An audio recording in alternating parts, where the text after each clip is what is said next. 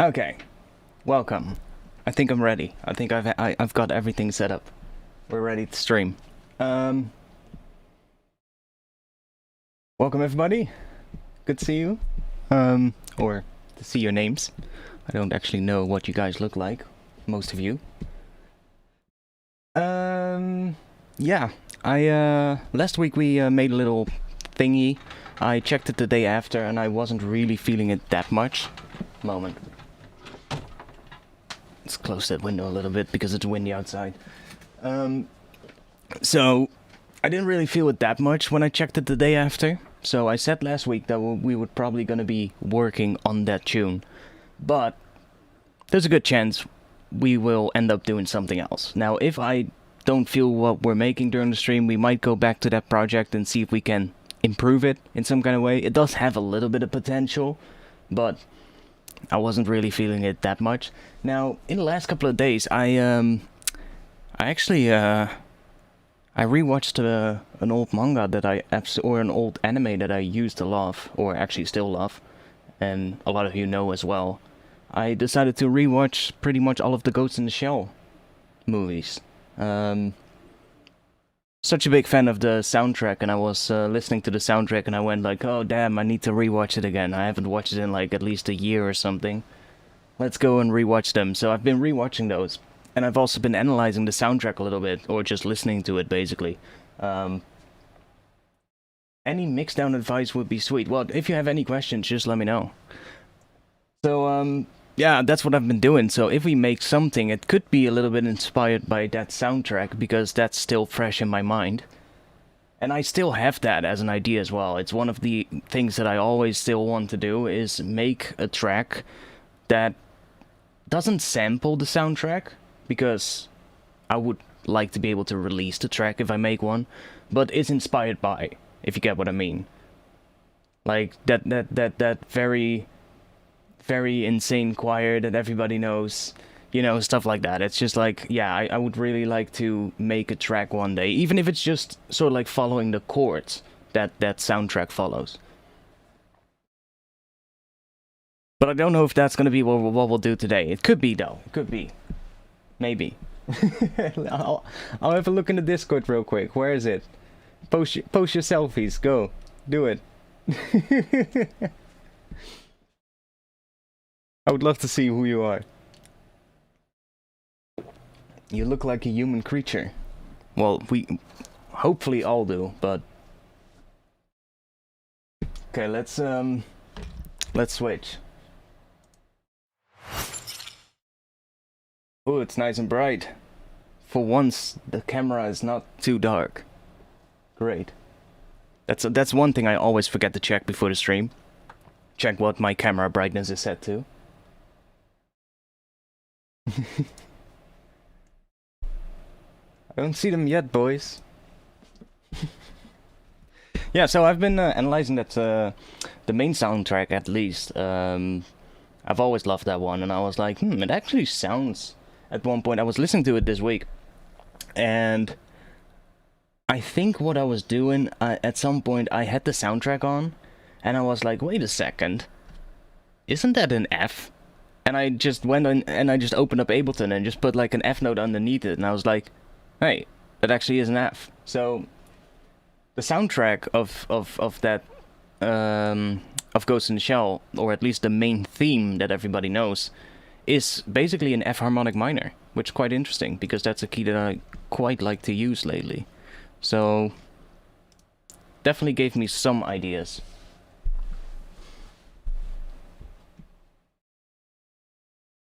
I'm doing fine. I'm doing fine. Bupson HD, the lonely Twitch viewer right now. You're the one lonely Twitch viewer. If there's anybody else on Twitch, just let me know. Just say it in the chat. Don't leave Bupson alone.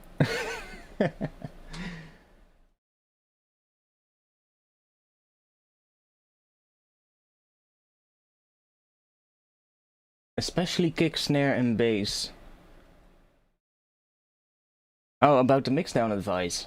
Well, it totally depends, right? What you have. Like, I would love to give mixdown advice, but it's usually more like, it really depends on what is in your track. Like, what does your bass sound like? What is the kick doing?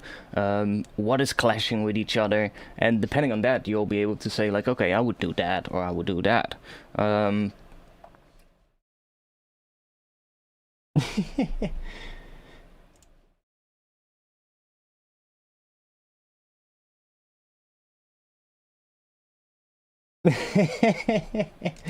That's a good one. That's a good one. I won't bring it on screen. I won't do that to you. But that's a good one. You've taken them all out. Just me now. No, yeah. So I think we'll do what we'll do. Is just get some sound design started today and just make some stuff loud. I really want to do some. I don't know. Maybe some intro sound design first. I've been making quite some basses lately, and that's nice. I like it, but every time I come up with a drop, then I get to the point where I think like, okay, this could be an interesting drop, and then I need to come up with an intro, and I'm like, I'll try something, and it doesn't sound right. I'll try something else, doesn't sound right. Whereas if I start the other way around, just do the intro first and get some atmosphere going, get some sort of a mood set, basically, then coming up with a drop is usually a lot easier. It might not sound really good right off the bat, like it might sound very sort of like sketchy or like sketched out first, but then the more I start working on it, the more it sort of like starts becoming good. So I guess we'll just make some intro stuff first.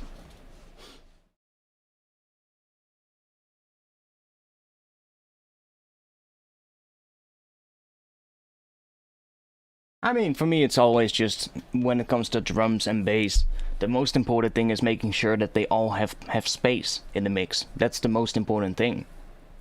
Like, and from that moment on, like, that's one thing I'll pretty much always do. Like, give them all their own spot in the mix. So if it's like a bass line that's really sustained and it's basically playing continuously and there's a lot of sub, you might want to make some room by sidechaining that bass away to the kick drum, for instance, so that you got a little bit of space there.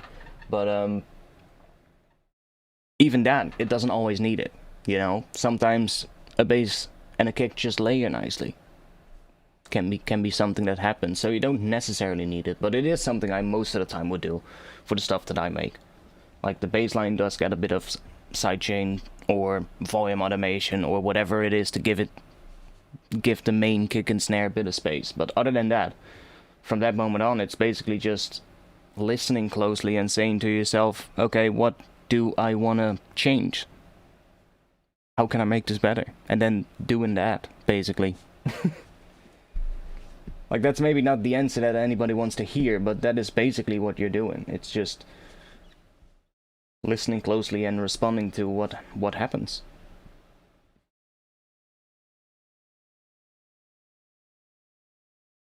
What's that trick to sidechain vocals to pads to give vocal more room? I'm not sure. I'm not sure what you mean, but if I look at that, I would say they probably make sure that the pad kind of ducks down a little bit in volume when the vocal comes in. I can imagine that if the vocal and the pad have a very sort of like similar frequency area that they occupy, but like if the vocal and the pad are sort of like designed well, then you wouldn't have to do it. Like, if you design a pad that doesn't occupy the same frequency range as the vocals, then you don't have the sidechain in it, basically.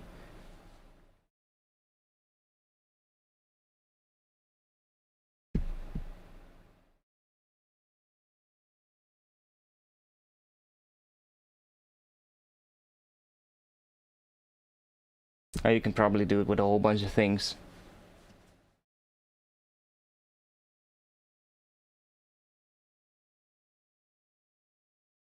I seem to be running into the issue recently of taking too much time contemplating the mix, reaching the point of negative gains the more work I put in. Well, I would say if that is what's starting to happen, then you're probably done.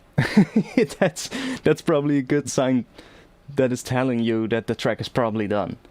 Like if you're not improving it anymore, like that's always what I say. Like if I'm not improving it, but if I'm making it different, then I guess it's done.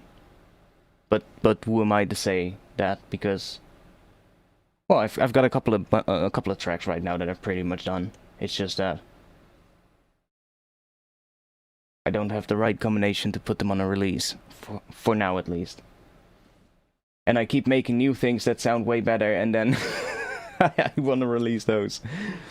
I should just get some stuff out soon. Need to start setting limits again. Yeah, probably same thing here. I don't know. It's just like the last couple of ones are definitely already sounding good enough to be released if I give them a final mixdown. Except for maybe the one with the weird snare pattern. I'm still not feeling that snare pattern. Well, I'm feeling the pattern, but I'm not. It misses something, and I'm not sure what, and I can't release that track until I found out what it misses. That's just one of those things, and I have to find that at some point.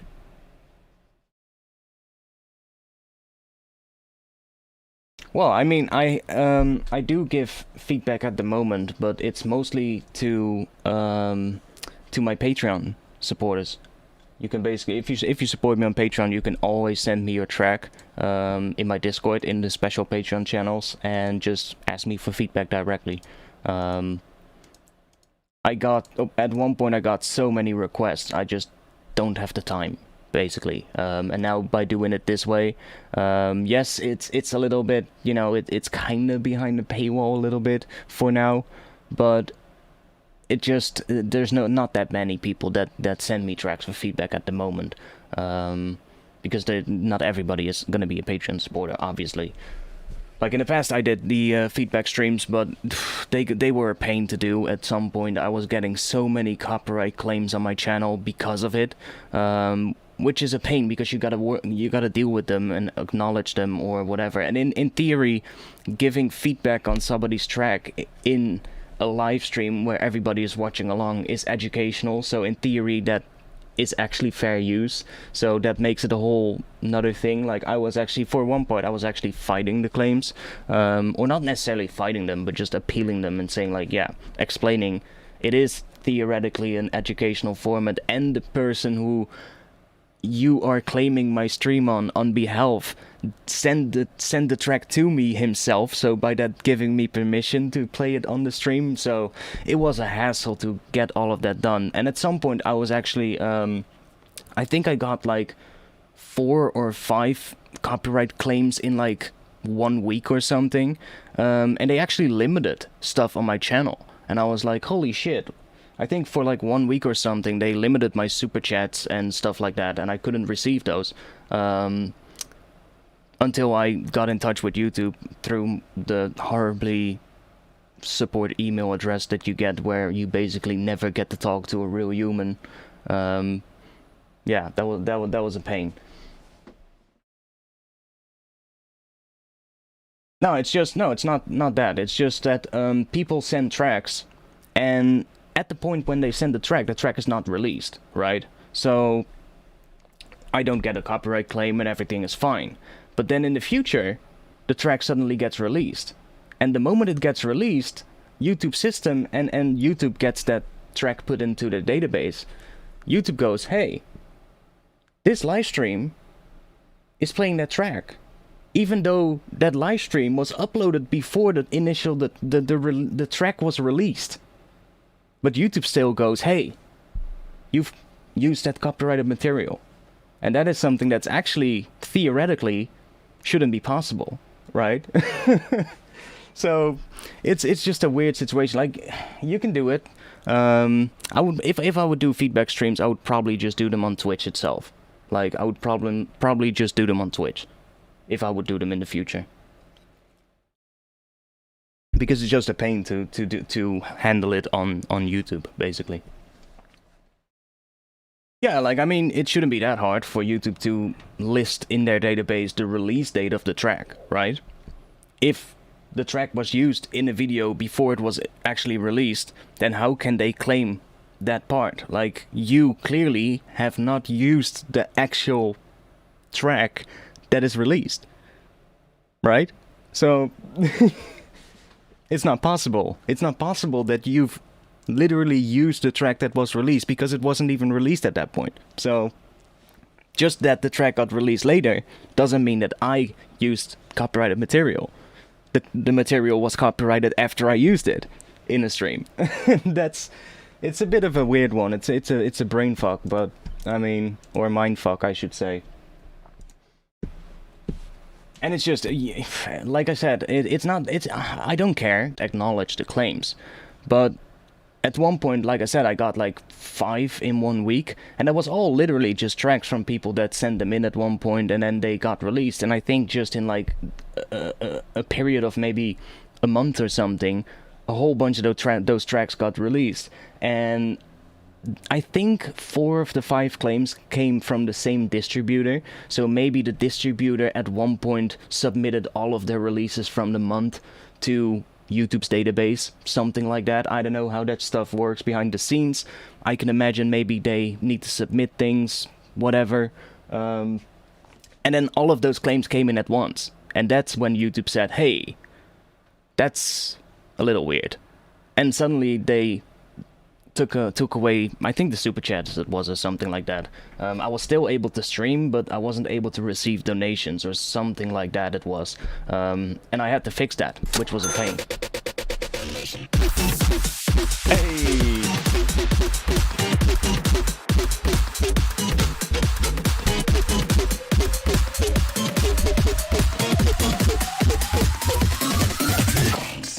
Thanks for the support on Patreon. I think your name was Daniel, if I saw that right. Exactly, plus I would assume some changes were made between you reviewing and it being released. Yeah, most of the time, indeed, yeah. So it's not even the exact same track either. It's just that, yeah, it's an automated system, right? So it's not smart enough to understand that. Similar to how YouTube's system is not smart enough to understand fair use. It's not capable right now of understanding what is an educational video and what is not. It's simply not capable of doing that. Whereas, in theory, if it's an educational video, you can use copyrighted material and be covered by fair use. So, a lot of times, copyright claims on educational content, for instance, are just... you can appeal them and get away with it, and if you are smart enough and know what you're talking about, then you can get YouTube to get that claim removed and keep your ad revenue. But it's just such a pain.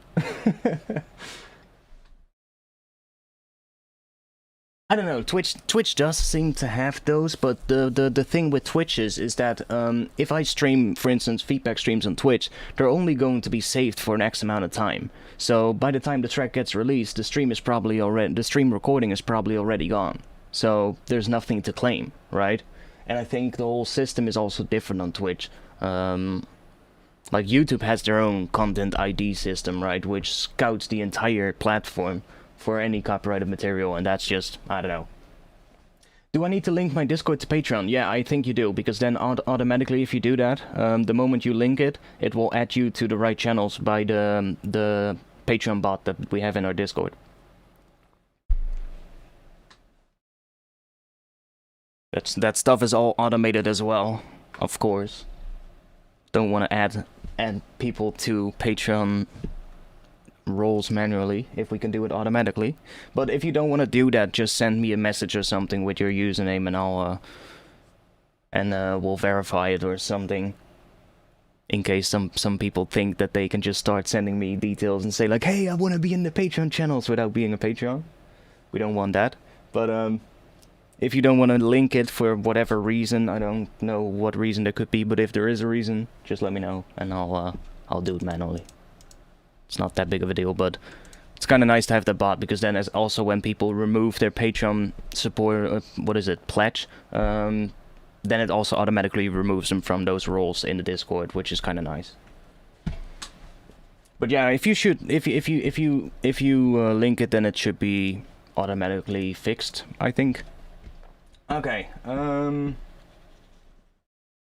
let's see. Let's just get started in F. I've been doing some cool stuff lately that I came across. That's pretty cool to do. Let's say you goddamn wind, can you stop? Let's say you want to make sort of like a pattern in the intro. Let's say we're gonna have we're probably gonna have. Let's just assume we're gonna do that track inspired by the Ghost in the Shell soundtrack. Let's just assume that's what we're gonna do. Not if that not. Maybe it turns into something completely else, but for now we'll do that. We're probably gonna have like, what is that, 32 bars of like more atmospheric stuff, and then here we're probably gonna have more like drum and bass sounds come in, and go into like more drum and bass kind of track.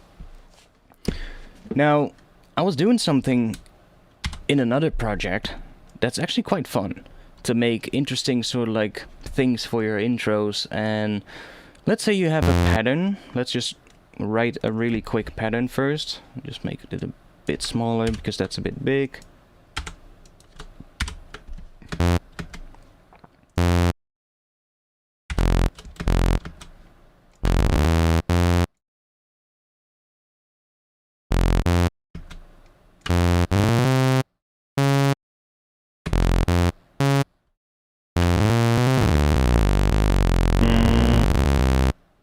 We can do...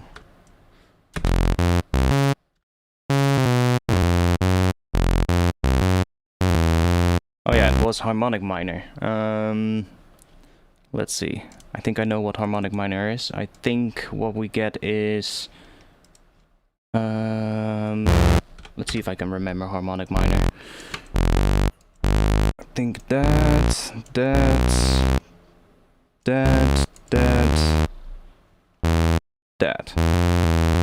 If I'm correct, that is F harmonic minor. Let's see if I'm correct. I'm getting better at remembering the other skills now.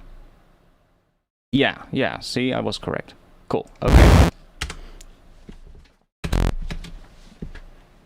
Why not? Let's see. Yeah, like I said, I've been rewatching the Ghost in Shell movies in the past week, and that's now stuck in my head, so... I still had that as an idea. One day I want to make a track that's slightly inspired by it. I hope you don't hear that window in the wind too much, but I want to keep my window open because otherwise it's going to be super hot in here. So I hope it's not too annoying. But it's quite windy out, so...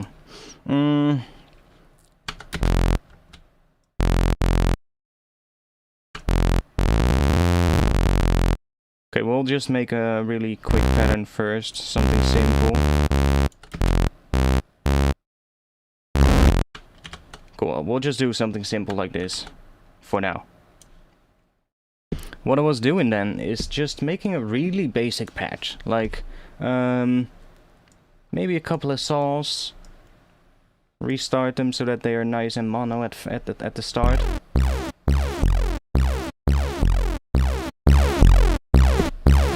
Just add like a filter or something, and then an LFO controlling the filter.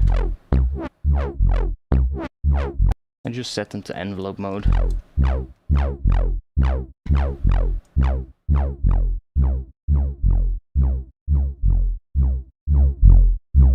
Just gonna create like a simple patch. It's not gonna be that complicated, just add like a little bit of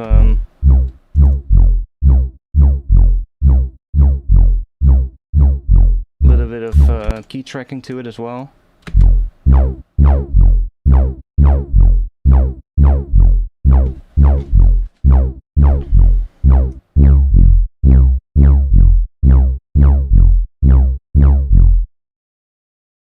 Maybe a little bit of distortion.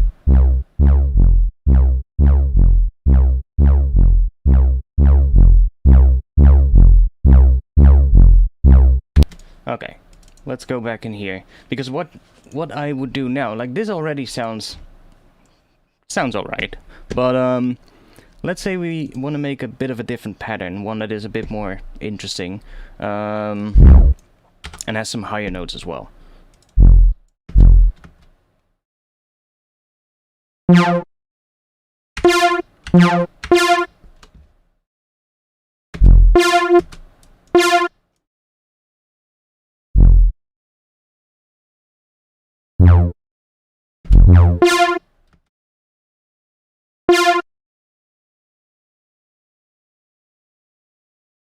We need to get some C and C sharp in here as well. I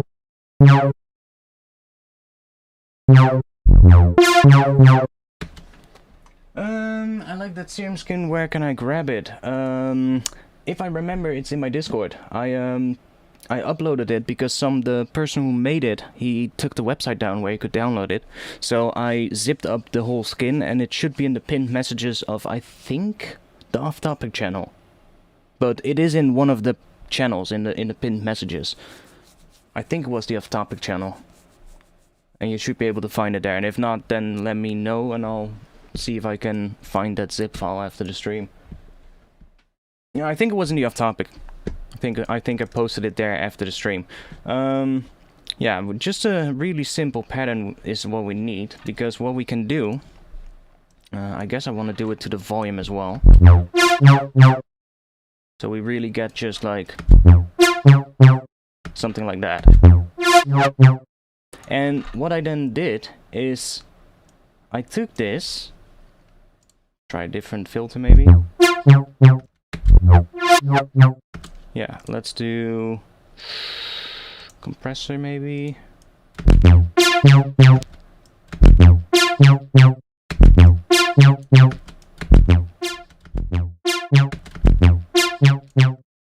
Now, it might sound really bad to you. You might think, oh, what is he doing? This doesn't really sound that good. I don't like the pattern either, but let's find a good one.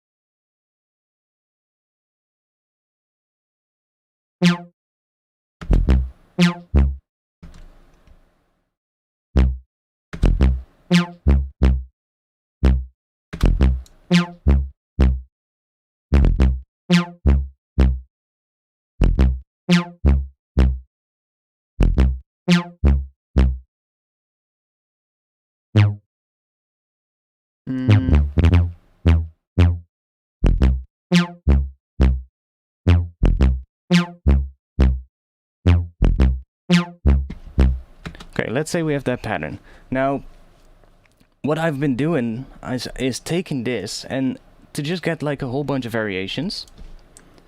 Just make sure they're all nice. Let's make that one a little bit longer maybe, so it ends here. We have some gaps here, and then we have, yeah, that looks good. Just make like an audio track as soon as you found like a good pattern. And let's set the input to track 6, so we can record this. And now I'm just going to play that. And while I'm doing that, I'm just going to be moving this thing around. So basically this top point, just move that around. Give it a little old wiggle.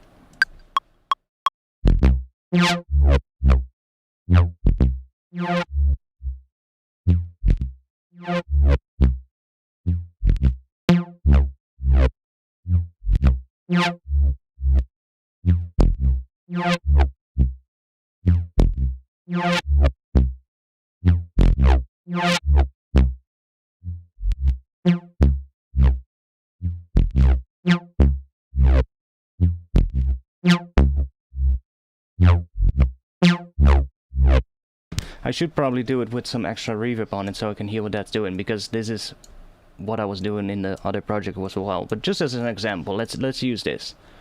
So we have this, and I'll just quickly make a return track with some reverb on it so that we have some reverb here as well.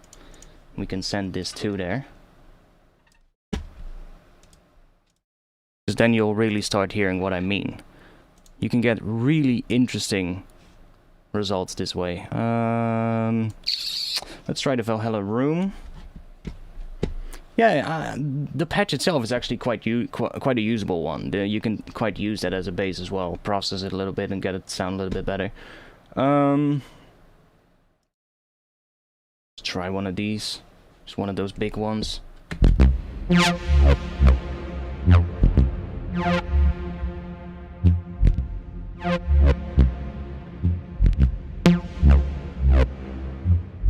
Oh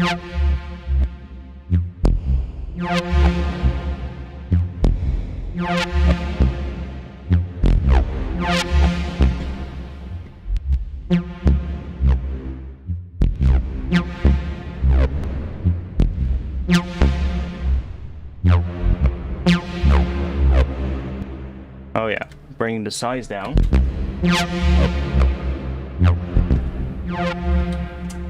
Well, if we're gonna just talk about what the soundtrack that I'm always inspired, that I always want to make a track. Oh, let's rewind. Okay, it's getting dark quick here, by the way. Let's turn some light on. I have another one. Let's do that one there. That's better. Yeah, that's way better. Now, if we're gonna talk about what soundtrack, I really still want to make a track one day that is inspired by the soundtrack of Ghost in the Shell, and then I'm mostly talking about the main theme. And like I said, I've been analyzing it because I absolutely love that theme, and I always wanted to know what it is doing in terms of the notes. So I've actually been looking at it yesterday. Let me just search for it. Japanese children's choir. So it's in F harmonic minor, by the way, and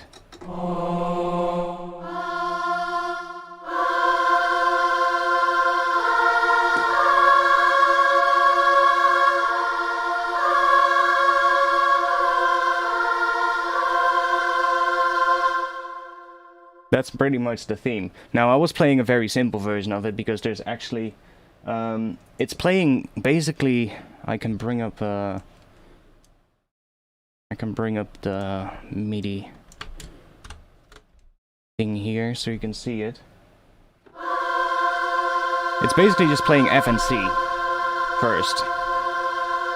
Then you go to that C sharp. But what it's actually doing as well is it's also playing an add 9, so that will be a G. So you don't just get that, but you actually get, I hope I can play it because that G note needs to be quieter.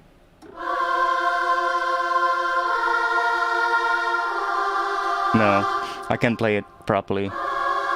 That kinda. See, so it has like a little extra spice in there. It's not just that. And that's repeating twice, and then goes back to that F and C. But then after that, it does something cool, and that's what I definitely want to maybe do sometime in a track, in a drum and bass track for the intro. I hope I can remember this. After that, if I remember correctly, it goes to C sharp.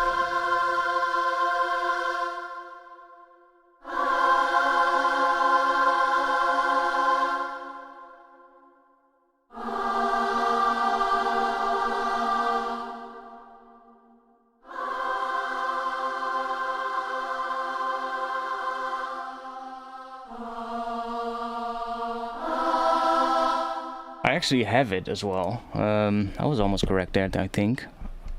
I saved the MIDI from what I... Oh, it's still open. Nice. I saved the MIDI that I... No, we don't need to do that. We just need to make this one a little bit longer, because it's gonna be way too quick. Let's do ×2, that should be good.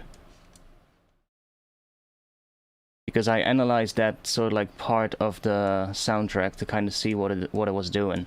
And you can see which one I took. Kenji Kawai, the Ballade of Puppets, Flowers Grieve and Fall. Yeah, it should be perfect for a drum and bass track. But you can see what I was actually correct. F and C, and then it does that F, G, and C sharp, going back to C and then back that, repeating that, going to F and C again, and then we get the cool part.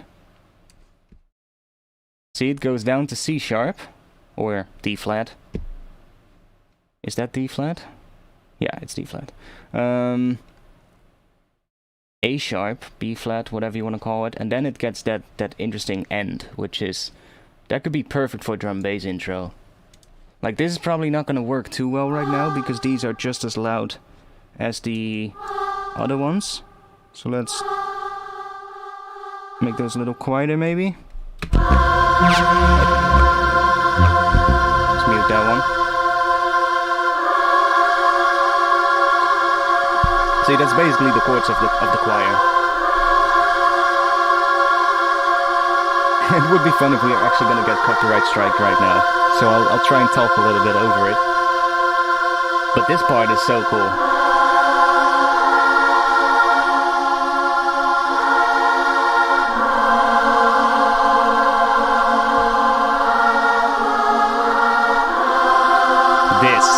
This chord going into that one.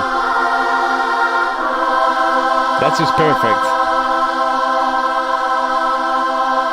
Bow wow bow bow bow bow bow bow bow. You can do a fucking drum bass track easily with this. Like, this is, what is this? 16? 32.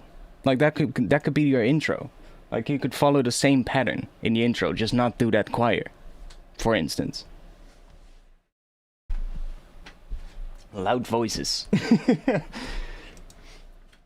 Yeah, but I mean, it's a really nice pattern. It's a really nice chord progression. It's some weird chords, that's for sure. Because, yeah, what is that even? Like, it's kind of like, if this would be here, and that, then it would be an F minor add 9, I believe. That is basically an F minor add 9. If I'm correct, though. Correct me if I'm wrong. So, what is that? So it's quite an interesting progression. He actually, I was looking at a whole bunch of his other soundtracks as well, and he does some really interesting things. Like, he for sure loves the add 9 chords. He uses those all the time. Like, whatever soundtrack you take by Kenji Kawai. Did I spell his name wrong? I think it's with one I. Well, whatever. But any of the soundtracks, it doesn't really matter which one you take, but most of the time there's at least going to be a couple of F9 or add 9 chords in there.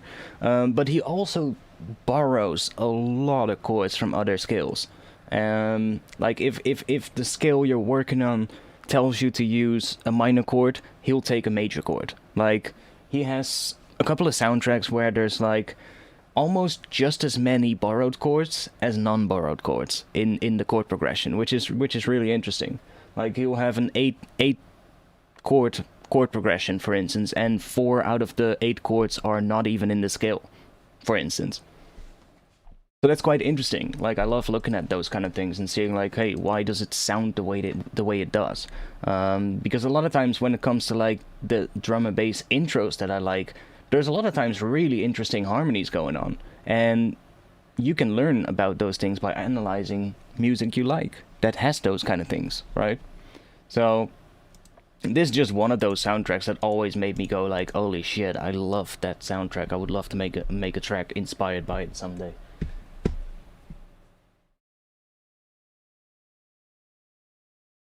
There's more on Twitch, nice.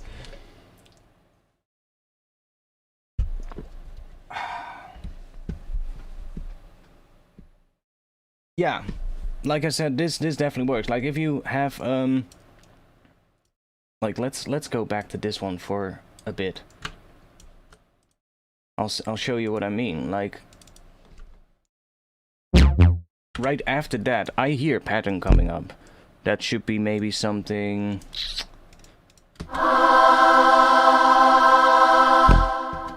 Okay, the sound is too short, but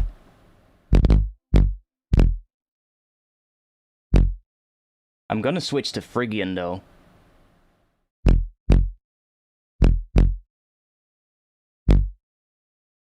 Or maybe not.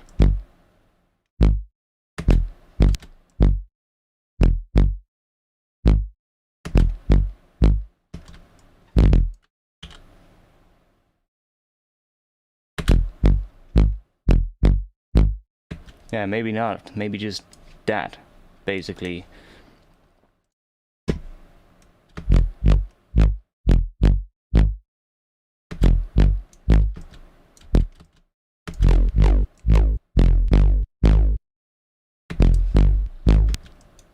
So yeah, after that, and then of course repeating that, and you could go to like different notes and use like the chords here, for instance, because I think it goes down at some point to that C sharp. Like you can do that. Like you can even let the bass note just be F, or I don't know, go to a higher C sharp.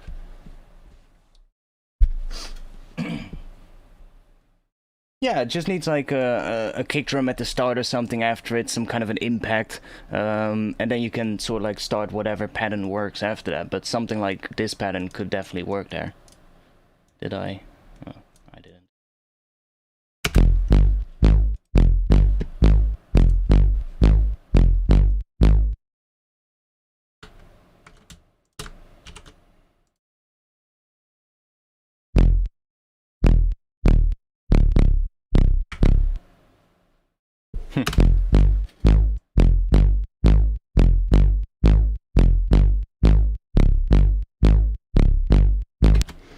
I'll probably do that with a higher thing.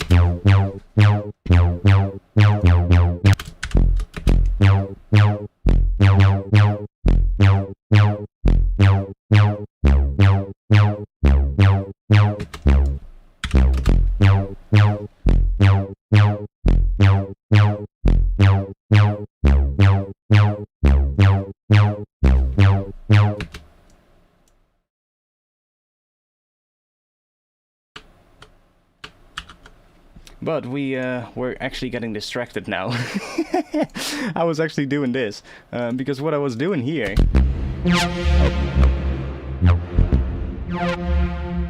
Like, I would actually do that automating of that patch with the reverb on it, to be quite honest. Let's just take this one. Let's take this one and loop this, just for fun. Let's see what we get. I'm gonna keep that one here, so we can use that one as well if we want. And let's just do another record. But this time I'm gonna add the reverb to this one as well, so I can hear how it interacts with the reverb while I'm tweaking the patch itself. And I can actually make these longer as well if I want. So we're gonna get like some interesting stuff. So let's do another record. Now, because I'm recording the output of this track, I'm not gonna be recording the reverb, because the reverb is on a return track. So that's not being recorded. So what we will get is just like this one, just a clean version without the reverb, even though we're hearing it with reverb. So I can now do this, solo that, and arm this track.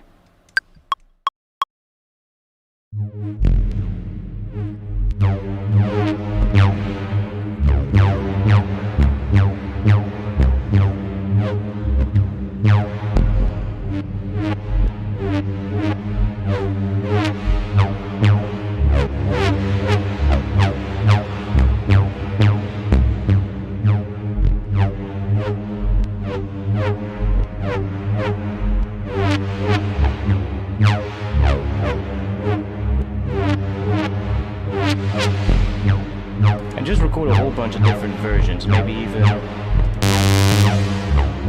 like add some FM to it or something.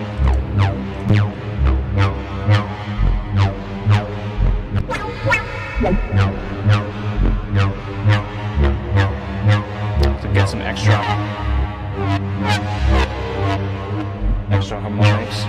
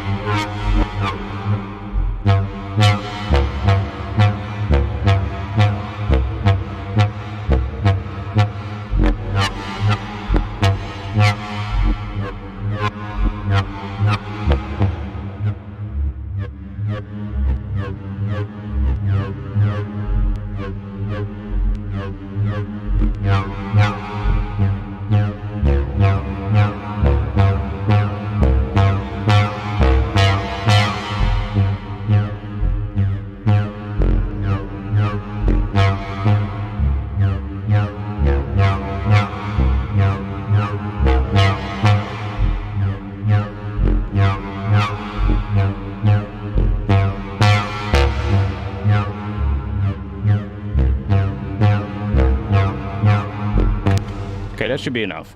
So now we have a whole bunch of different sort of like movements. And I was doing this on a different patch, but a very similar patch in a different project.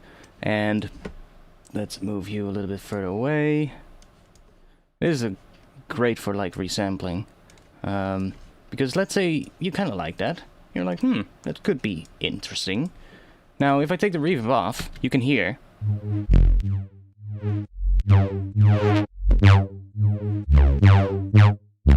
It's just clean. There's no reverb. So do the LFO points upside down as well. And it shouldn't really, we don't really need that. I'm mostly looking for this. See? All these kind of individual hits. So they're also really easy to chop out right now. Right? We can easily listen to this and say like, ooh, I like that one, or I like this one. I can really easily cut it out without having to do much volume fades or anything. But what I really want to do is take this whole thing, just put it somewhere around here, and put Portal on it. Now, I went through a whole bunch of Portal presets that come with Portal when you get it. And I went through them, and I saved them, but without the reverb or delay effects that a lot of these presets have. So this one, for instance, Trans Particles No Space, is the exact same preset as one of the Trans Particle presets, but I turned off the reverb and delay. So I can use this now to process this further and change it up completely without making it sound completely wet, like what normally happens with Portal. Like if you use Portal, most of the presets have reverb and delay built in, which is great. It turns them in like really interesting soundscapes and all. Fuck, do I know what it all does? But a lot of times when I'm resampling, I don't need that. Like I can add my own reverb later at the end. I would love to keep that until the end, you know. I would like to wait with adding too much reverb, because the more processing you do after you've added reverb, the more you're gonna bring that reverb tail up, which sometimes can be something you want, but most of the times I don't, right? And I have so many resample sessions or like sound design sessions from like back in the day when I, you know, let's say a couple of years ago, that are just drowned in reverb, and every time I listen to them I go like, oh, there's some really good sounds in there, but then I start using them, and the moment I start processing them, I'm like, yeah, just too much reverb, right? And then I have to go through all these hoops of trying to get rid of the reverb by decreasing the amount of ambience with some kind of a plugin or something, which is possible, but it's never going to sound as good as if you would have just made it without that reverb printed into the file. So I make these presets, and I've basically just took a couple of ones that I like from the presets that are just the factory presets basically, and I just turned off the reverb and delay, and then just saved them all into the user folder. So I now have all these. But listen to what I can now do with that, because now we can take that very simple pattern that is basically just those couple of notes repeated over and over, but while it was doing that, I was tweaking around the shape of the LFO and the filter. So if we now take this, loop that entire section, make a new audio track, and that's also why you don't really need this much, to be quite honest, but hey, I also did some extra stuff with the FM and stuff that can be actually really fun. And now we do the same thing again. Output track 7. And that's also why it's important to make sure what key you're gonna do, so that you know what the key is that you're gonna do, and stick to some notes that are sort of like in that key, so that whatever you're gonna do with the resampling, most of the time it'll just fit into your track. You just have to find the right bits, and you don't have to do too many pitching. And also save them. Save your tracks. Don't just remove them after you recorded this one, because maybe you're working on a track and you just need a part that has some different pitches that are also in the skill, but you didn't have in your original clip. You can pitch your resampled things around, or just go back and, if you still have the track, adjust the notes and do another session, right? And get ones with the notes in there that you need.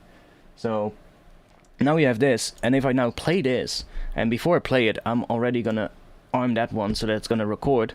Again, I don't want to hear this with reverb, but I am going to add reverb to it, so that I can hear how it sounds with reverb, because the interaction between Portal and the reverb is going to be absolutely awesome. So now we have this, one of the presets without the reverb, as you can see, and the delay. And let's play that and record.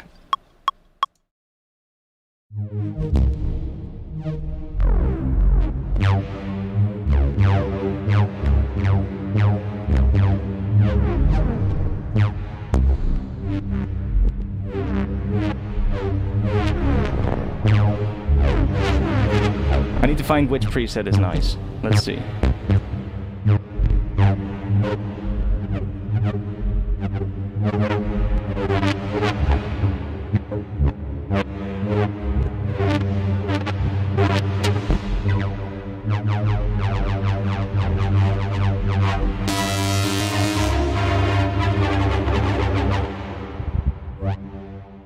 Let's see which one. This one is quite nice.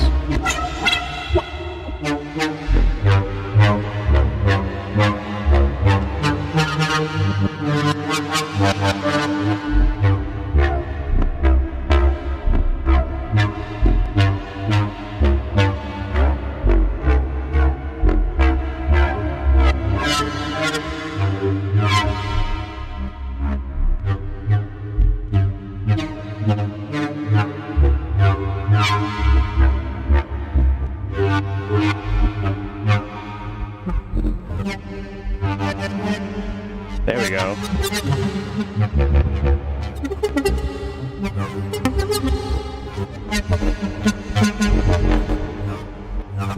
This one is good.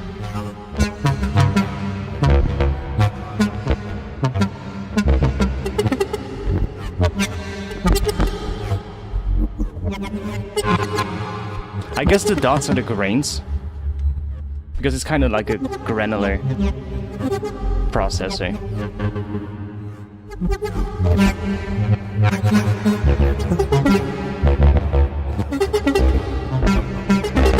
And remember how simple the sound was that I started with.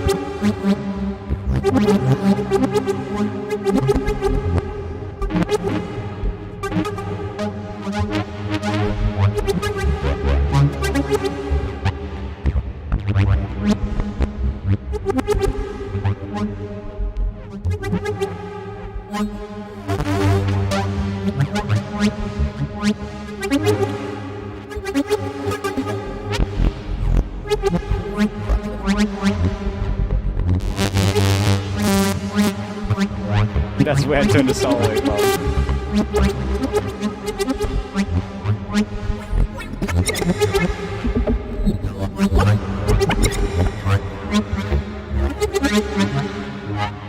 Ooh.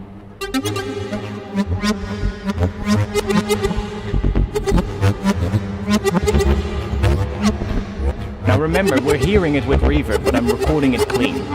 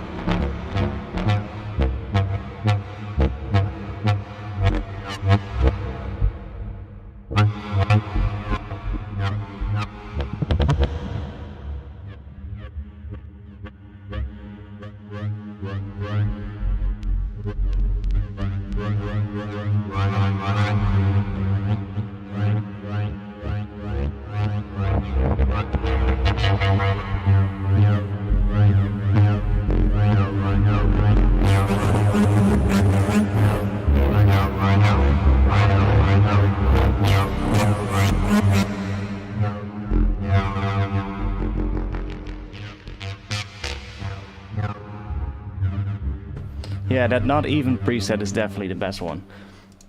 But yeah, now we have all those sounds. So I think I did two passes? Yeah. And if I go back to here now, then you'll hear. We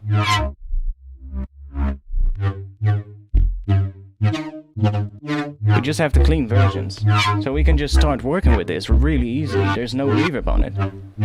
And when I do this without the reverb, I'm never gonna get to these results, because it's the interaction between those sounds that Portal is making with the reverb that makes me respond differently when I'm moving that thing around, right?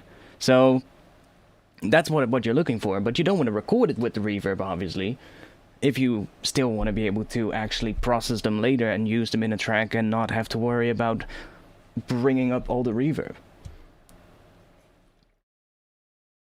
So I think I have one resampled session that I bounced in here. Yeah, here. Just some Portal steps in F minor, or in minor. It's the same thing. So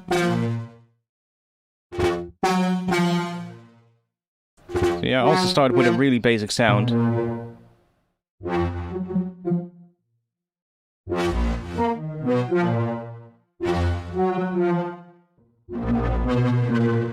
And without reverb it doesn't sound that interesting, but the moment it has some reverb added to it, it automatically just becomes something way nicer. And you can hear right away how you would be able to use that in the track. Let's not warp it.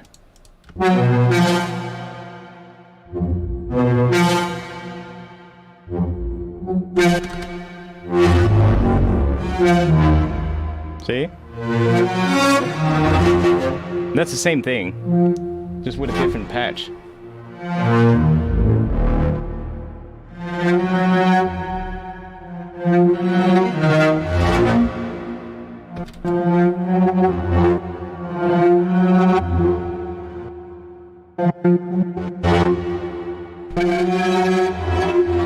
There were some parts in one of these where there's some really nice bass parts as well.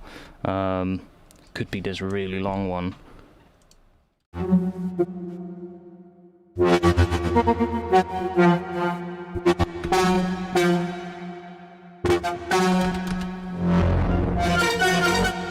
Oh, there. That sounded like a bass.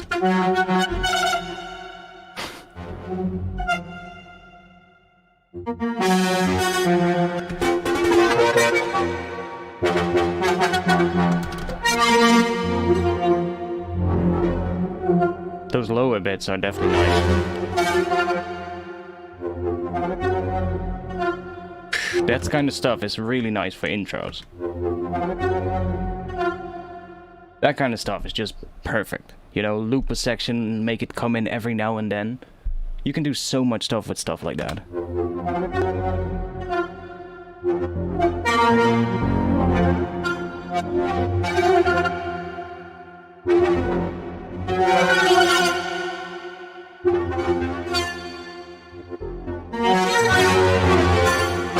And you would never be able to synthesize this well, maybe if you put a lot of time in it, but that's going to be really difficult. Whereas the initial sound is just a very simple synth patch.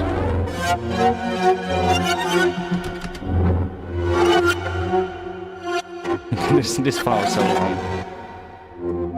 These sound loud.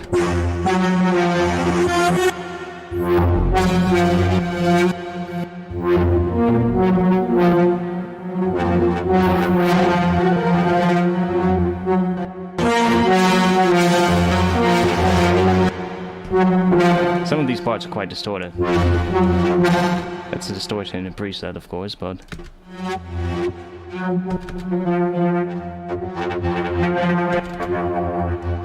yeah, this is great. I love doing this. No, I have not.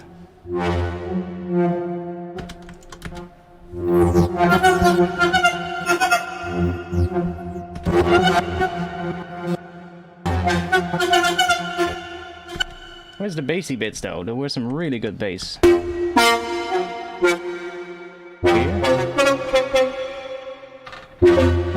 Here. those little...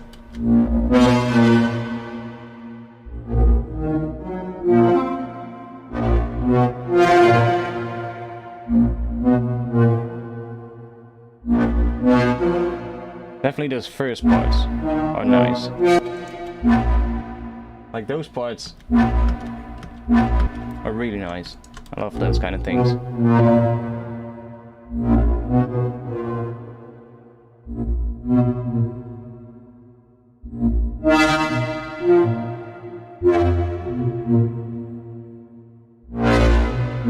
Ooh.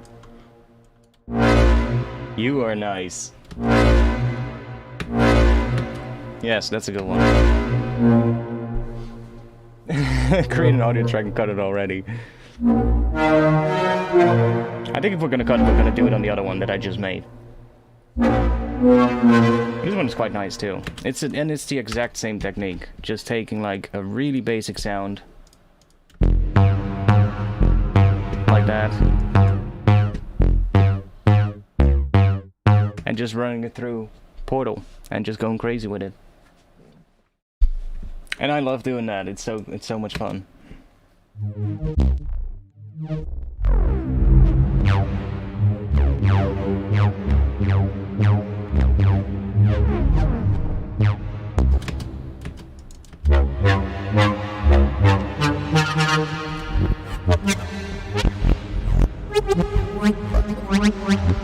This part is where it's getting really nice.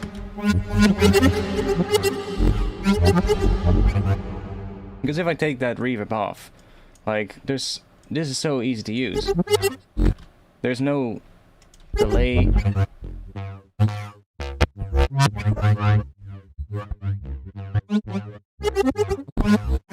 Like that's just a little pattern. You can just cut that out and use it as a fill somewhere.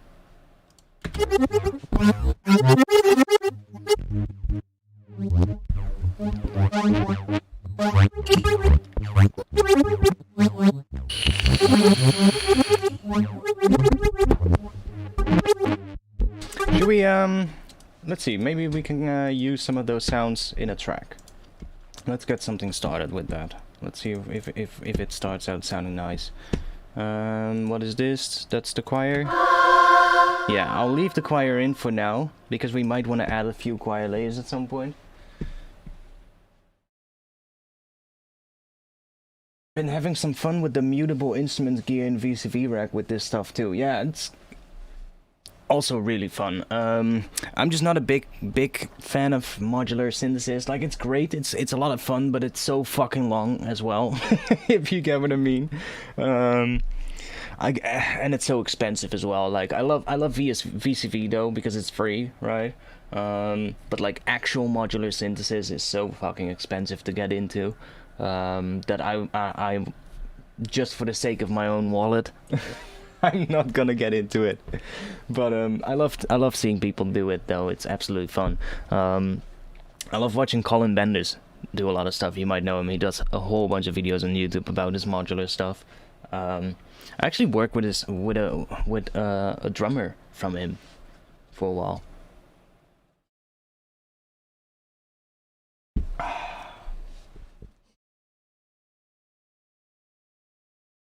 Okay. My face is going to be back in just a bit. There is Storlop on Twitch too. Okay.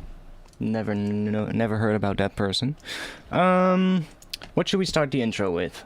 Some kind of well, if we're gonna start the intro and gonna be inspired by Ghost in the Shell, then I know just what we need to start with.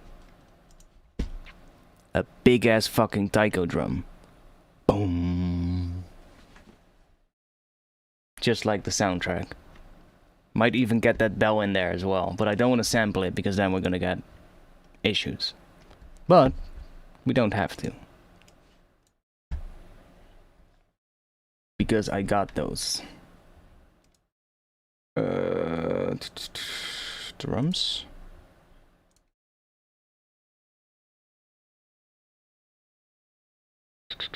Which one was nice again? That one? One of these had that bell sound in it as well. Let's see if this is the one.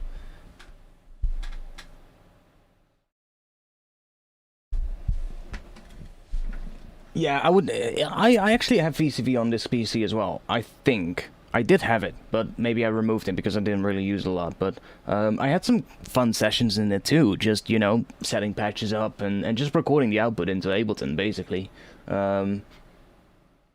But I never really got too much into it.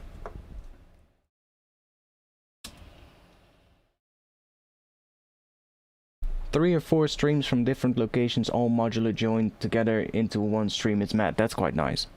That's quite nice, I have to admit.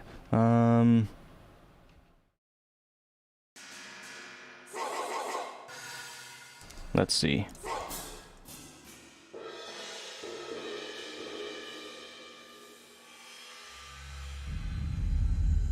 Okay. Where was it? I think these were the bells in one of these patches. That one is kind of like that bell from Ghost in the Shell. Takes ages to load. Yeah, this one is quite big though. I think it loads quite a big amount of samples with this one, and I think it's the interface as well that has something to do with it. But as soon as it's loaded, it's quite fast. Like switching between the different snapshots, for instance, is really quick. So it's not the loading of the samples. I think it's just the interface that makes it slower to load. I can imagine though that they've made this entire I don't need this. Just get this out of here, you know? I don't need to have this much fucking space on my screen used by an image, but okay. Like, screen space is valuable, but yeah. And I don't think there's an option to close it down either. Like, this spot is occupied though, when you switch to the MIDI. Yeah, when you switch to that MIDI channel, but still, you know? So that probably has something to do with it as well. I'm not sure how well they compress the image, all of the other things, if you know it, right? But we need some kind of a big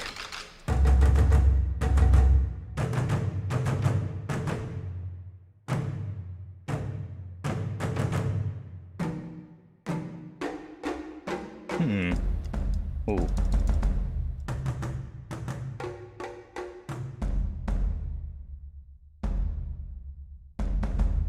That one sounds a bit like it. Let's see if we can use that.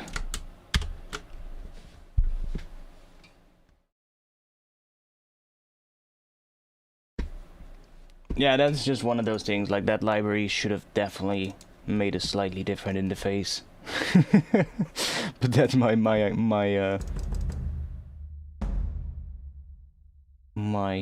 opinion on that. I don't know, just at least give an option to close that whole panel down if you're not using it. Like, if you're not in the MIDI tab, just one little extra thing that just makes it smaller, you know? Something like that. So yeah, the soundtrack of Ghost in the Shell starts really simple, of course. And if I do this, and anybody who is familiar with it will automatically know, it's just something like that. Actually, this one sounds a little weird. More like that. And it needs to be louder, bigger. Because that thing sounds huge. What is the L thing doing? Mid-load, purges or unpurges mid microphone sample position samples. Okay. Cool. Whatever. We have these different EQ settings. Let's see.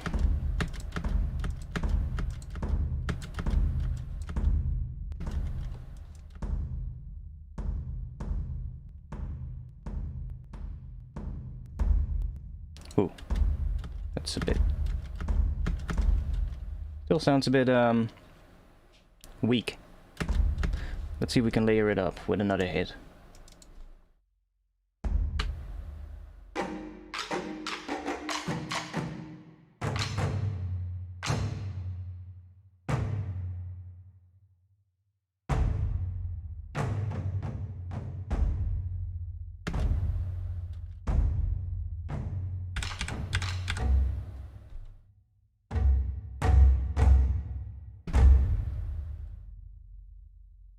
Yeah, and then right after it, where's the bell?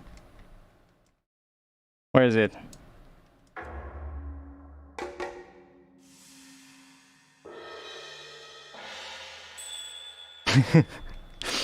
Yeah, like if we're gonna do this, then it's Ghost in the Shell. Pretty much. Like now it's Ghost in the Shell, and then we just repeat that. Oh, that's way too slow. That's way too slow.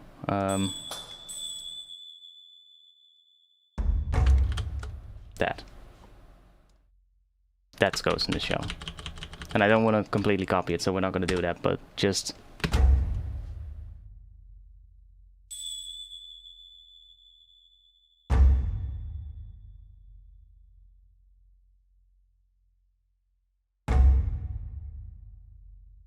And now...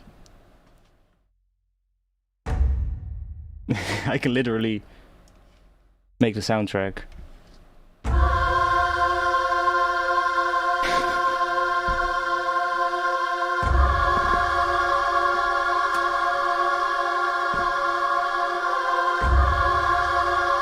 We can literally make the soundtrack right here.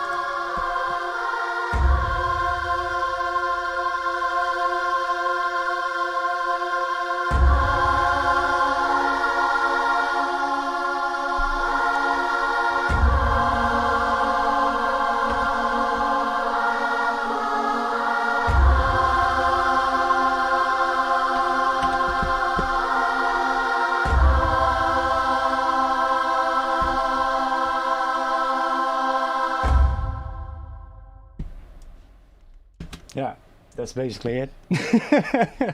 Okay, that bell was too much. Like, that's gonna be too much. It's automatically gonna be Ghost in the Shell. Maybe use it somewhere in the track, in the intro. Could be fun, but I'll mute it for now, so it's still there. But having that Taiko start would be fun. That could be good. Although I think we can have a different one. It does sound good, though. But it can be bigger, maybe.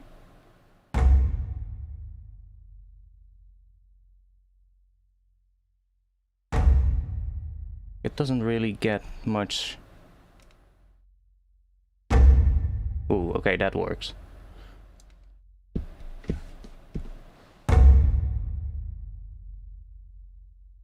That one hit is 1/3 of tempo dubstep tracks. Yeah.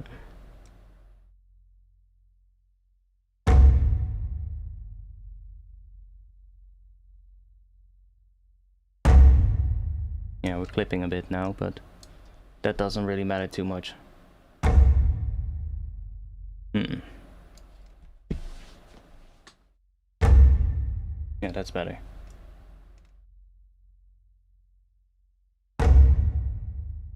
I think every hit is slightly different as well.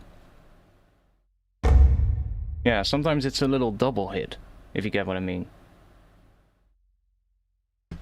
Like some are different than others. I hate it when it does that. You can easily resample it, of course, but still. I get it though, because it's a contact library, right? It's supposed to be realistic, so they're gonna have some kind of humanization going on or something. Now, I want to see real quick, because so the Bamboo Forest one, the first one of the whole list, is the one with that bell sound. So if we want that bell sound in the track, then we need to just load up this one. But I want to see what the Taikos sound like in the other ones.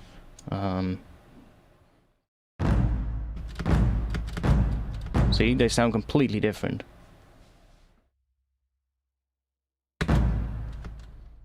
Let's see if one of them has that big sound that I need. Little bit. It sounds quite nice.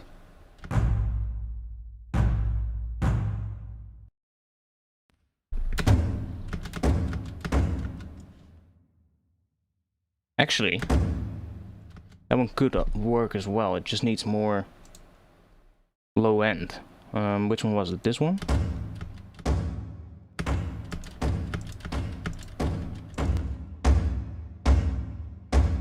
Like that. And then it needs less of that high end, wherever that is coming from.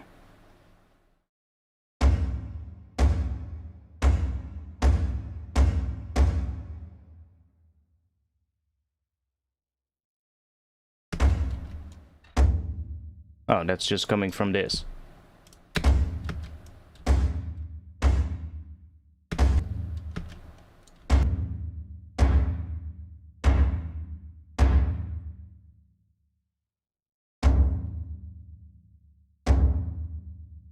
Oh, okay. That works.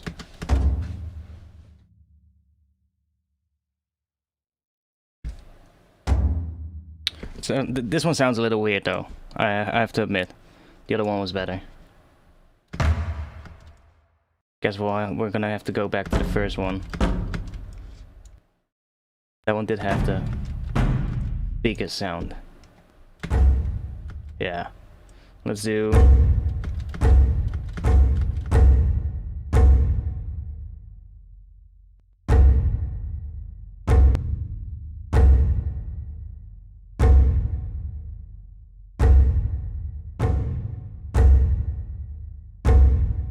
Yeah, that one definitely sounds best.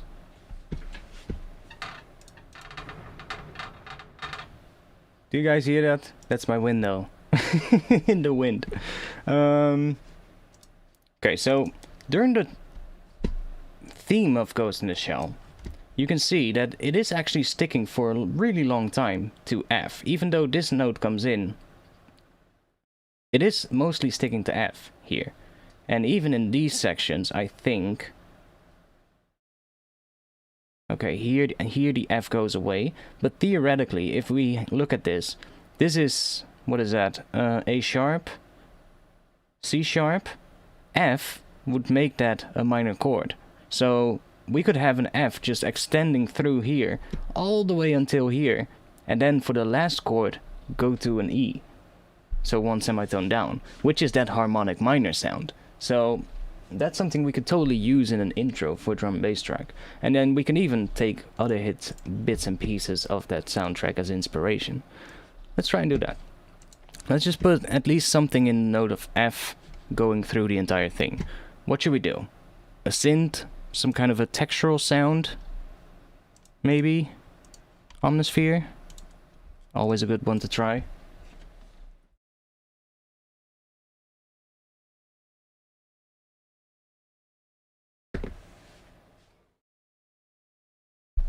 Like, the last thing I want to do is just completely copy. Oh, did it already load? Or... there was already an Omnisphere on there, of course. Wait. I need to rename this. Taiko. Let's make a new track, because did I throw the Omnisphere on here? No? Okay, well, I don't know what I did, but let's do an Omnisphere.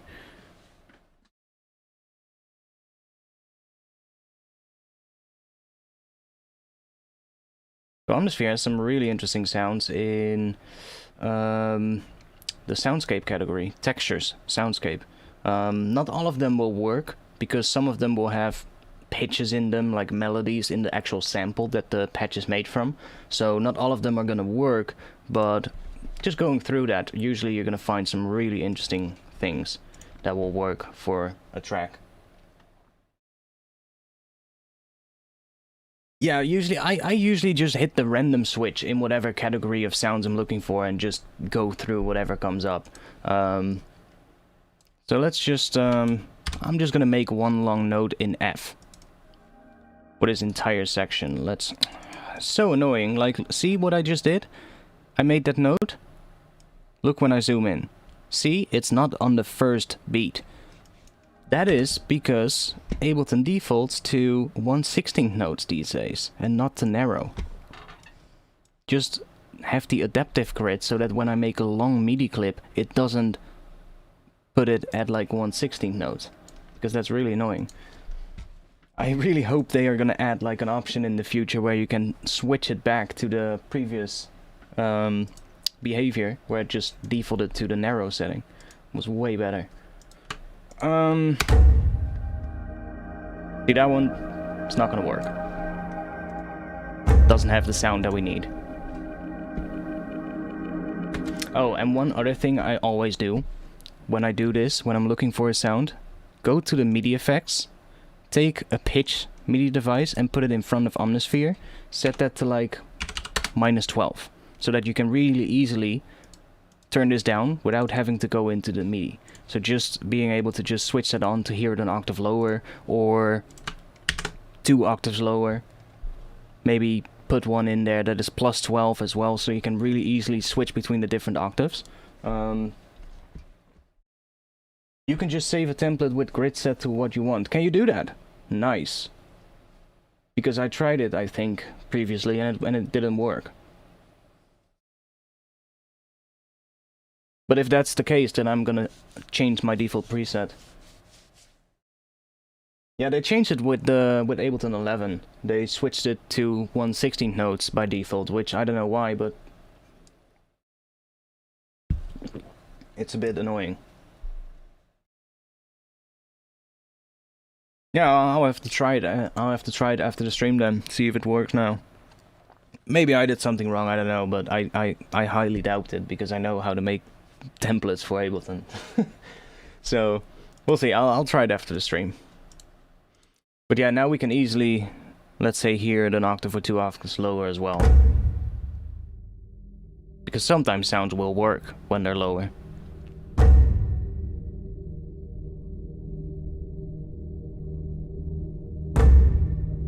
That one is not really the sound I'm looking for though. But yeah, just going through this, you're gonna find so many gems.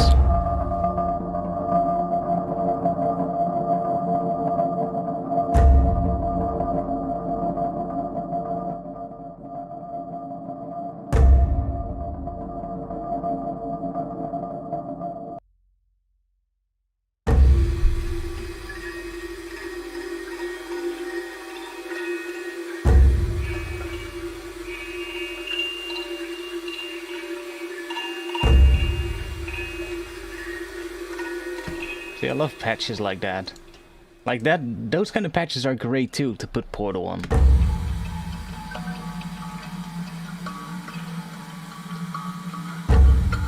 You get all kinds of weird stuff.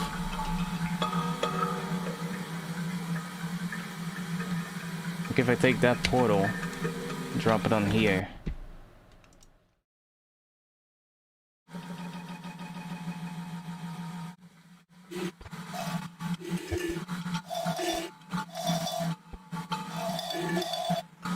Okay, maybe not. But you get what I mean. Omnisphere is so good for these kind of sounds.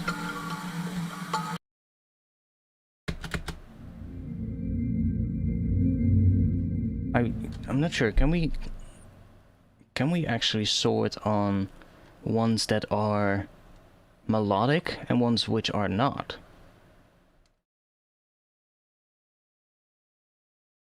Type?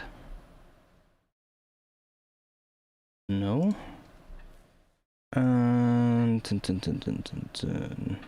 No, I don't think we can. That would be sick. Like if you can just, like we do have tonality and such, pattern, but like if you could actually, you know, like, oh, I switched to a different one. If you can actually just sort it on like the ones that have like melodic samples for the sound sources and ones that just have like samples that only play certain like one note. Because there's a lot of those as well.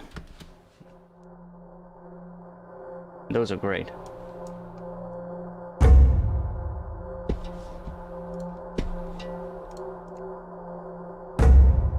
I guess we need some kind of low layer in F as well. Let me just make one real quick. Some kind of a low bass sol thing.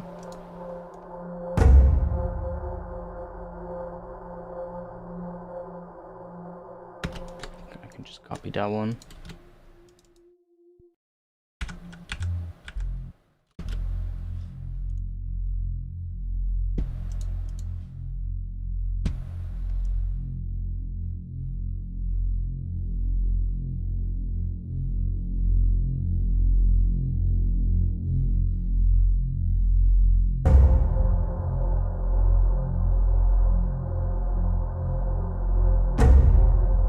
Because if I have that lower layer in there, I can really hear a lot better if the top layer will work as well, that I make with Omnisphere, for instance. It's just gonna be way easier. You finally build a computer. Good job. It's the good one. It better be.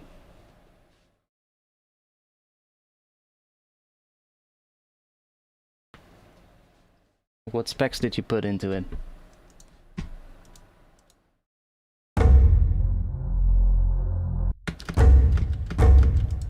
Okay.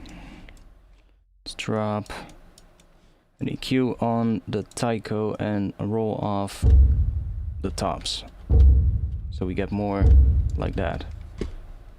And I'm going to... let's just do a glue compressor on this and just bring the range down and turn soft clip on. Now we're not clipping. And we can even drive this up into the clipper as well by just bringing up the makeup gain.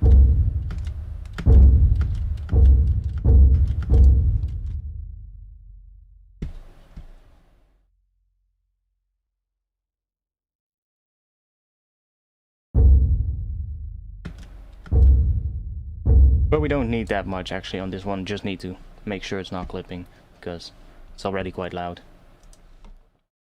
I'm gonna bring this... I'm just gonna set that to 0.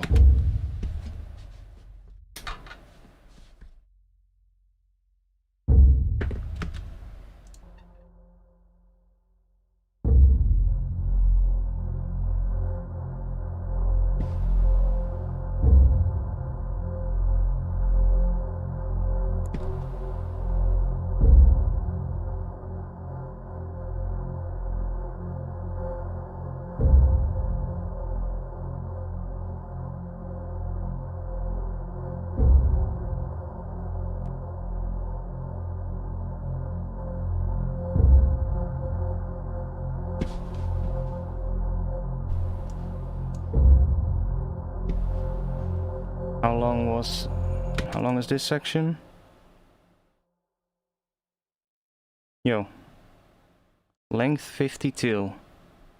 What? Are you sure about that, mate? Really? 52? Why is it 52? Oh, my bad. Why is it that long?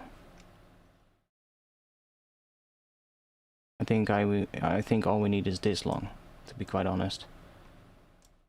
That's sort of like the length for the intro that we need. That is 32, yeah.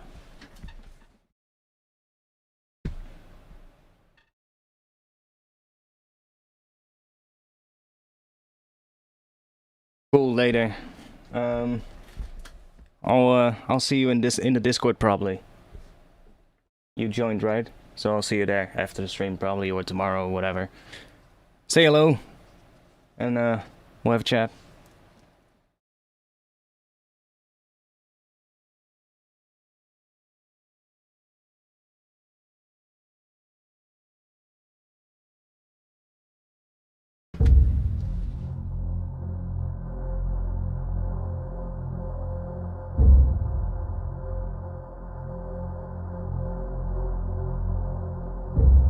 Let's add some automation to that, so it comes in. Oh wait, is this the... yeah, that's the wrong one. I need a bit of automation on this, on that low one. So what I would do probably is maybe during the first 8 bars, bring the volume down a bit so that it sort of like fades in a bit. And it's not right away just at its loudest, it just... so it kind of just creeps in a little bit, maybe even quieter.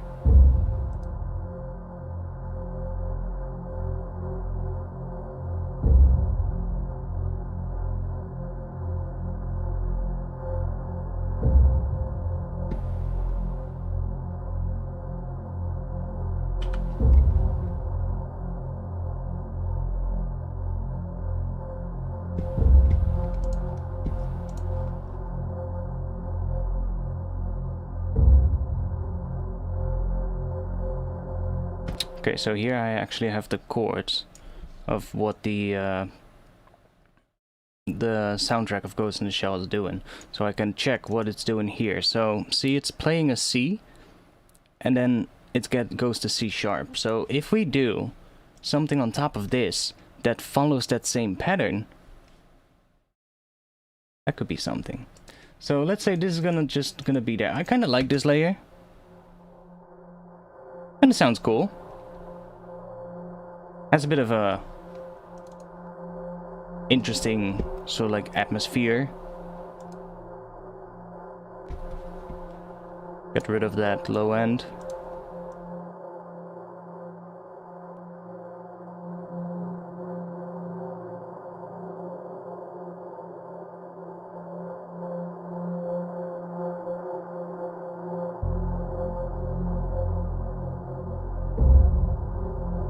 It lays kind of nice with this one. So that could be sort of like sitting there on F, sort of like going through. And then only on this last part, it needs to go down to E. So I'll see if I'll change the notes or maybe cut it out or pitch bend it with a pitch shifter. I don't know, something like that. But let's see what happens if we add something on top of this with a C and then going into C sharp.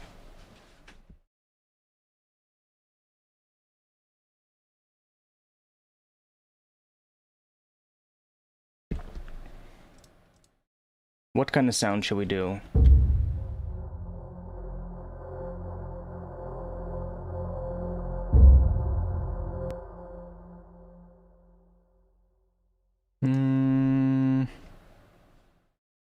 Let's just add a serum real quick.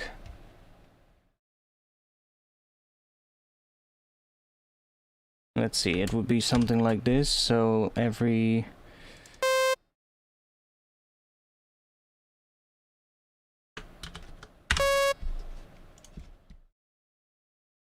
Right? Yeah. Might even do yo. I'm still not used to these new buttons, man. I keep looking at where's the times 2 and divided by 2 buttons, and I keep missing them. But they've changed the look of those buttons. They made them smaller. They were like bigger at first, and now I keep getting distracted and can't find those buttons.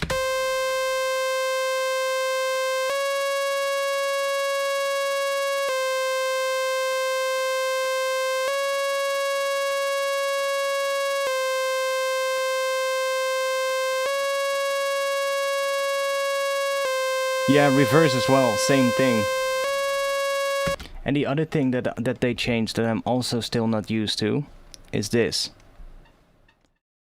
I noticed this one in the previous stream. This, the new pitch thing and the volume thing, they made the goddamn slider even smaller. Like, at least scale it so that when I do this, it becomes longer. Like, look at all that space there is here. Just fucking make this thing scale up so that it becomes a bigger slider. Like, now they've done that so that it kind of responds really slow, which is nice, but I would rather just have a bigger slider if I want to. And it's one of those things. Now the pitch thing, remember previously, right underneath the knob, it would say 2 semitones or +3 semitones or something like that. And now they've sort of like bundled it together with the fine tune here, which I guess is kind of nice, but I keep looking here, and now all I have is ST, ST, and then it's down there, right? It's just another one of those really little things, but when you're really used to a workflow, those things really slow you down, you know? So when they change it, it's like, what? Yeah, I would like a bigger slider too, for sure. Is that a nice kick? Kinda nice, we can use that. Let's put that into a MIDI track. Yo. One shot. Gate. Now there's one thing I don't like in this kick, and that is that it has quite a bit of, like, what is it, a hi-hat on top of it, from the sounds of it.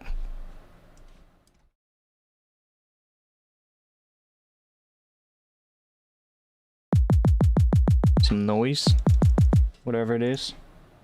Don't really like that.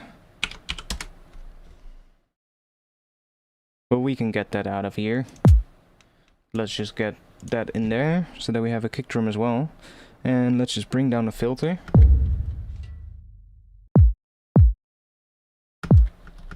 Like that. And then let's go into here and go into there and give that a bit of that, so that we get some high end back. And then let's make it short.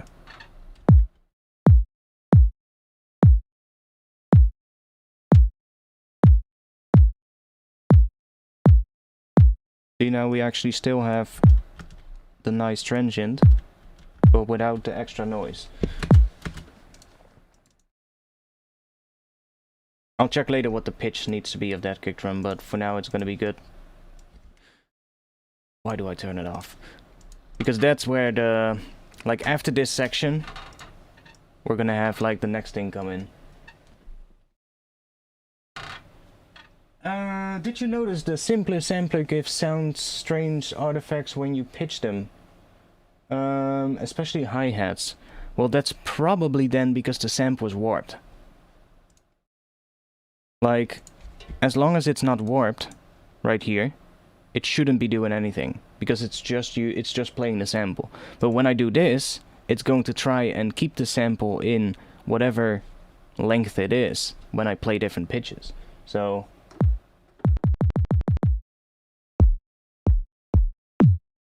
see? It's gonna sound all weird, but it retains the length. But as soon as I turn it off,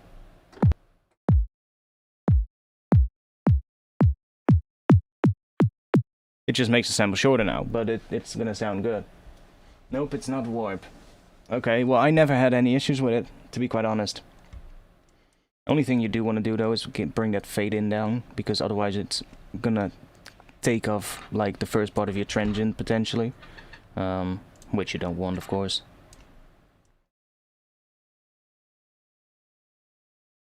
Yeah, most of the time I do kind of use sampler, to be quite honest. Because I'm just not a big fan of the warping in here. Like, most of the time when I chop breaks to MIDI, for instance, like to a drum rack, I'll always use my own preset, which is basically a slicing preset set up with the sampler device. Because, one, it has a lot more controls, and two, it just, yeah, I just like it a lot better. Okay, let's see, what can we do for this?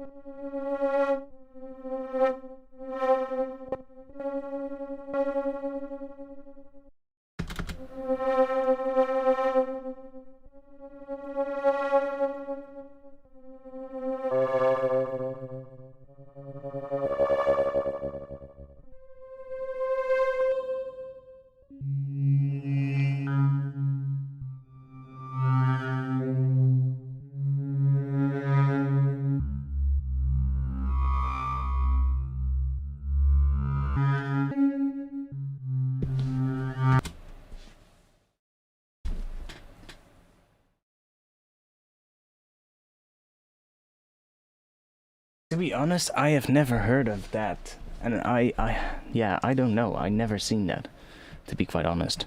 I'm gonna put another omnisphere in here, I think. It's probably gonna be easier to find some kind of a patch that works. Like we can do the same thing again. Heck, we can even just random the entire thing, and we're gonna get all kinds of stuff.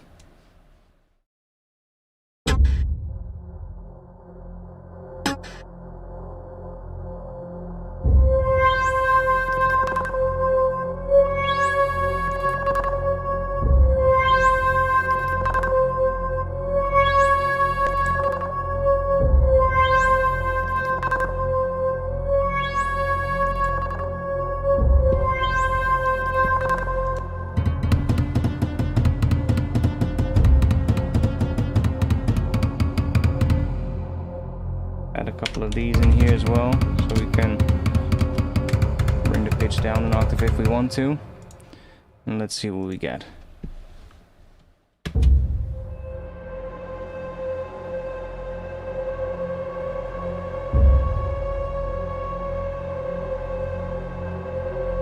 Ooh.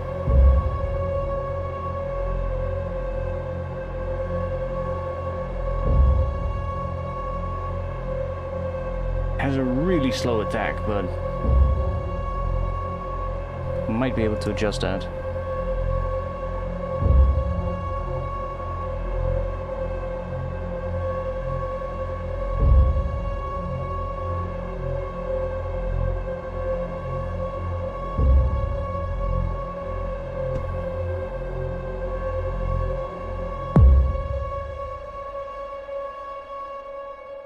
I love that patch. It sounds really nice, actually.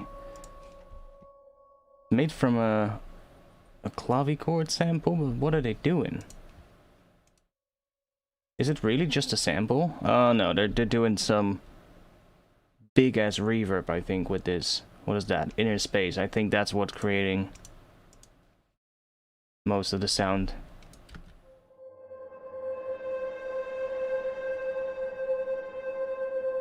Oh no, it's actually... Oh, it's just slow attack here on the filter.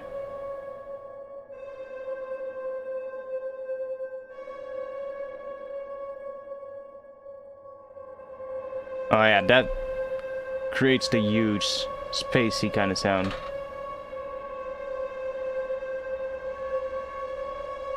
See? Without that, it's literally just a clavichord sample with a low pass filter on it, controlled by an envelope.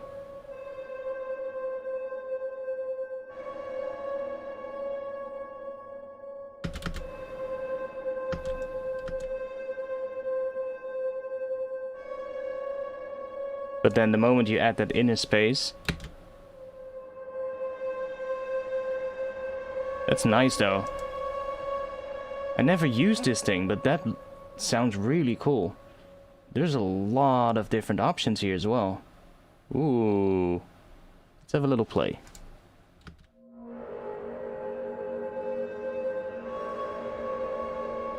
Oh shit.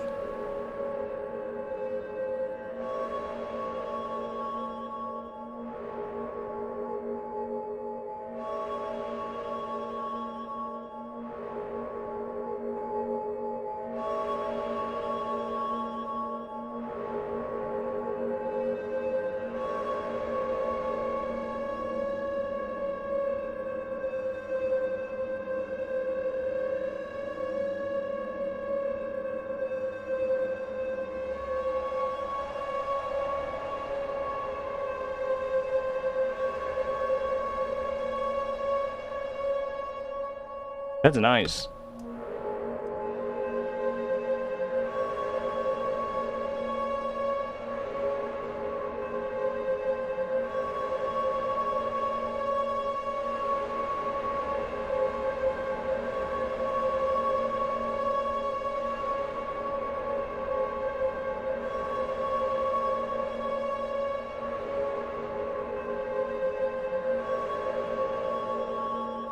This is a really cool effect right here.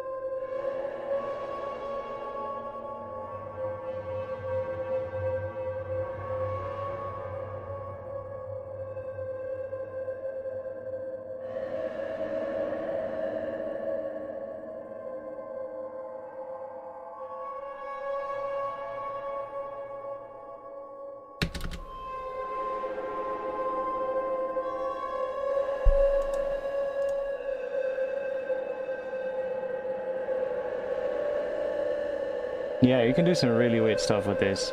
I'm just gonna go back to that approaching metals one. That one was quite nice. Going between that lower and... maybe we can use that. See how that sounds with the Taiko and the lower layer.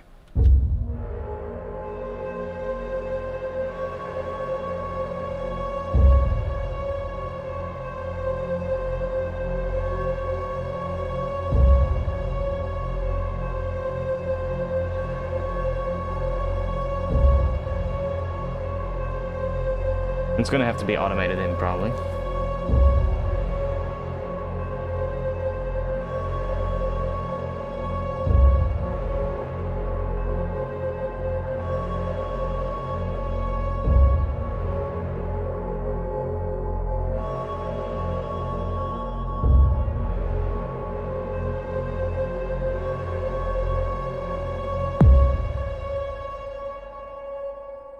Kinda cool, but let's reload that patch, because I changed a whole bunch of stuff. Because the original actually sounded pretty good.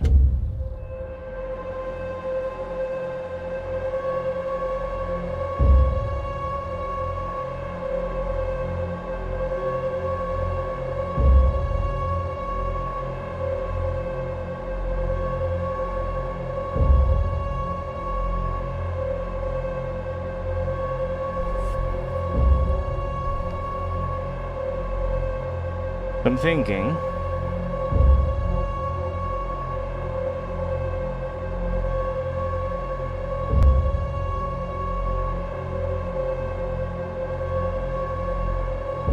how long is the intro gonna be? We're gonna go into here. We can do that. We have the extra length here already. Okay, what I'm looking at is these last 4 chords. So that would be here. There it's going to change. There we're gonna... I think we're gonna follow the same chords. That would be pretty fun. So there we're gonna go to that D sharp something, but it stays on F or on C right here. Kinda does C for the rest of this section. So it kinda stops with doing that C to C sharp thing. And kind of just stays on C, but we can go to something else.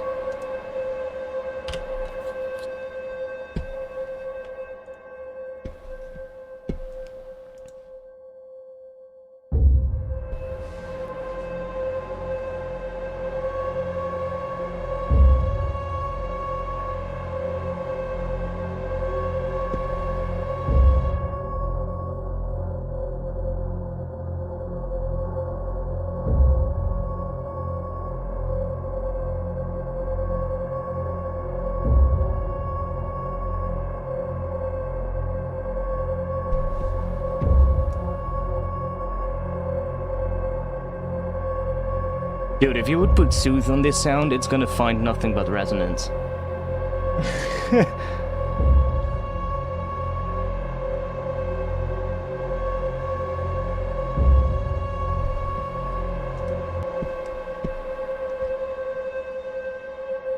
Okay, I have an idea.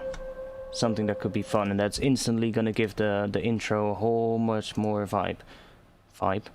Mood, whatever. Vibe isn't really nice. More like a mood or something. What I want is some kind of a ARP sound following the right notes. So what we could do is just grab a serum, I guess. Just make a real simple patch, or grab an omnisphere again. Save ourselves some time, so that we can keep going with the idea building instead of getting lost in designing the sounds. We have a synth short category. There's a whole bunch of plucky sounds in here, so we can use something like that easily to make some kind of an art pattern with. for now I'll just throw on an arpeggiator.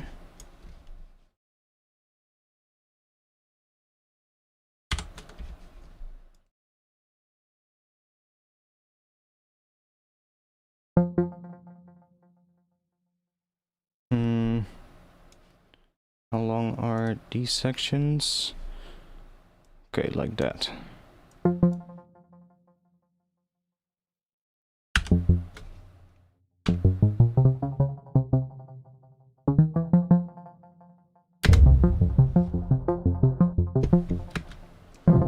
Probably gonna use a completely different harp and sound, but let's see. And then here,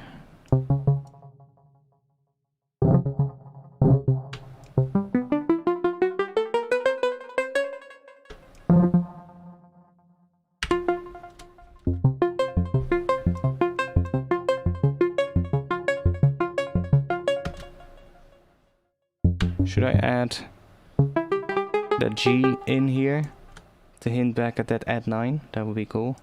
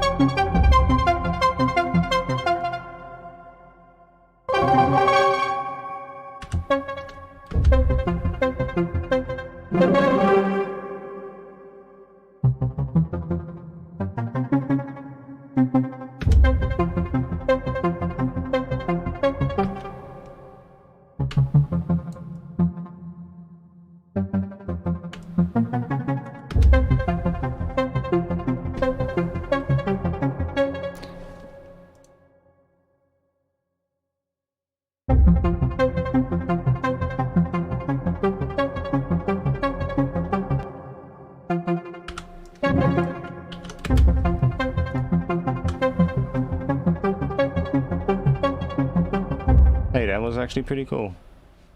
That was this. Hey, that's actually quite nice.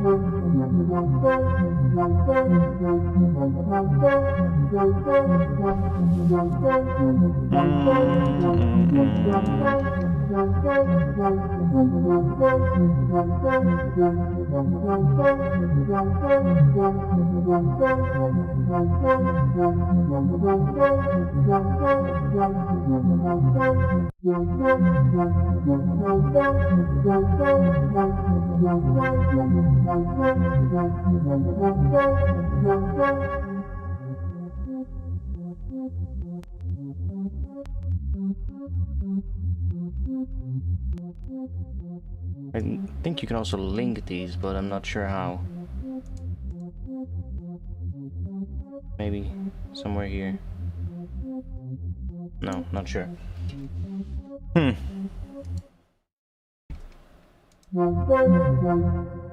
be honest, I can just make a patch now, because that pattern is gonna stay the same if I'm gonna make a patch.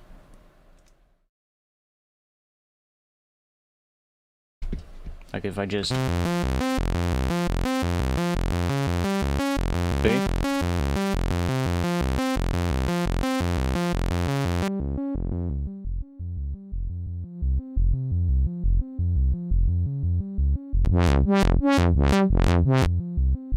Do it with an envelope.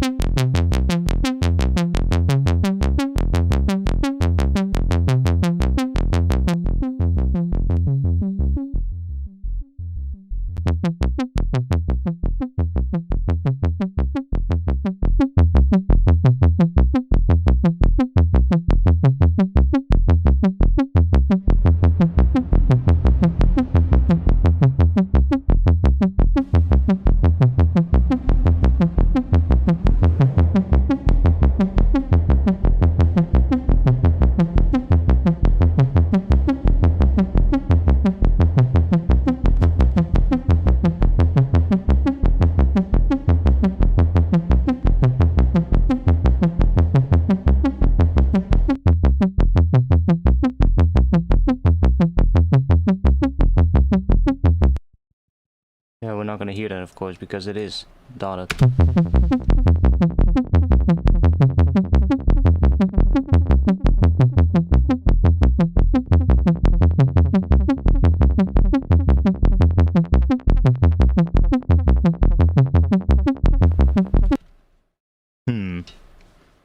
Anyways, oh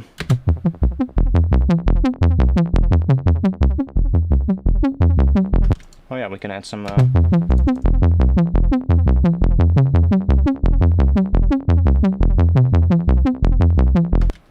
that as well.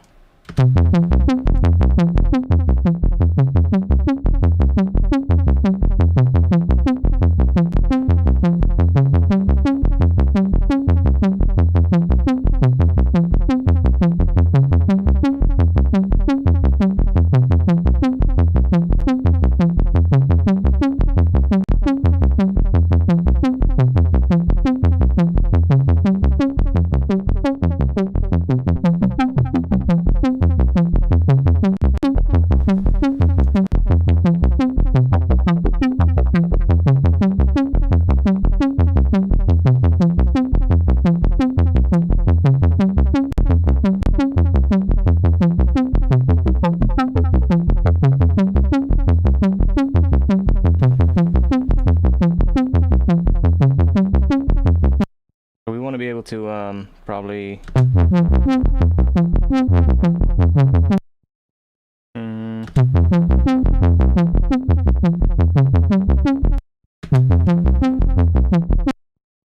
Let's see.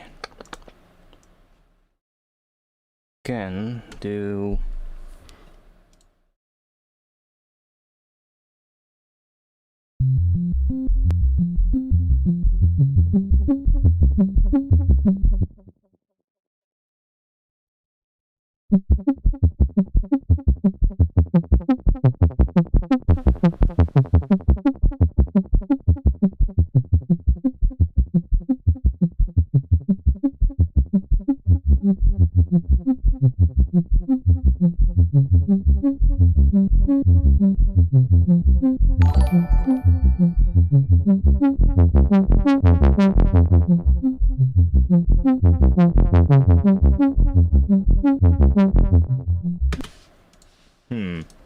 Not sure if this one is gonna work, but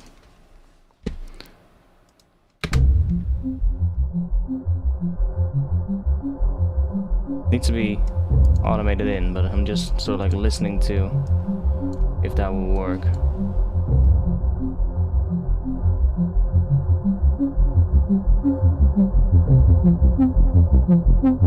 I think it's not gonna be the right one, but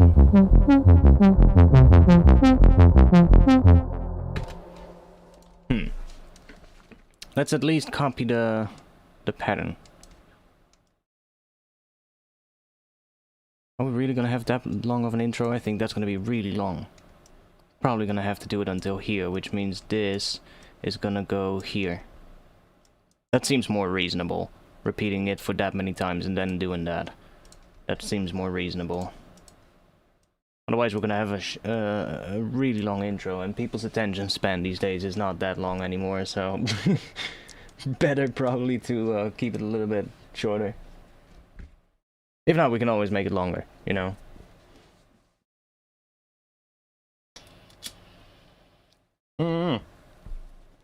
Yeah, that inner space effect is really interesting. I'm gonna have to play around with that quite a bit more soon.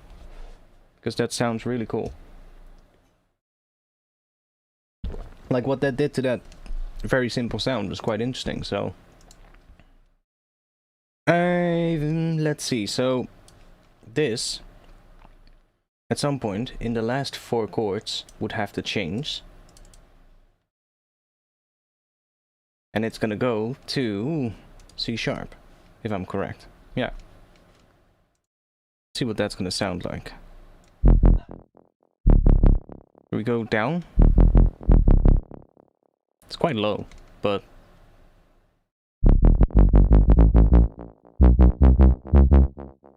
Oh, otherwise it's gonna be that. Let's try it really low, and we can always pitch it up. So C sharp, and what is that other note doing? C sharp, F, and then C on top. So let's see. Here, C sharp, C. Okay, that's cool. F. Let's make that C sharp and F. So we're gonna get.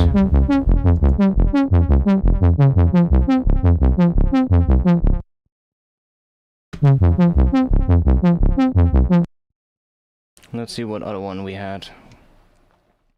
Oh, yeah, it was C on top, right? That we could go.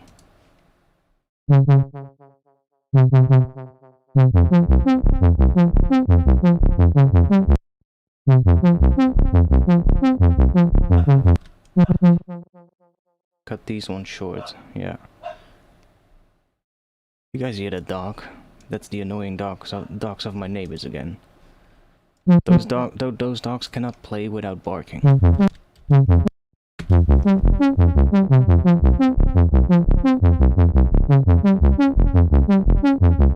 Oh wait, we have another note here on top.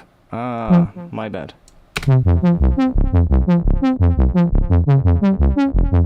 Okay, and then after that, it's gonna go to A sharp. With on top of that, A sharp, C sharp, A sharp, C sharp, and then again C on top. Interesting. Interesting note choice. That's gonna be really low. We're gonna have to bring that up, but that's really low. C sharp, that's correct. Let's get you out of here. Sure.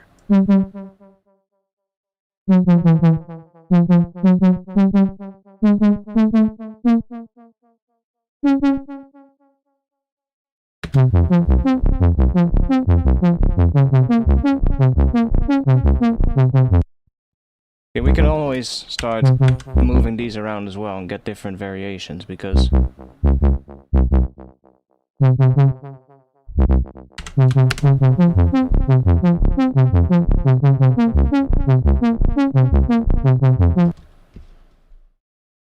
and then it's doing that thing on C. C, F, G, C? Yeah, C, F, G, C, and then C, E, C. Basically. Let's see what that's gonna do. C. This is gonna go up for sure. This is getting too low, but doesn't matter for now. C, another C, sure.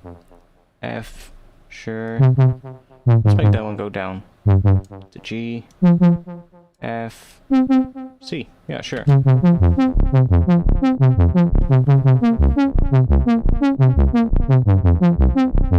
And that's probably gonna change some of these, but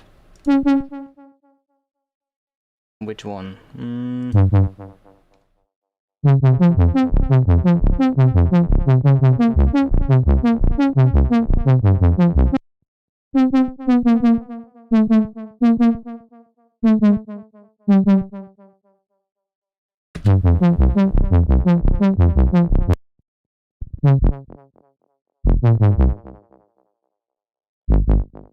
C, and then that's another C. That's good.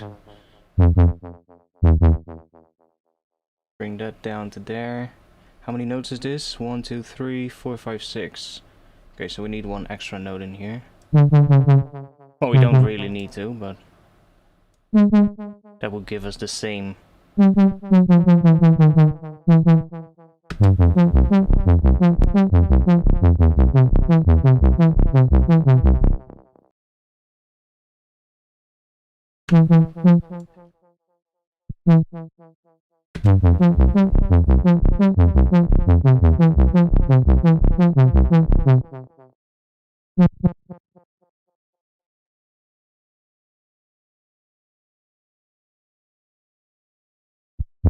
Oh, let's throw in another note.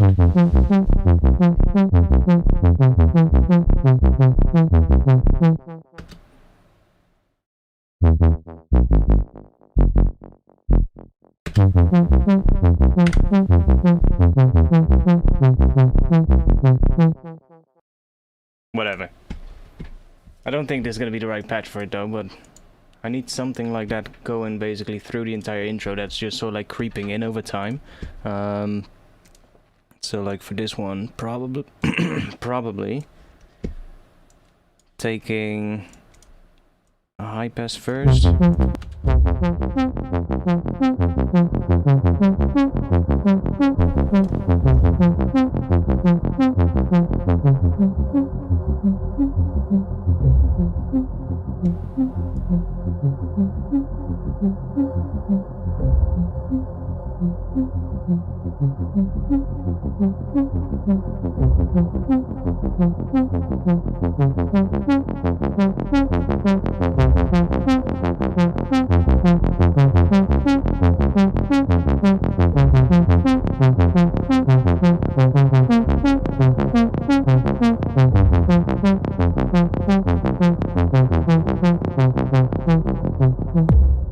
Needs to become way bigger at the end, of course, but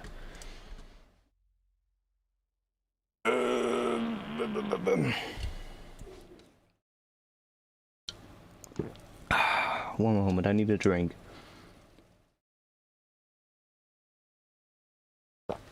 And I need to piss as well.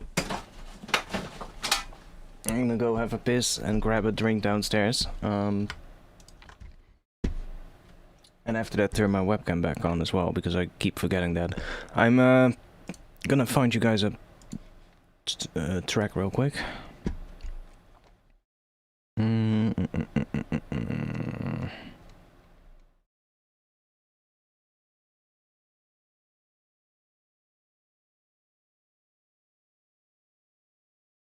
We'll just get this one again. Yeah.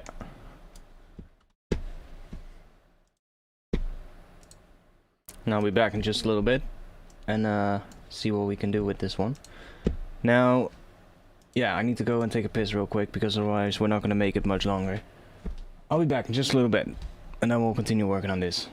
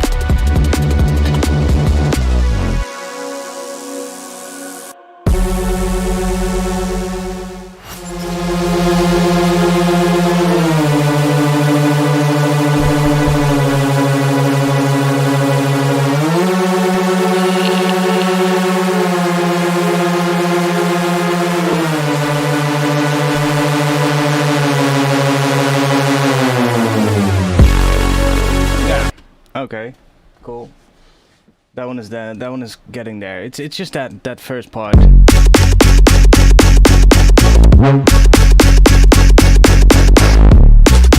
It needs something on the snare, making it different. And I feel like I really like this section.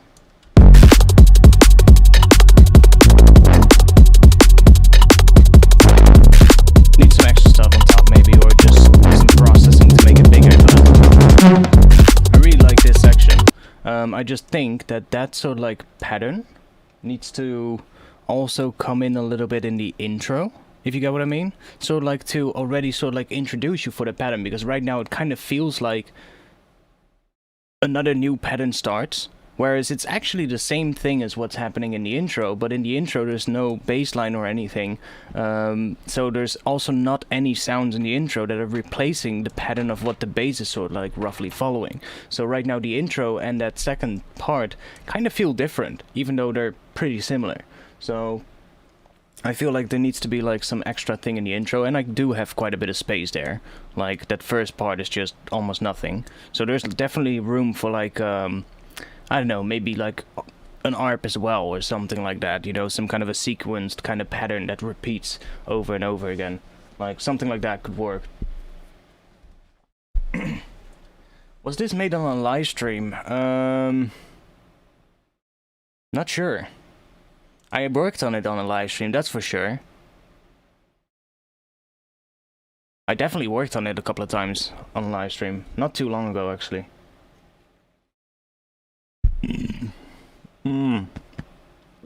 Burping while you take a sip of your Red Bull. That's not a good idea. That was not good. Oh my god, that felt horrible. Your boy's dying.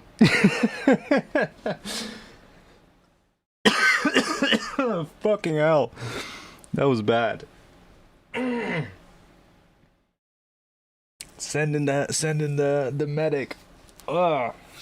Fucking hell, that was really bad. Need another zip. Have you checked out the Slate VSX headphones? No, I haven't. Yeah, Colony DMB. I'm not entirely sure which stream it was, but it wasn't that long ago. It needs to be, I think, within the last 2 months. So that should be about 8 to 10 live streams max that you need to have a little quick look at to see which one of it is. Most of the streams I just work on one project, by the way. It's a couple of streams every now and then that I hop between projects, but most of the time I actually stick to one thing for like the entire stream, so should be pretty easy to find, I think. And if not, I'll check after the stream if you want, and I'll try and find it if you can't. You can always just go to my Discord and ask it there after the stream, and then I'll see if I can find it. Maybe I can find it.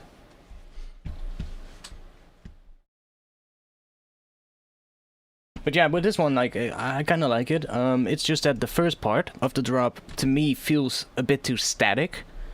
That's, I think, the best way how I can describe it. Like, the intro is really nice. I love the pitch bend chords, really nice. And I just think there needs to be something extra happening here.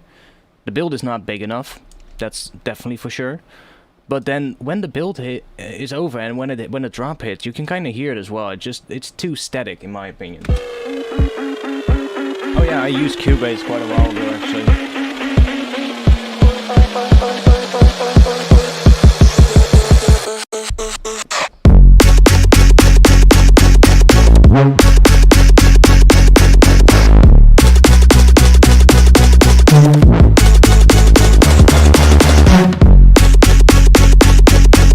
Like in here, maybe an extra little fill or something, little thumb fill or something, layering with that little thing that's here, because there is a little fill kind of percussion thing, but it's so quiet, it's not really doing much, right? So just maybe strengthen those things up and get it a bit tighter. But also I feel like on that sort of like snare rhythm that it's doing, it needs something extra to kind of maybe, I don't know, maybe an extra snare roll or something on top of them that just sort of like fades in during this section, because that snare drum pattern goes for this long, basically. Like here's this kick drum, snare, snare, snare, snare, snare, snare, snare, snare, snare, and then another kick, and then it repeats basically that. So maybe like an extra layer on the snares that just comes in volume during this section or something to kind of make it feel like it changes a bit over time, because right now it feels like it's so static, just like bam, bam, bam, bam, bam, bam, bam, and it's not really changing, right? So that's really the only thing that I'm struggling with in this one at this point.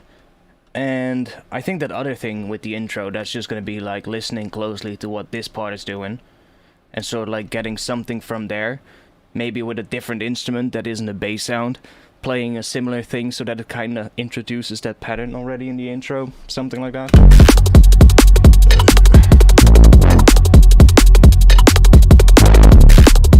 Yeah, I used Cubase for a couple of years, actually. Cubase is pretty nice, I have to admit. Cubase is quite nice.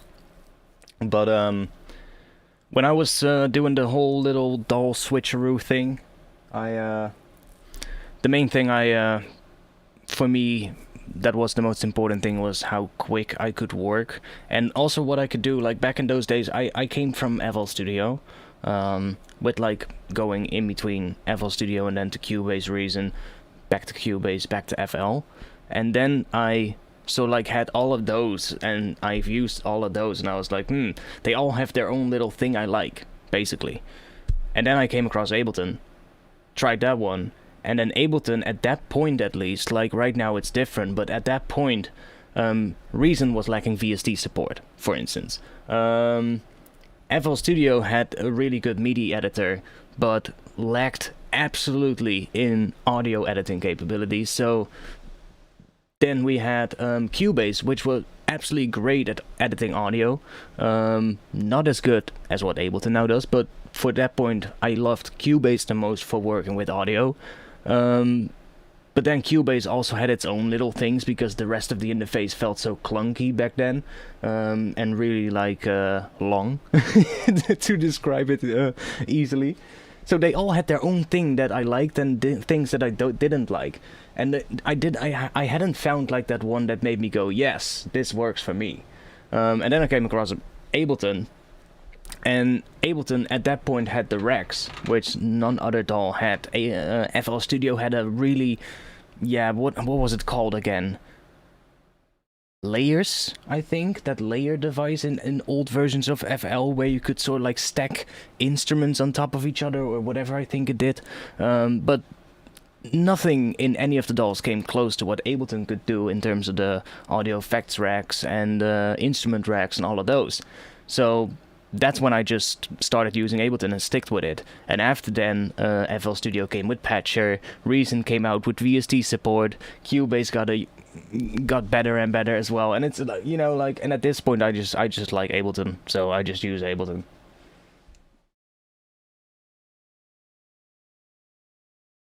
Yeah, Patcher, I know, Patcher, but back when I was doing the whole switching thing, Patcher wasn't even out yet. So they didn't have Patcher at that point. So I came from FL Studio, which was version 9, I believe, when I switched to Ableton. And after that, they came, of course, with like Patcher and a bunch of other things as well. But when I was using FL Studio, you didn't have that. And then I saw a couple of tutorials and people using Ableton, and I was like, wait, what is that Rex thing? That looks kinda interesting.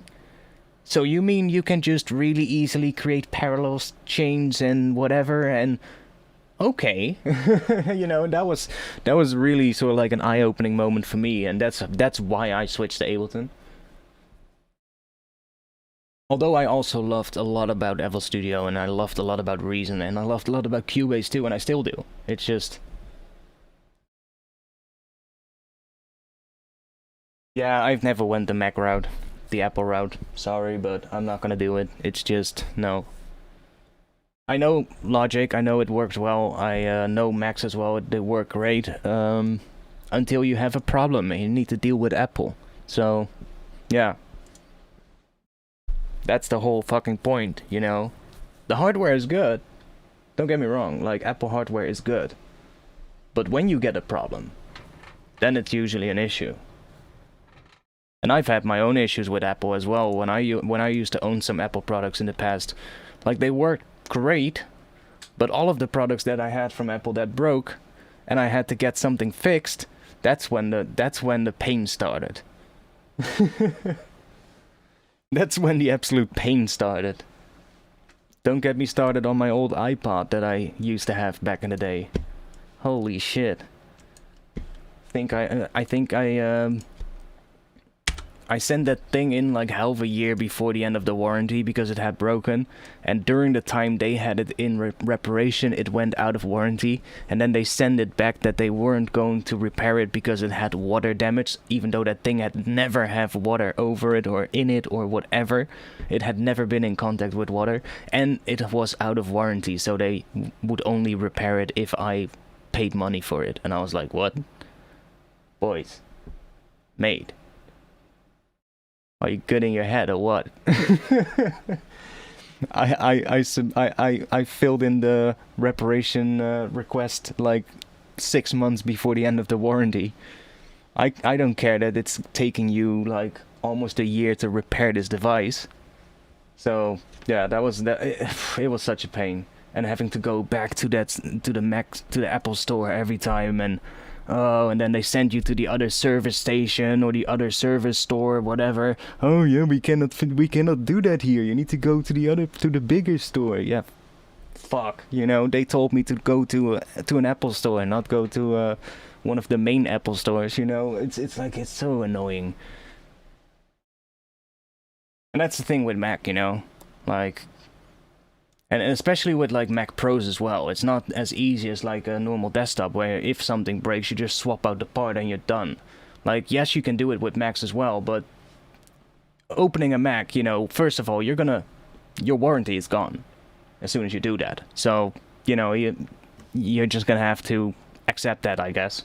You can definitely fuck with them, that's for sure. But if you care about warranty, well, then you're out of luck, basically. So it's just annoying, you know. I've always used Windows PCs, it's just so much easier. As soon as I have anything that breaks or I have something that needs an upgrade, I just buy the part, install it into my machine, and call it a day, you know. And I would say most of the times when you have a problem, it's way easier to get it fixed. Like, unless it's something on Mac you can actually fix yourself, I guess. Without actually opening the whole thing. By the way, did you guys know that I find this so weird? The power units in the Mac Pros, like when you open that thing up, the power unit is not enclosed. Like, the power unit is actually exposed, basically. The internal workings, the internal stuff inside of a PSU, basically, are just exposed inside of the case. So that's also how you know that they don't want you to open those things, because that shit is fucking dangerous, literally. Like, that's if you know anything about power supplies, an exposed power supply, that's not really that safe. Like, it's safe as long as you don't touch it, basically. But if you're gonna open that thing and work on it and accidentally touch the power supply while it's on, the exposed one, you might get into some problems. You might see a couple of sparks here and there. I might feel something as well, depending on how well you stick your finger in there. It's so weird. Like you would never see that in a desktop PC. You know, just that you open the case and then there's just like a power supply without any housing around it, protecting it from you touching whatever is inside, you know. Because that would really be a problem if you do that. That could actually be a very big problem. Yeah, fireworks at least, you know. That would be that would be the I guess that would actually be the best scenario if it's just fireworks.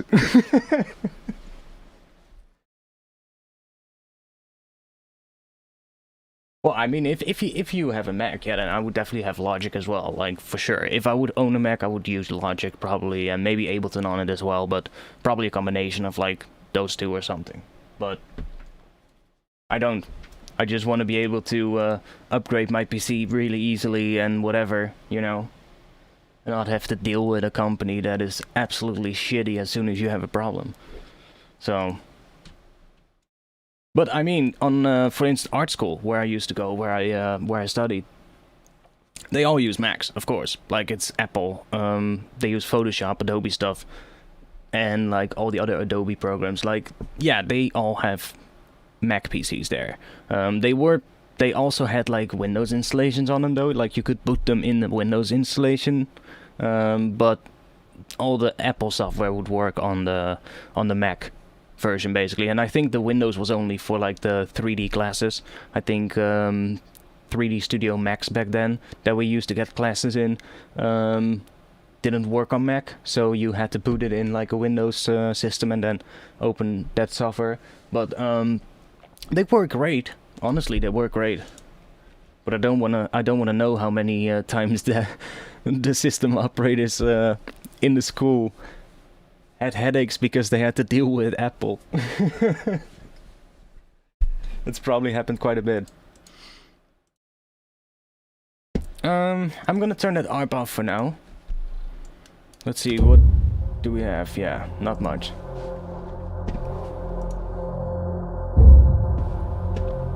Let's see if we can get some more.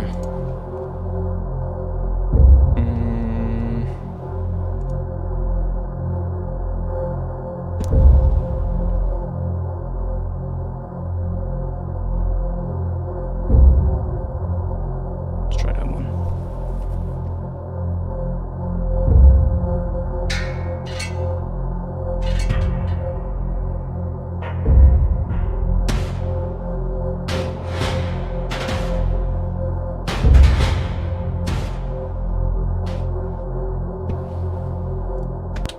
See what we can do with that.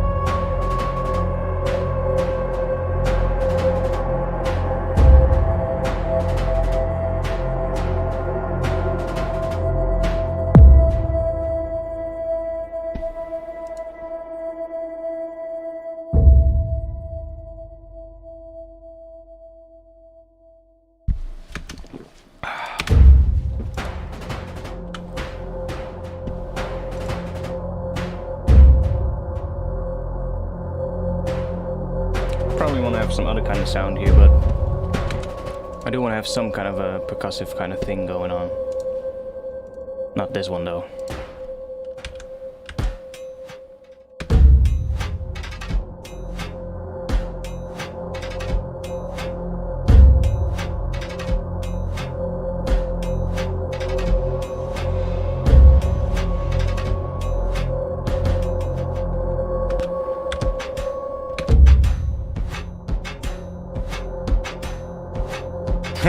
That's just a drum bass pattern.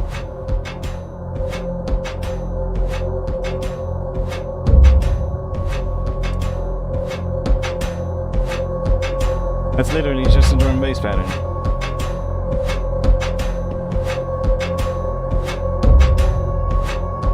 Interesting.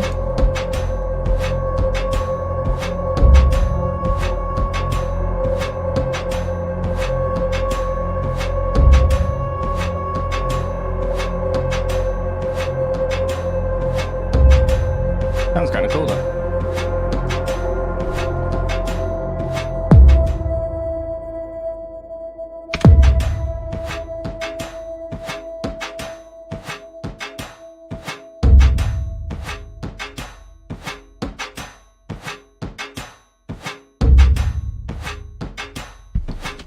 Yeah, that could be cool.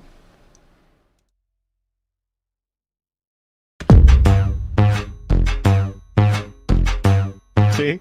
That would just work in drum bass.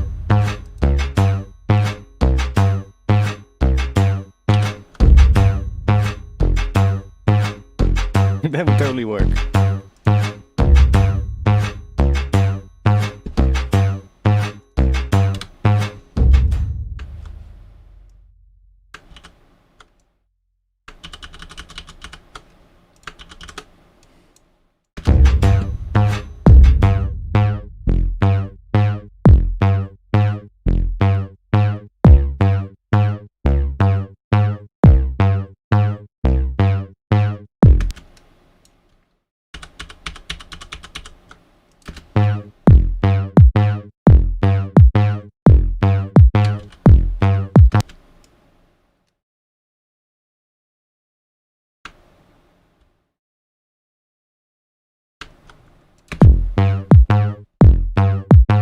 Like, this is a really basic sound, but I'm just so like sketching this out right now.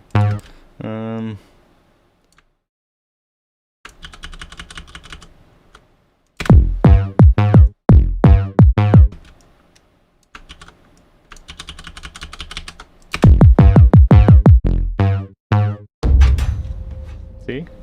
Totally do something like that. We're working on the intro first. I don't like how it starts immediately though, that sound. Maybe filter it in.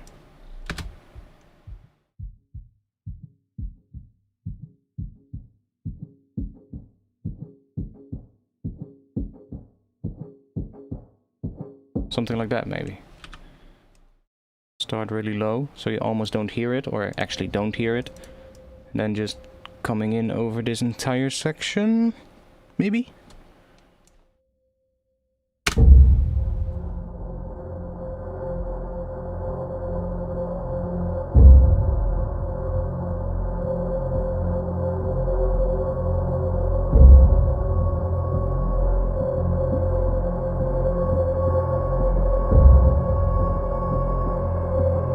I'm gonna rename some things here as well.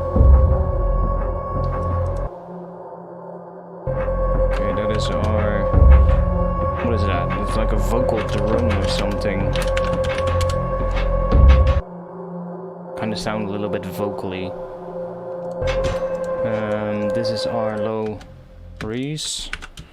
So that's just the intro res. Let's just call it that.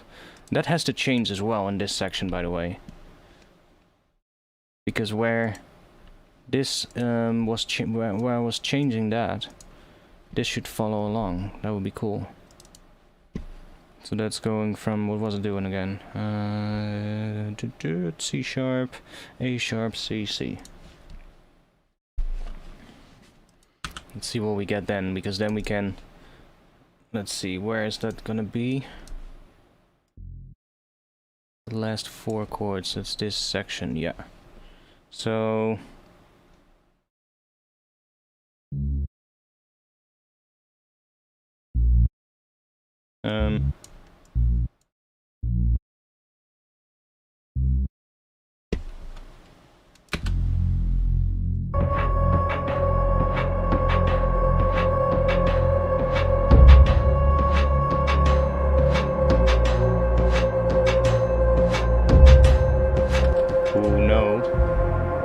back to F, and let the top note be C, because that's a perfect fifth above F. So that's gonna work. We can do an F note bass underneath that chord thing that they're doing there.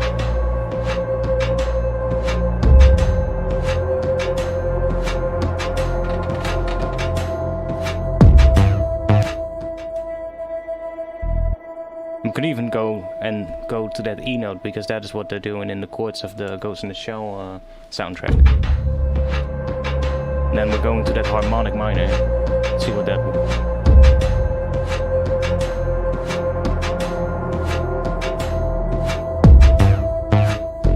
And then actually this thing is gonna cut out probably and come back in later.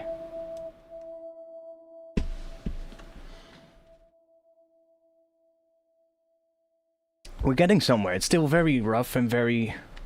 needs to be sketched out properly, but we're getting there. Like, we're mostly just using the chords from this soundtrack, but in a slightly different order.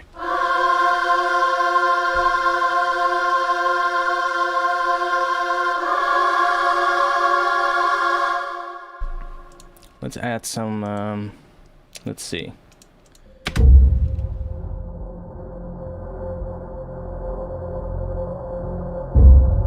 Okay, I was renaming these. Let's do that some more. This is the higher thing. Like the, what is that? High distort lead thing. And then that is the choir that we're not using. I don't think I want to actually add the choir in. Because then it's going to be too much like the Ghost in the Shell soundtrack, if you get what I mean. This is the DMB perks. Because they kind of sound like percussion, sort of like metallic percussion in a drum and bass pattern. This is the ARP that we're not using, but I do think I want to have some kind of an ARP. Let's bring the kick all the way up. Oh yeah, and these things are resample things. Let's make our trusty group called Stuff and turn it black. I don't really see it that well. And move that all the way down. Cool. Cleaning this the whole thing up a little bit. I guess we can throw the ARP in there as well, because we're not really using that one at the moment. Let's just throw it in there. Get that out of the way. The choir I want to keep so that I can actually watch at the chords if I need a reference. Now I'm thinking, this one and this one probably want to have some processing together.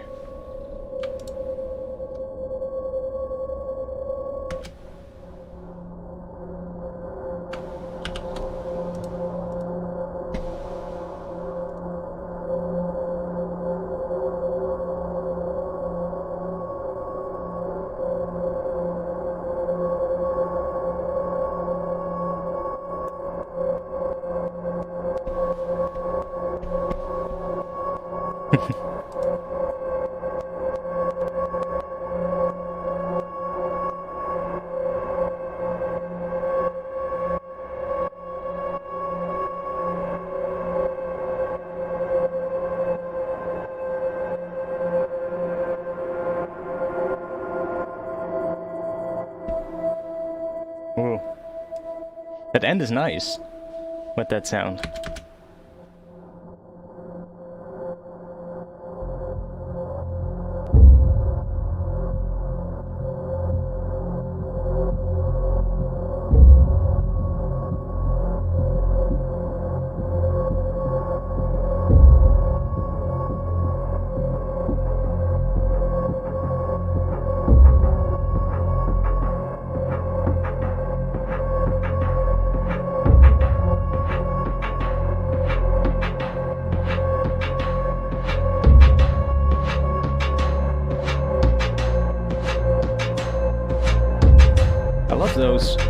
That bass change underneath it. That's really nice.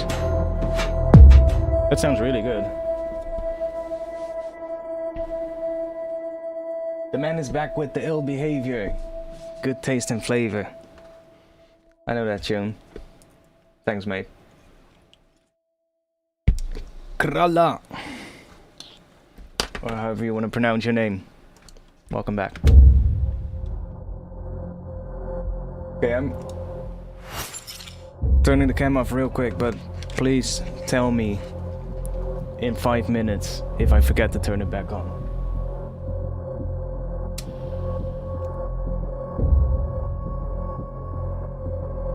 Bum, bum, bum, bum. Maybe we should layer some kicks in there as well, underneath the Taiko, to kind of strengthen it up a bit. We can do a low pass version of the kick maybe. Yeah, something like that. Maybe even lower.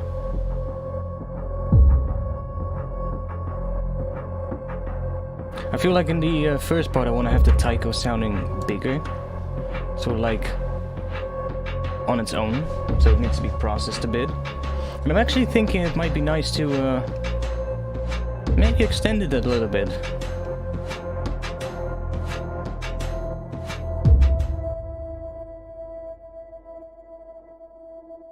Oh, where's that other one? Did I remove it? Oh, here. The bum bum bum bum bum bum. Like that could definitely work. It just needs a good sound.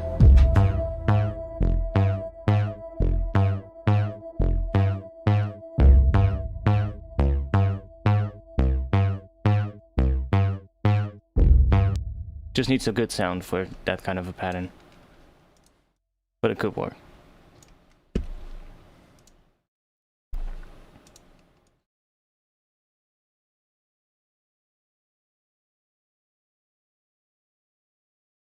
We need, let's see. I'm gonna see if I can get that first part to sound good. So, I need some more volume on this thing in my headphones.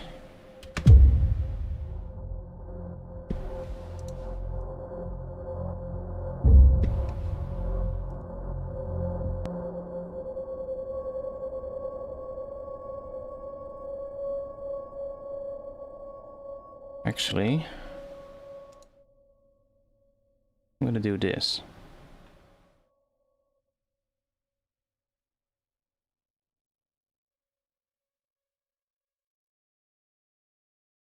Fuck it, that we're gonna have a long intro. I'm fine with it. Kinda asked for it.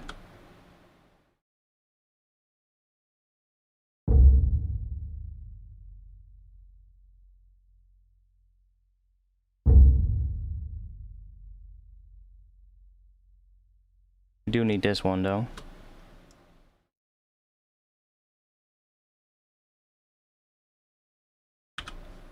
Did that have automation on it? No, it hasn't. So we're gonna add automation.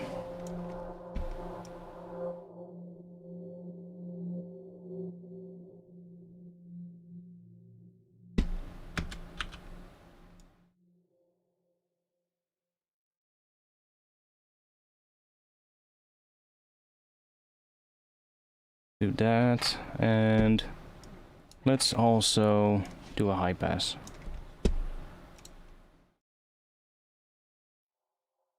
We really almost have nothing.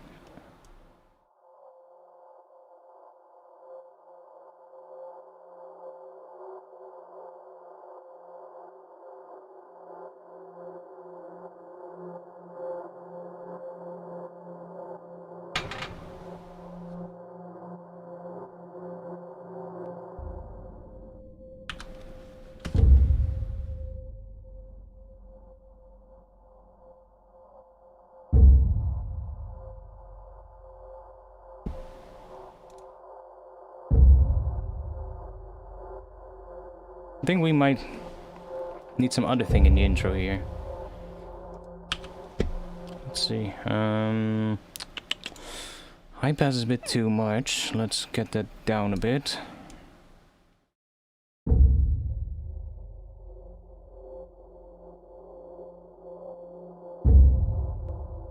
Let's bring you down a bit as well.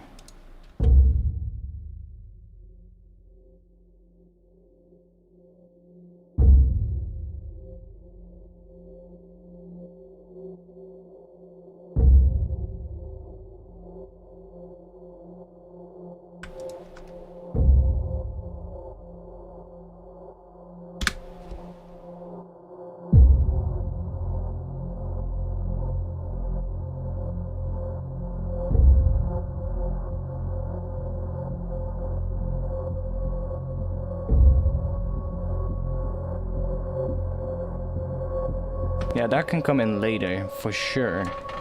during this section probably.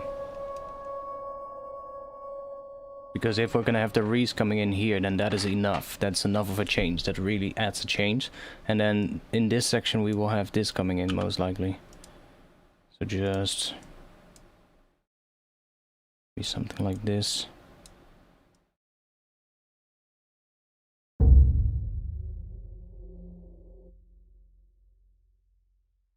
Yeah, we do need something extra here.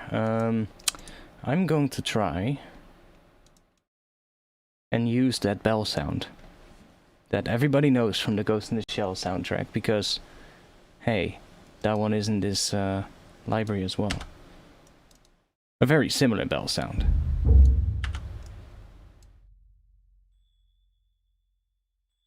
We don't hear it because we have a low pass on it, but that one. Now, let's see.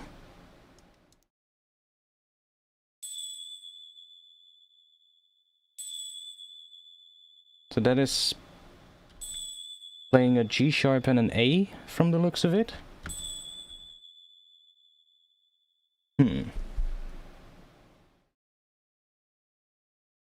If I pitch it down one semitone, then it fits in the scale. Let's bounce that to audio.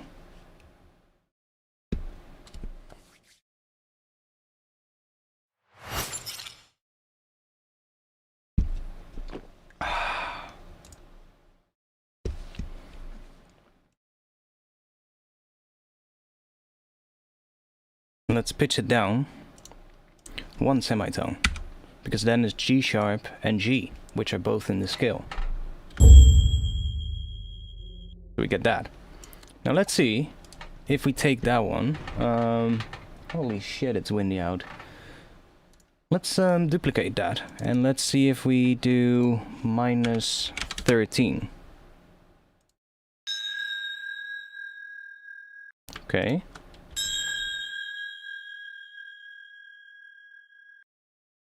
I guess we'll do just the high one, because that's kind of like what they have in the intro as well of the Ghost in the Shell soundtrack. But I want to see if I can turn this into like an ambience noise sweep that we can use at the start of the track to kind of add some stuff, you know, add some interest. But make it from that bell sound. So if we take this one and just put like a long reverb on it or something, like Valhalla Room, like quite a long size.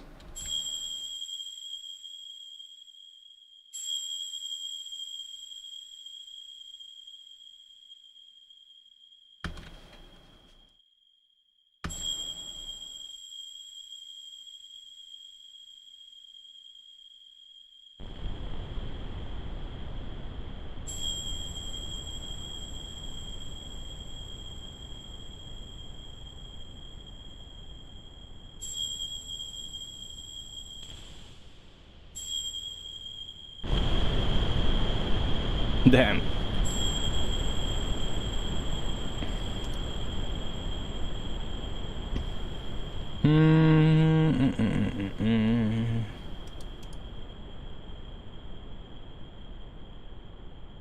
I know what we can do. I know what we can do. Let's add an erosion in front of the reverb with some noise. Make it a bit wider.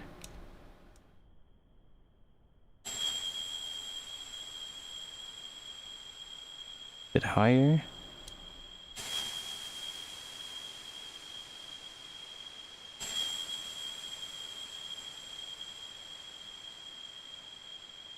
Let's bounce that to audio again. see what we got, you know? Trying out some stuff. Flatten. That's gonna be long.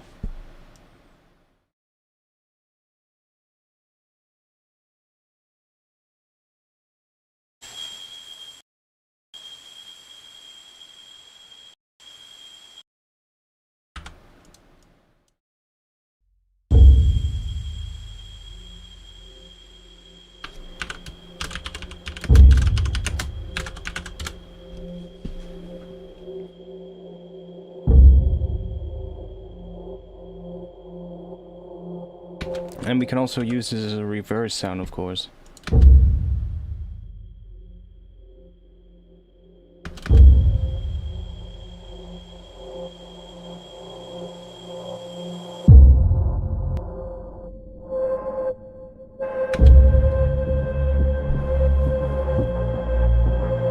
Oh yes, that sounds good there.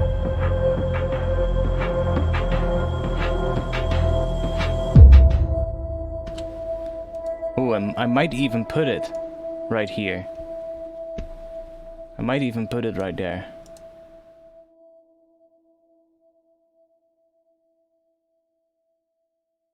Let's do one more copy of that.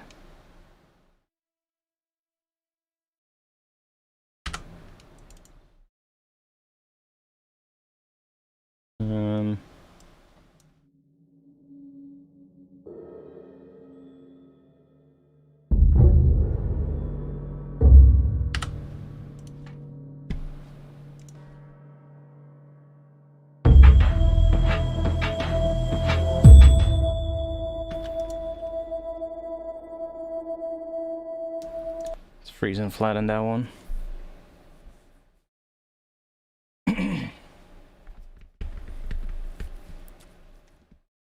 As soon as we have that bell in here, people are definitely gonna recognize it and definitely gonna say like, hey, I know where that is inspired from.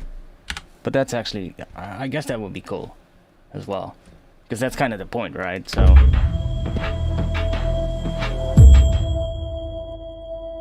that could actually work, having that as a layer in that section. Like a big impact there or something, like some bass sweeping down, I don't know.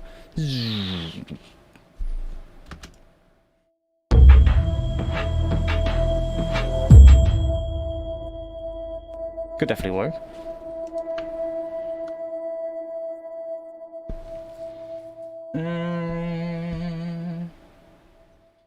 Record the reverb till only and reverse it maybe? I just did that. I just did that. Put Portal on the bells. Yeah, it could be fun.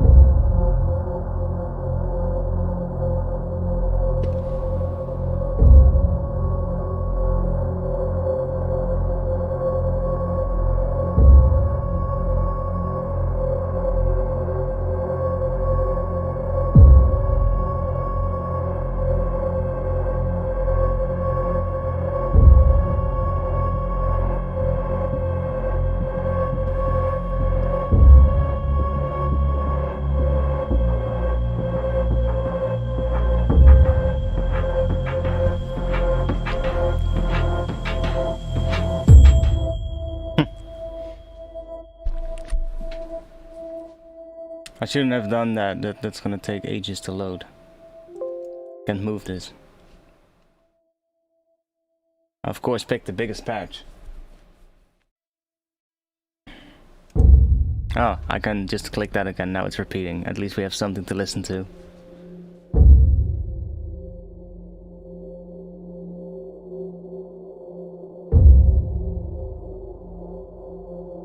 It's gonna be about halfway and then it's gonna go quick. It's a huge patch. What is it?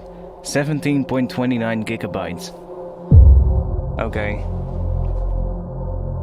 We'll give it a bit of time.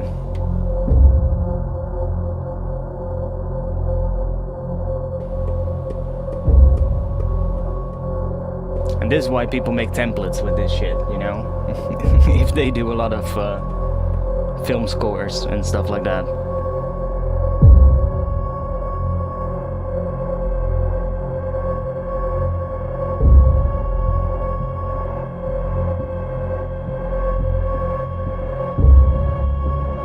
Come on.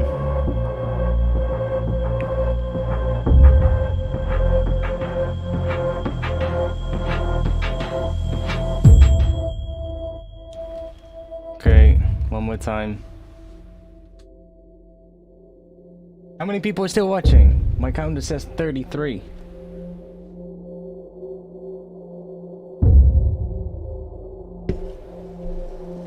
How late is it? 11:43. Come on, man, you can do it. You're almost there. Just want to add some strings. Did you save? Ooh, that's a good one. I don't think I did. We'll give this one a moment until it's done loading. Good call.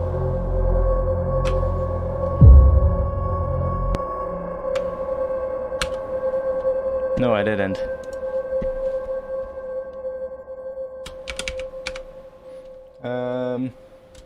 We'll just call that gits.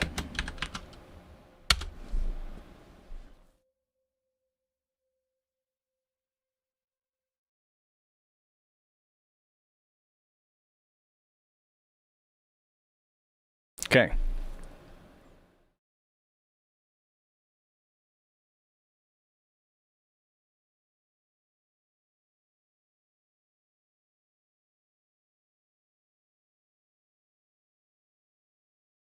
Let's see what a couple of these do.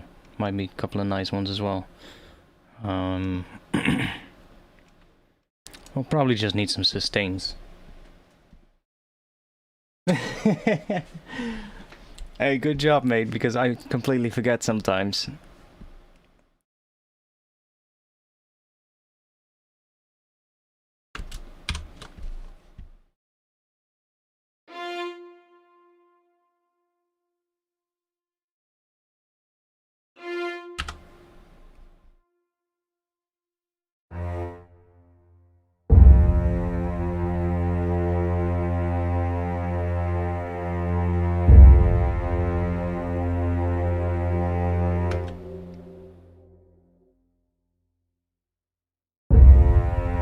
Oh, I need to do, or I can, let's leave it like this. Let's not do it with the mod wheel, but let's just use a velocity sensitivity instead, because then I can make the strings have, for instance, that add 9 note that they use in that second chord of the original progression. I can use that one on a quite a volume, which you'll hear in the original as well, so it's kind of nice to do that. We can just do that.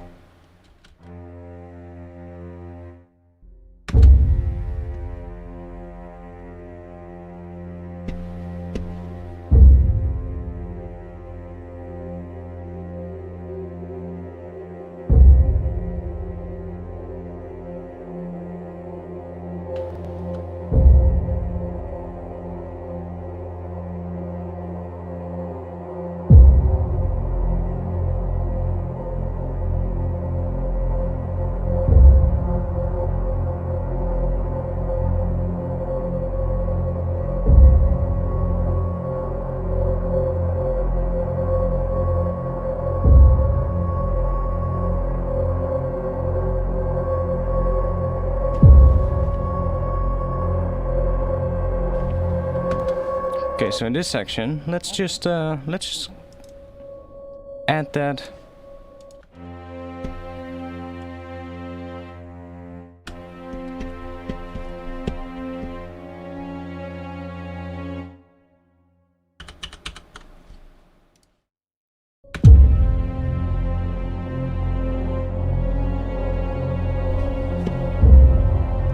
I probably am gonna do mod wheel though, and split them up. Now this one should have a G with that as well. So let's do maybe that.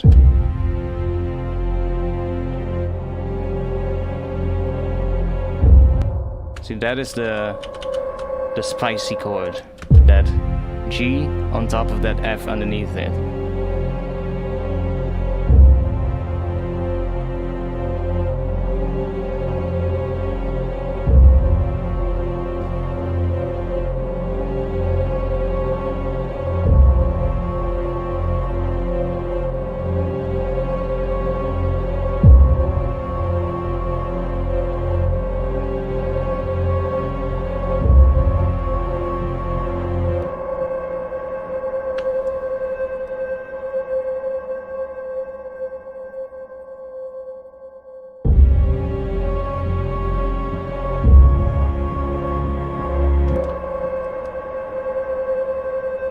Let's turn this thing on. And I'm, for now, just going to freeze this one so that it's not gonna ring out all the time. Because it's annoying me a little bit. Just, I'm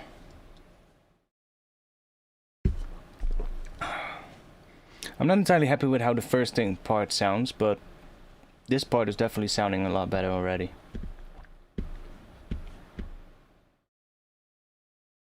Come on. Yes. Yes, okay. See, now I can just stop it if I want to and not hear it.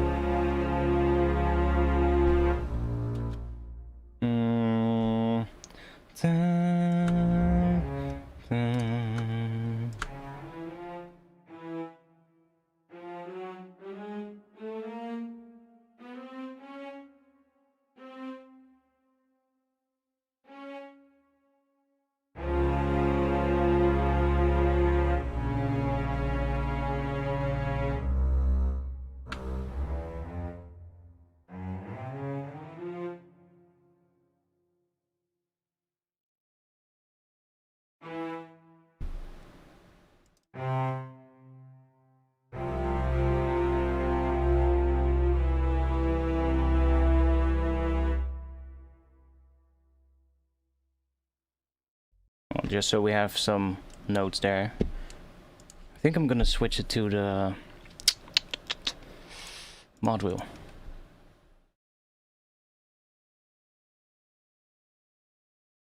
But then I'm probably gonna have to split it up into different patterns, different MIDI clips. Because I don't wanna probably do the same modulation on all of these. If you get what I mean.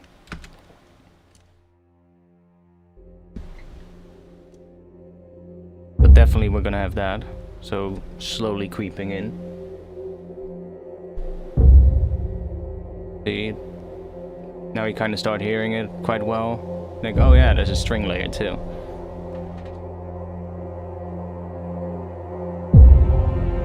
But see, then those come in way too high up. Like this low layer can just continue like that. It's just those upper ones need to be different.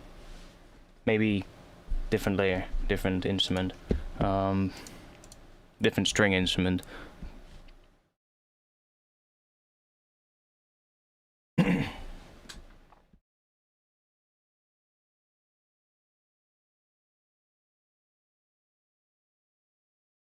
Yeah, but that's not in contact.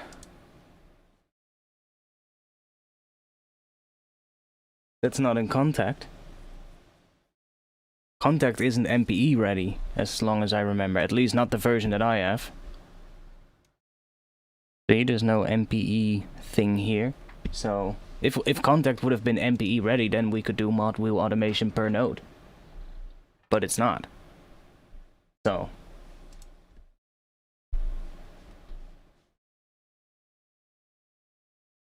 I know it's great. I've been using it on other tracks as well, and it works quite well.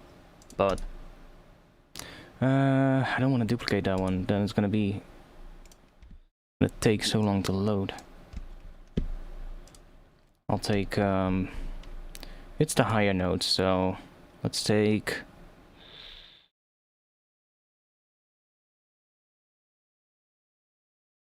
violas.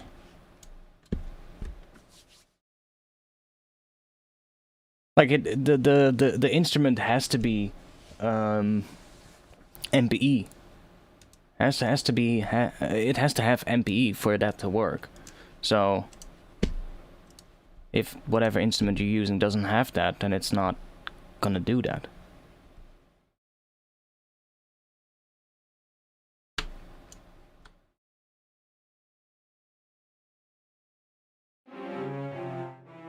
Let's just do that. And then we can also listen to what we're doing with this one. So I can say, for instance, I don't know, just maybe this one is gonna do something like that.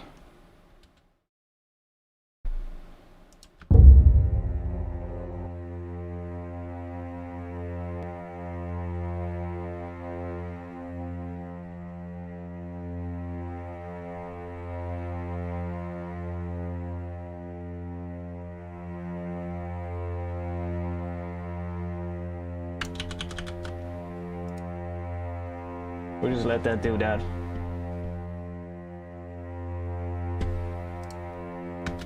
And then this one, we can get rid of those low notes.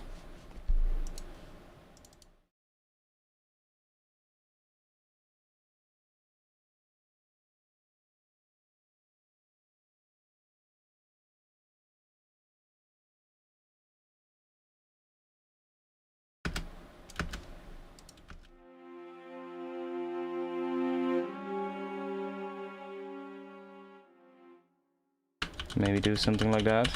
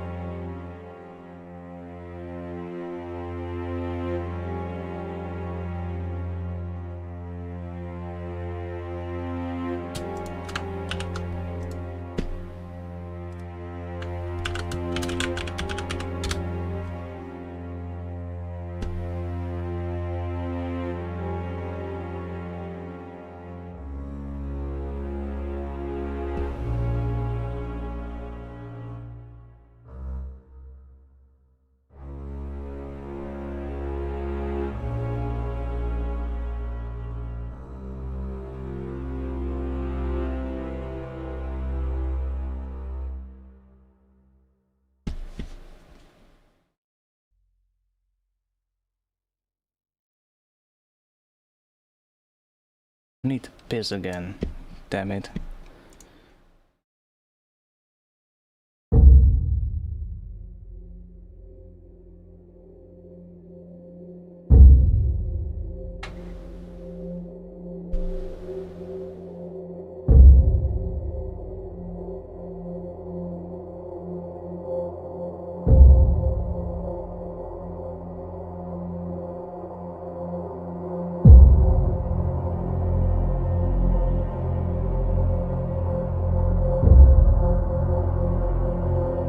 Probably again would filter them independently from each other.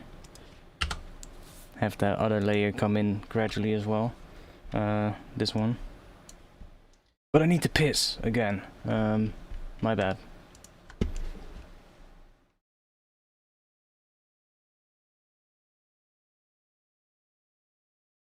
You guys don't mind listening to this one? How late are we?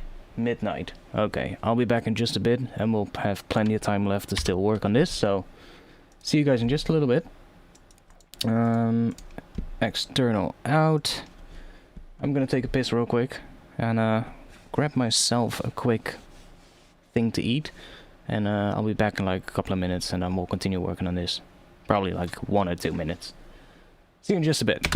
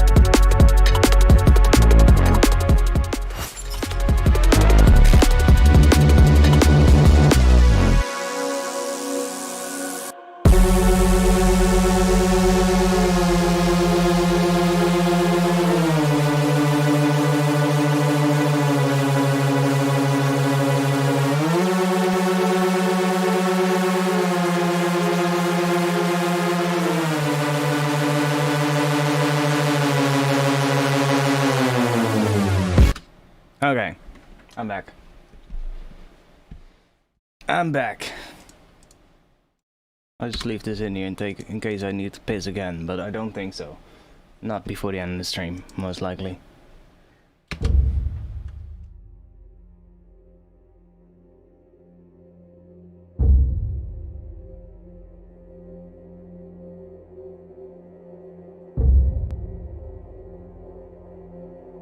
I'm gonna do the thing.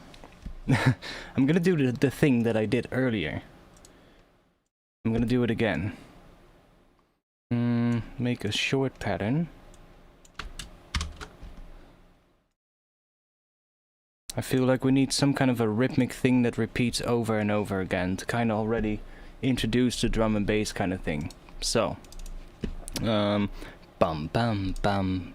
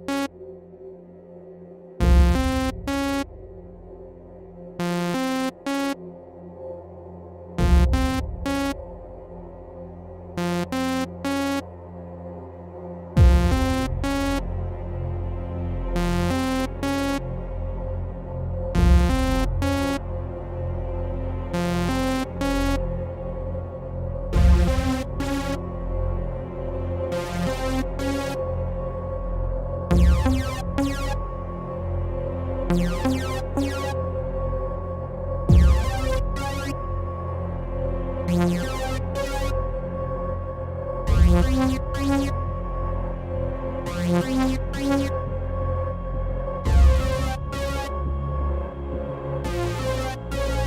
that's gonna be sick.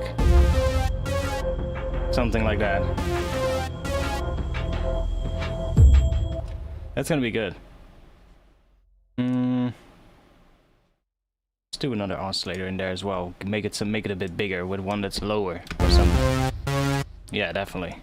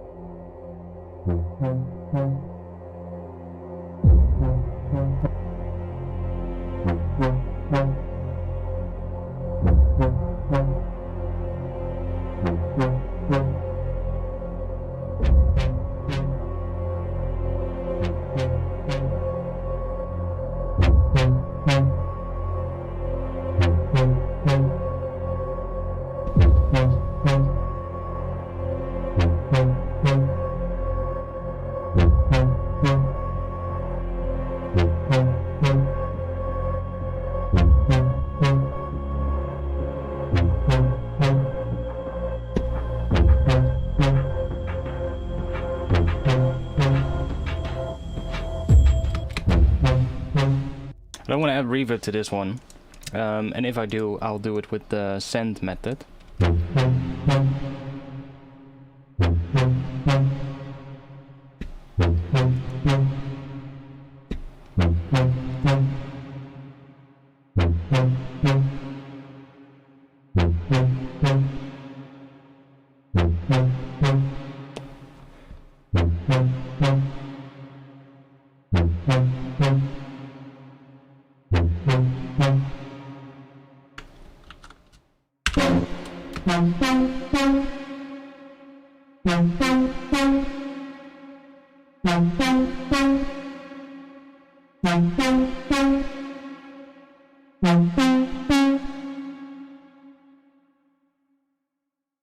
That was actually quite cool.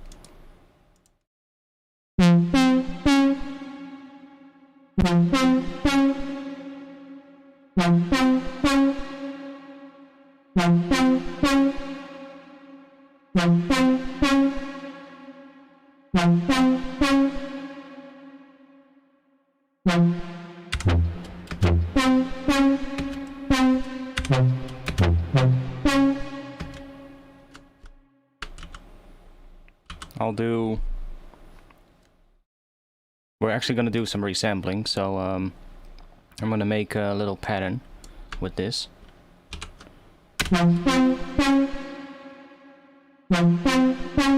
That's kind of cool.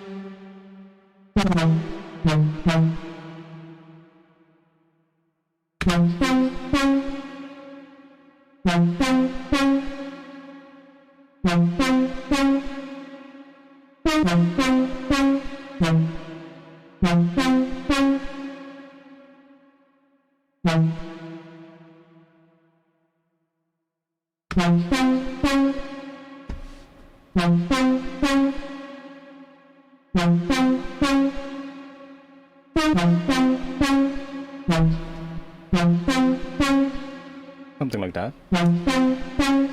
And now I can also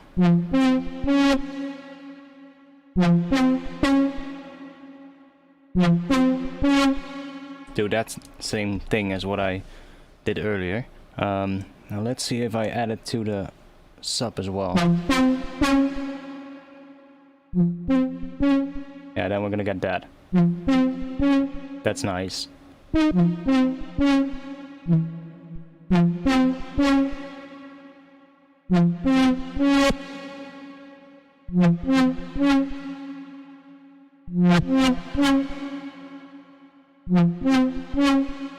That's gonna be cool. I'm also gonna add another send track, just for the fun of it, or return track. And let's just do a Valhalla delay on that. Just so that we hear it with a bit of delay too. Like, it's not gonna be printed into the actual file that we do for the resampling, but we will probably use that delay. Dotted? Maybe? Let's do H down, drive up a little bit, boost that a bit, switch this to present maybe. We can stick to tape or maybe go to digital. And we need to send it to there, of course.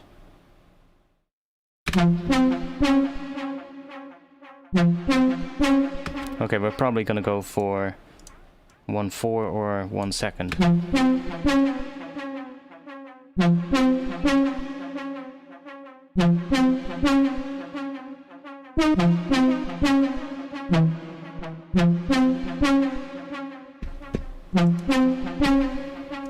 Oh, that's cool.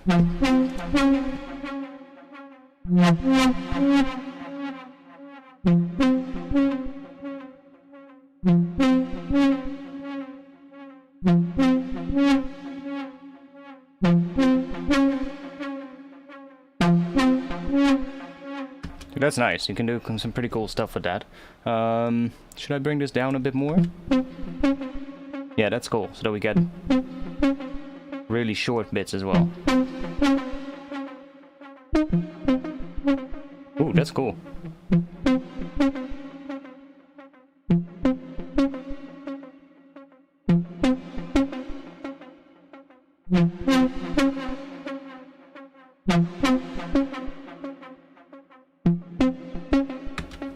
Okay, so we have this part. We can just loop this. And then let's do, after 2 times, I'm gonna go to an octave lower. So we're gonna have a lot of those as well. And then we're gonna get rid of this one. And now we need an audio track. Let's take the output of track 19. And let's do that. Loop this. Arm that track. And let's see if we can...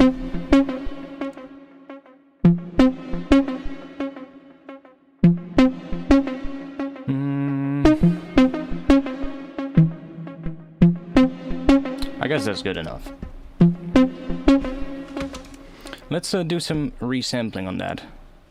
And get a couple of those things in here, because I quite like this. I quite like that pattern. Like if I listen to that pattern underneath this, without maybe the octave down, so maybe just this, it already sounds like that is gonna fit. It's just, this sound is probably too simple for what I want it to be.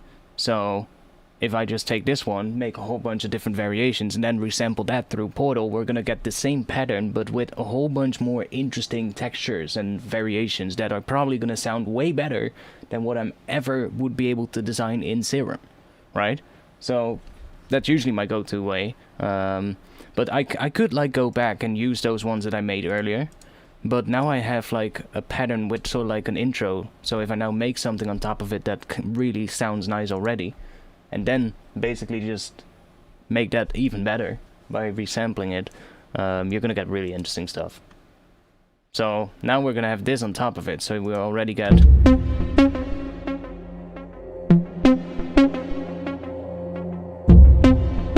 See, that kind of works.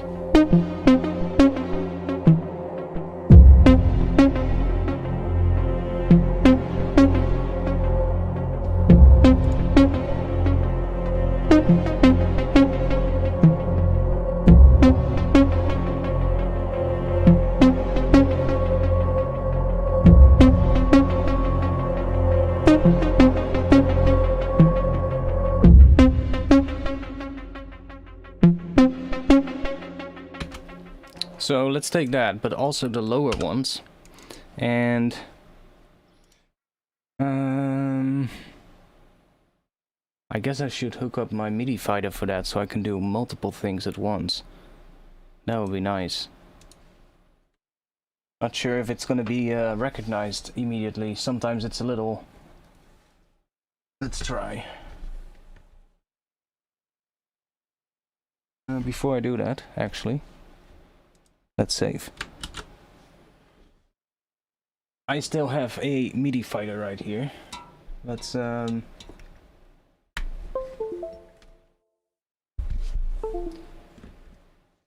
yeah, did it recognize it? Let's see. I'm gonna put it here on the side. Don't have enough space in front of me. Let's see if if it has actually recognized it. I'm probably gonna move that with my mouse, but I want to be able to control the depth of this a little bit as well. So let's see, that's this one and that one, so maybe bring that one like that and put a macro on it, so I can kind of move that up. Then do the same thing on that one a little bit.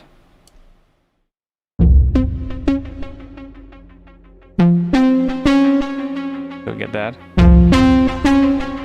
It's kind of nice. And maybe turn this into Hertz mode, so I can do the speed of this as well. Get some interesting stuff like that. So let's do this on here.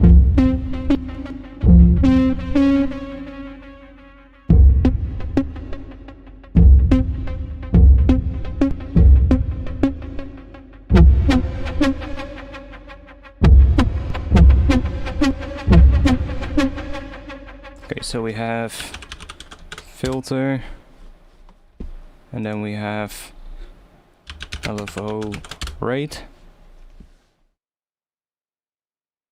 This is a MIDI fighter twister.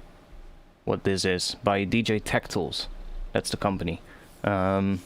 They make this device. It's basically just 16 rotary buttons on a little device, and you can switch through 4 banks, I believe. So you basically have 4 times 16 controls that you can use.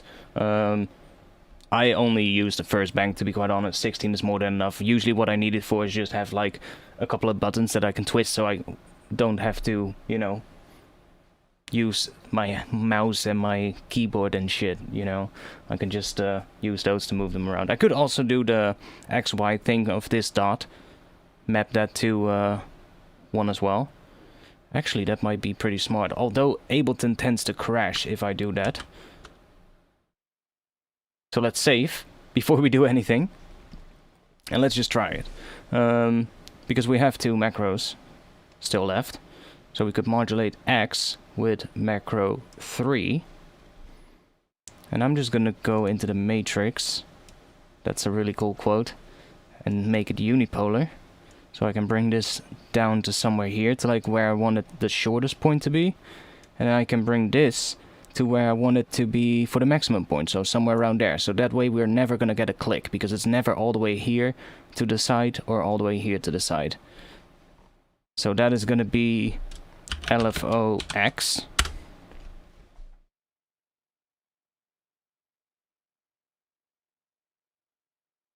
One moment, I'm giving you the thing. There you go.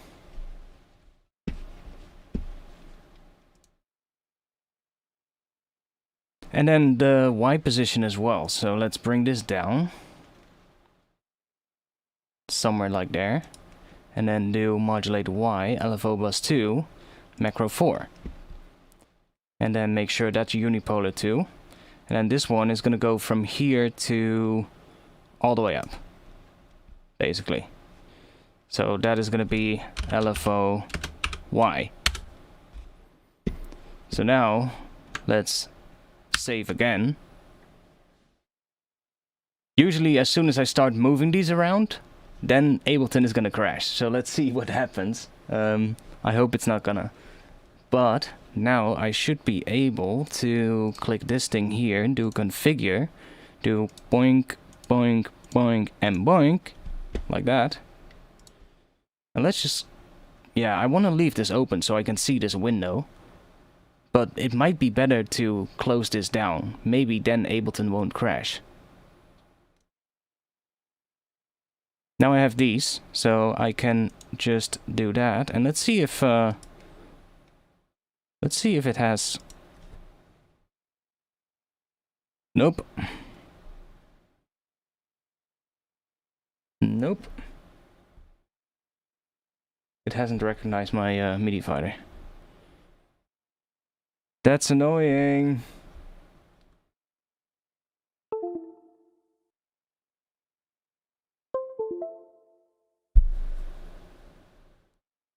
See, sometimes it does that. Hey, there we go. Now it works.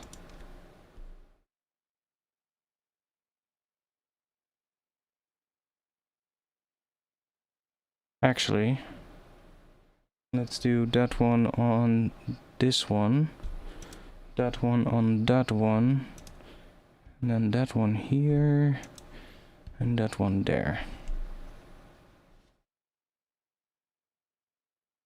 So now, hey, it's working, nice.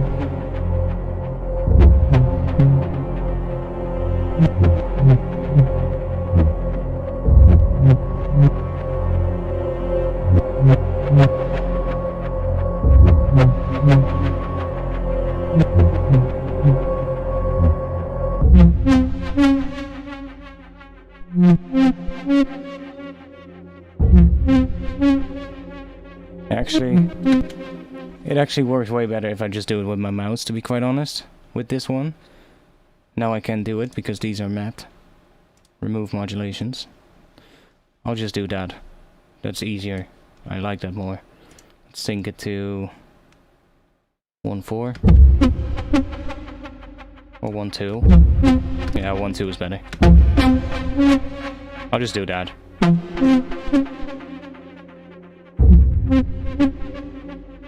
Okay, let's did I set this up already? Yeah, I did. Okay.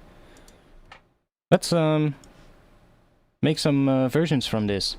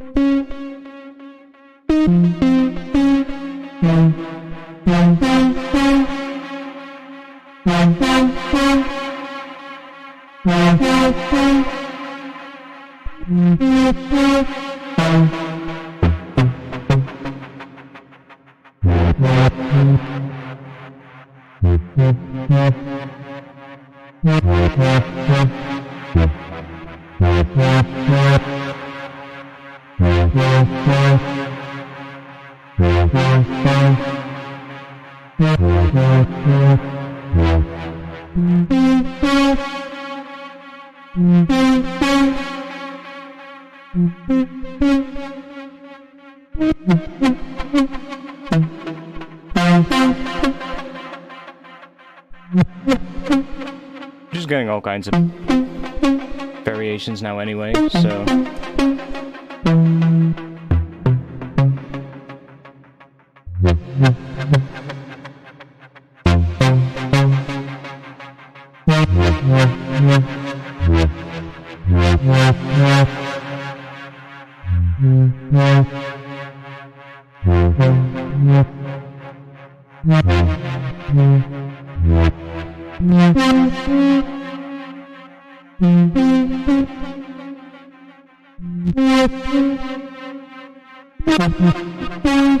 do a couple of crazy ones, like that. You never know what you get if you run it through Portal. Let's do a couple of these.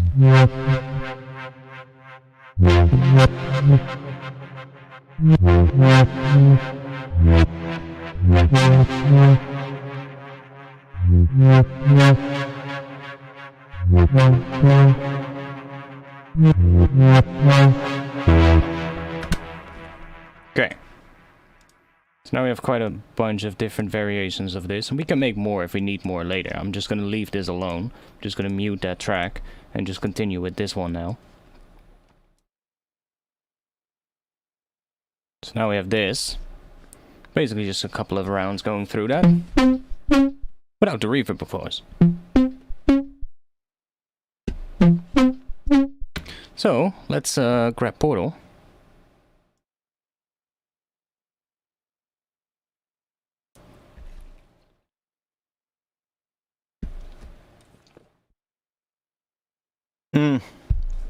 I mean, you can use anything you want for it if you want to. If you hack the shit out of it, you can make anything work. Probably. A sim racing set or something. when you twist the steering wheel, you're gonna see the dot here in Portal move around. You can probably do that. If you know how to do some DIY stuff, right? Basically anything is possible then. Not even. That was the cool one. So if we use that one, we're gonna get all kinds of weird shit.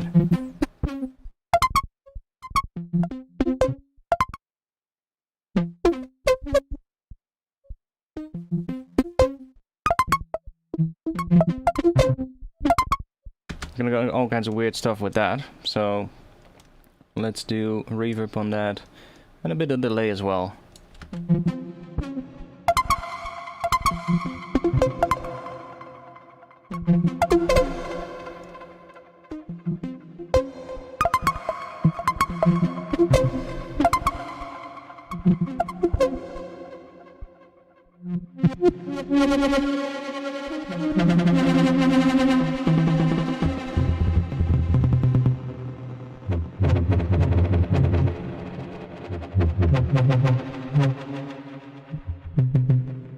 Find a good one.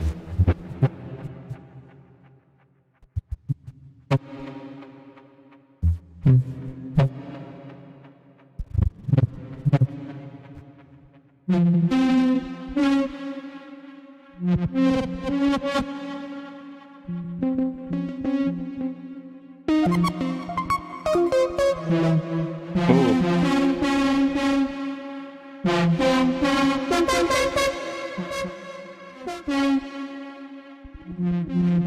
could be a cool one. That could be a cool one to play around with.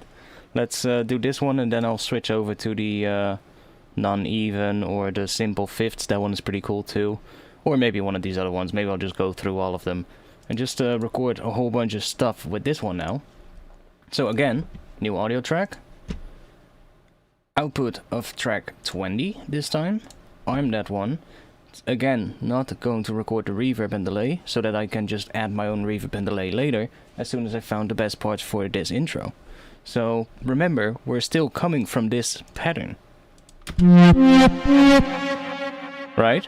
So everything that is made here is based on those notes. So if I'm gonna chop it up later, even the higher pitched parts should be an octave or something higher, for instance. They are probably all octaves or fifths or stuff like that. That's why it's also sounds good, right? If they would do something like minor thirds programmed into that patch and portal, then it's probably gonna sound less good, depending on what key you're using. And those presets, I can do it in any key, and it's always gonna sound good. Like, there's not really any out-of-tune notes coming in, so that tells me it's probably just simply octave jumps, and maybe jumps in fifths every now and then as well, to kind of spice it up, but it does sound good on pretty much any key, so... Hello back to Russia. Comrade!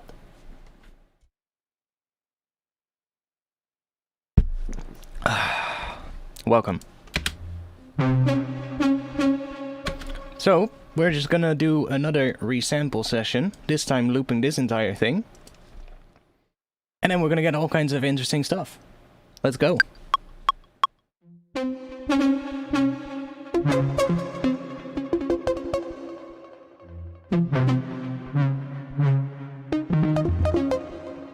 Those higher bits are fucking cool.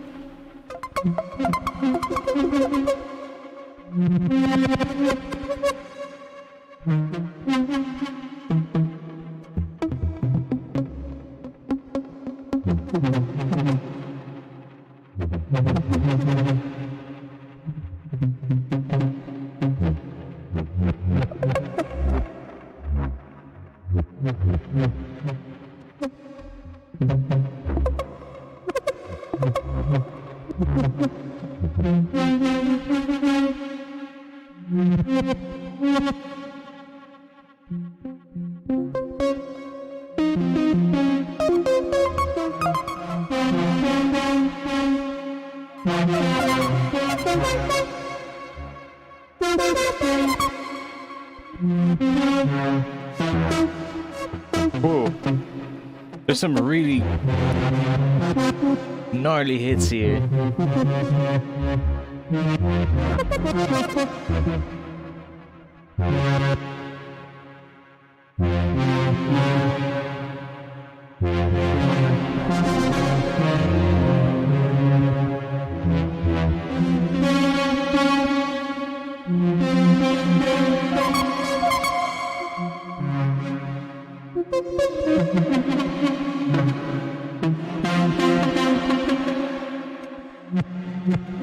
And another thing to do as well, flip this reverse switch every now and then. Listen.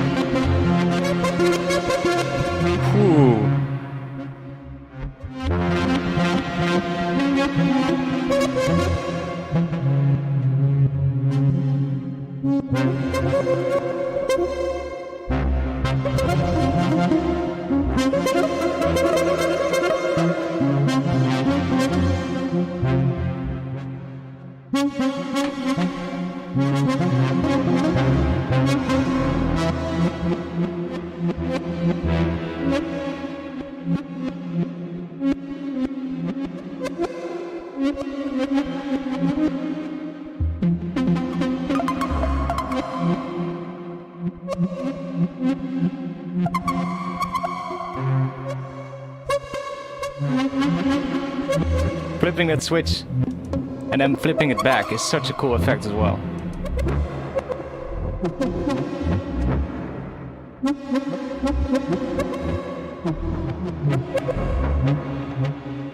You're basically getting like 1 or 2 hits that are just a regular way forward, and then it reverses those again.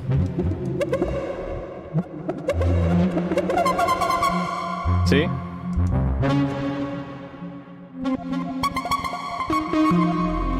Which is really cool.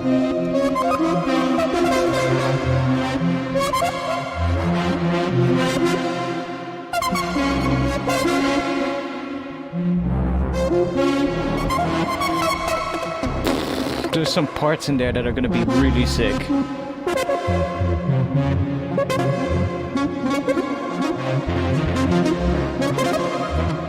I'm just gonna let it sit here for a bit because it sounds really cool here.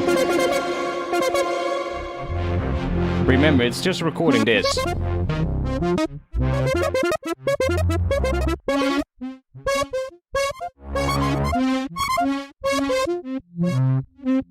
That's what it's recording.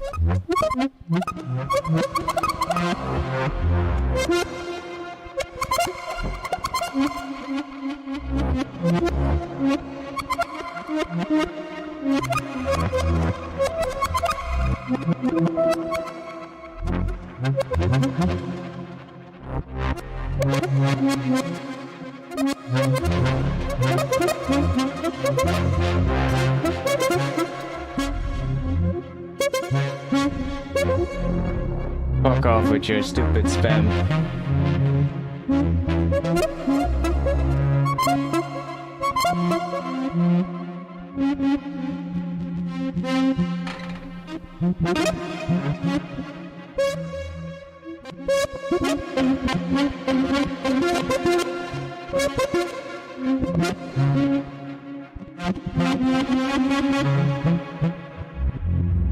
Let me just quickly remove those. Okay, they're already removed. Good.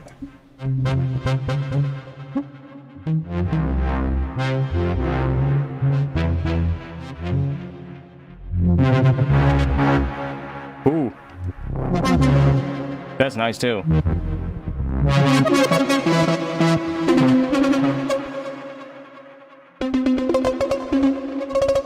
Hello, Cody.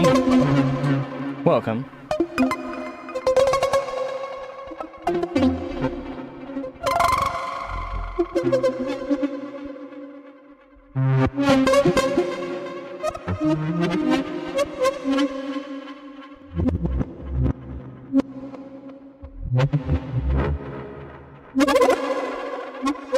Ooh, that's more spooky.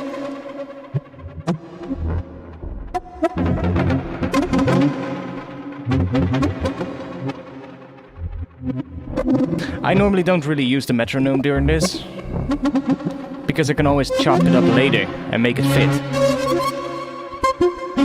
I'm just focusing on the textures and all the...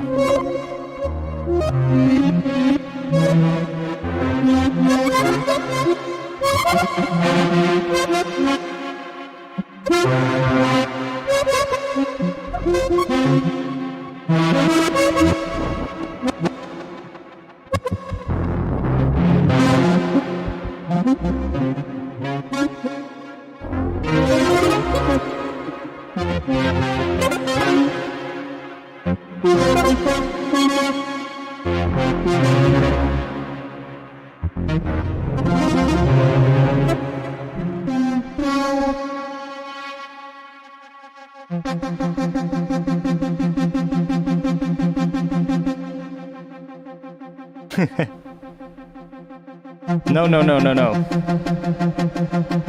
I'm recording this. This is what I'm recording.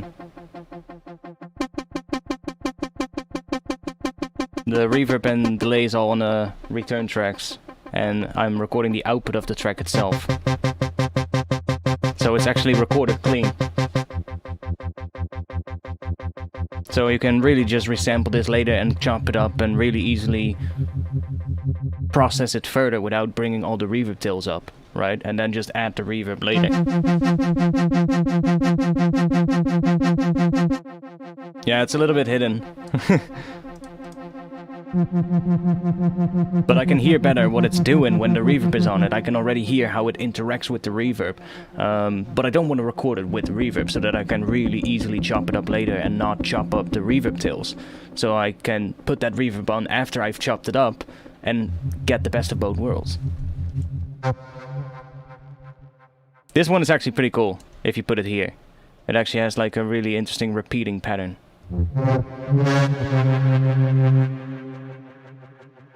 But it stops as well every now and then.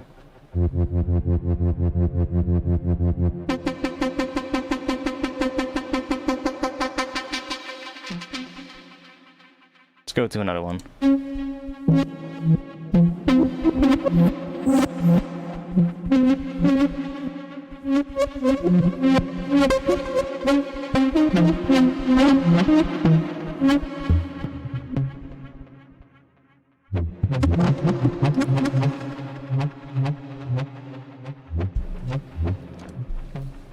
I think we're gonna get to that non-even patch. That was really sick. Oh, there we go.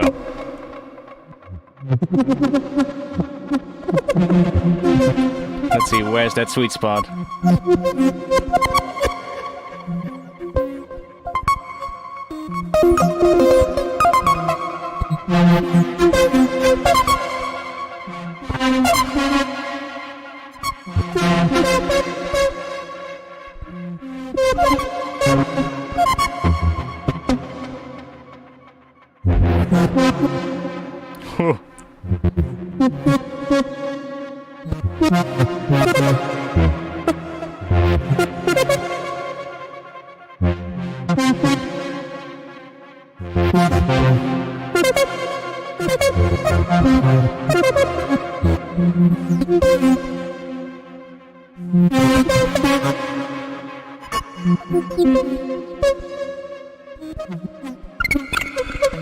Whoa.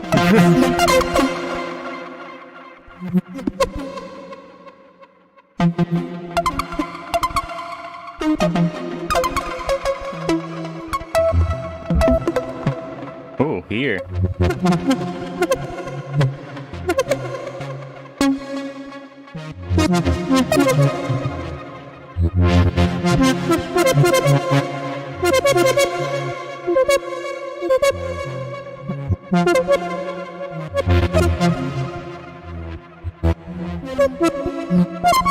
This is gonna be a really long resample file, but I don't care.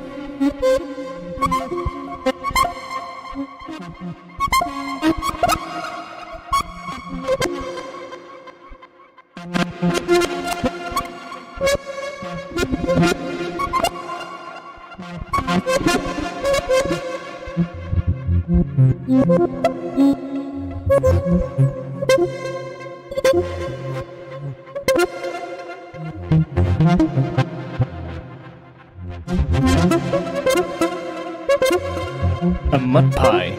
That's what we call it. I guess.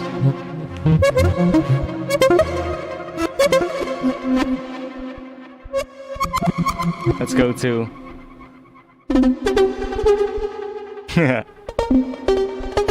Now we're gonna get fifths in here as well.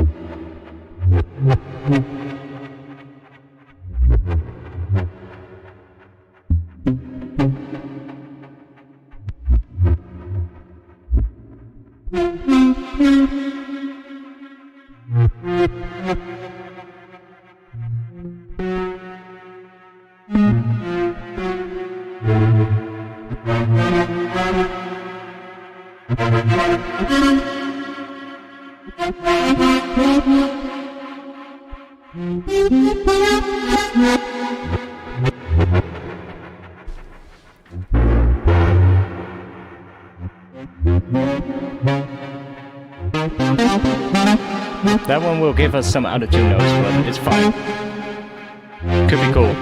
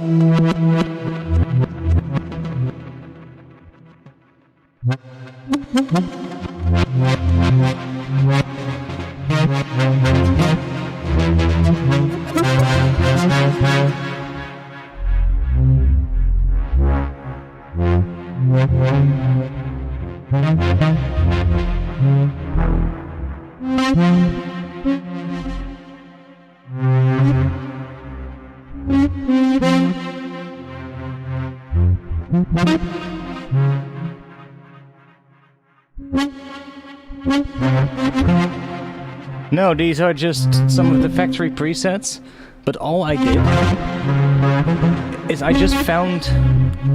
oh no, let's not do that. Let's let it go. I'll just turn my headphones down a bit. All I did... I hope you can hear me, by the way. If not, then just let me know. But all I did is just take some of the factory presets and I just turned off the reverb and delay effects in here, so that there's no reverb and delay in the portal patch, or coming from the portal patch. It's only just I did leave the grain delay, because that one adds like interesting like things. But it's really just some of the factory presets. Just turn that off, saved it as my own preset in the user folder so that I can quickly browse through them when I'm resampling. So you can make these yourself, really easily.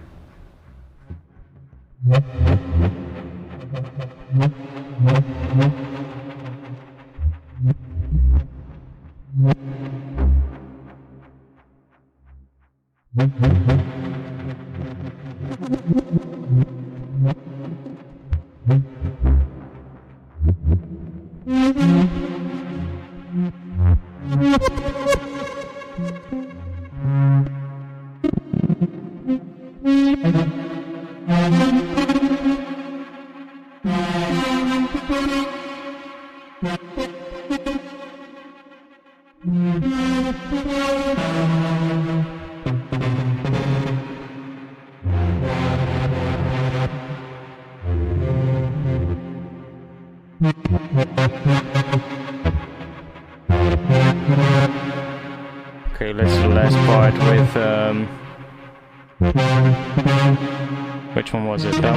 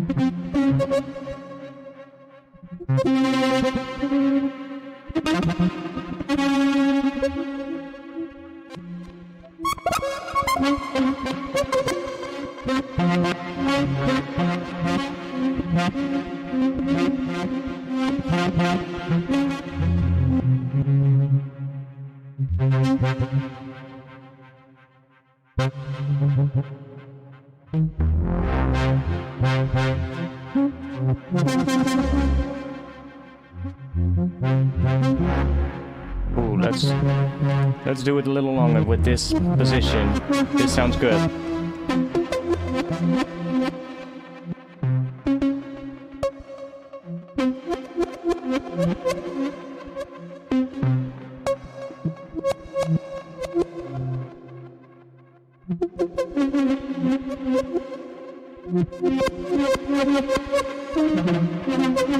Give us some good low one.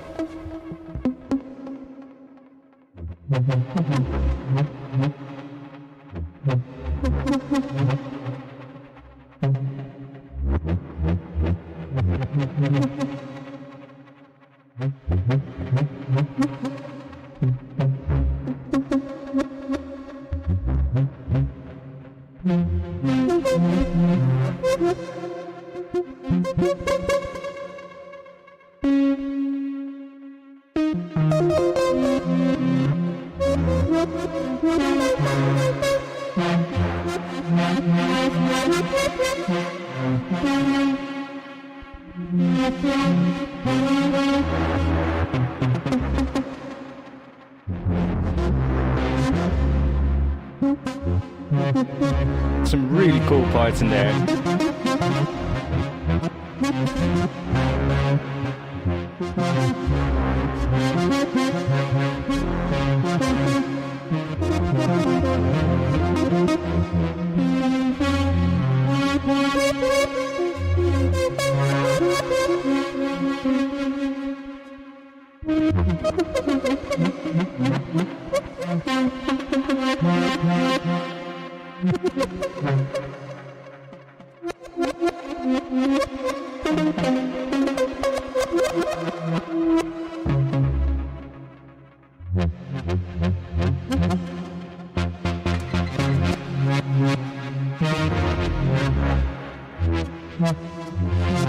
This is gonna be the last round.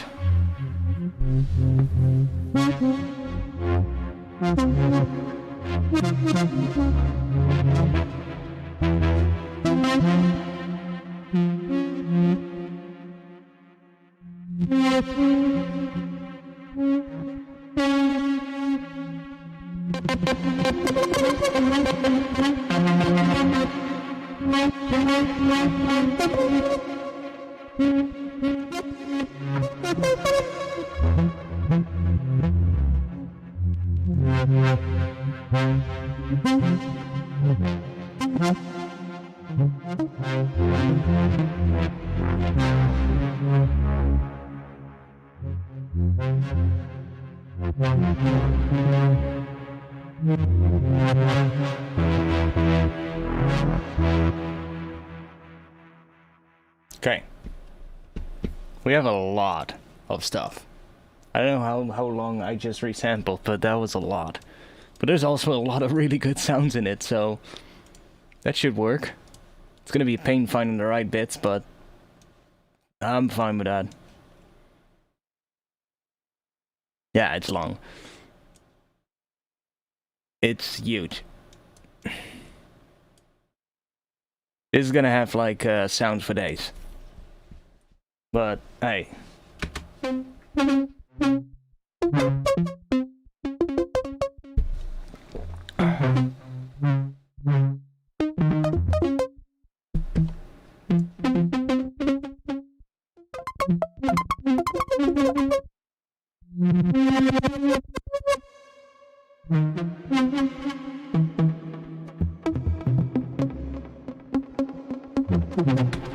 See, now it is because previously every part was interacting with the delay and reverb, of course, but now let's say I like this section.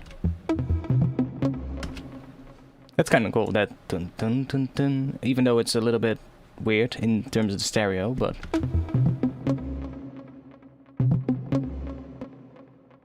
like, you can fix that. You can even say, if you don't like that, I see that that is mostly on the left side, so you could even, if you chop that out, do this and turn that to left. Now it's mono. Put some stereo effects on it to make it wider again.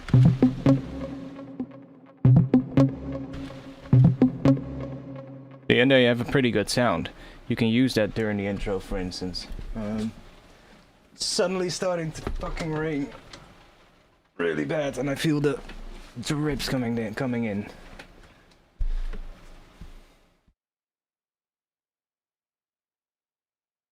Now it's done at least. But like, those sound a lot more interesting than what we started with. which was just a very basic...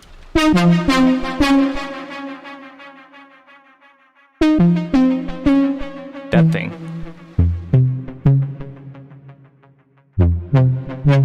That's what we started with, which is also cool. And we can still use it. Like, the beauty is, this is probably gonna sound really good together as well.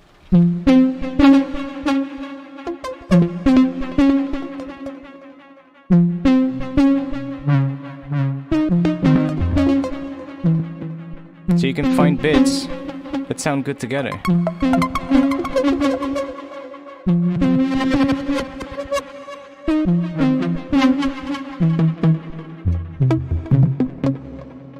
See that part?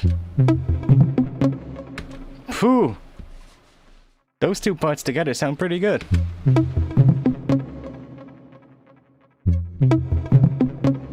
I love that part. That works. And that sounds so much more interesting than that.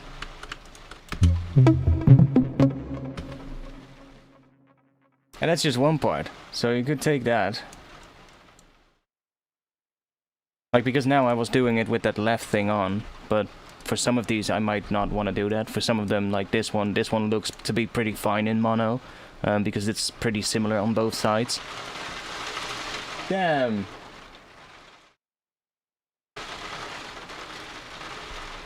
Oh yeah, definitely you can also turn it into a bass. Like even just these. Like these right here.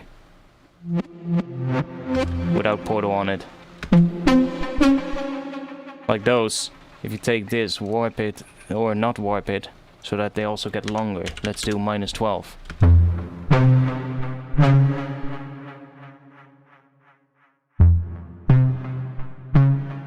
Let's see where we have some... yeah, like here.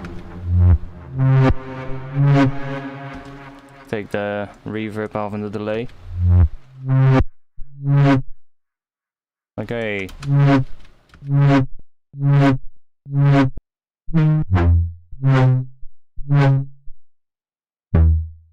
Yeah, I can definitely... ooh. Boom.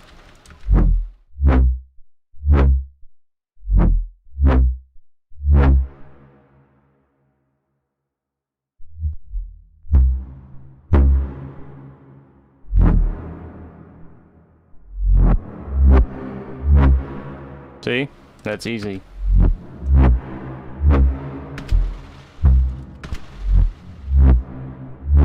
And this is almost mono, so this works pretty well in mono.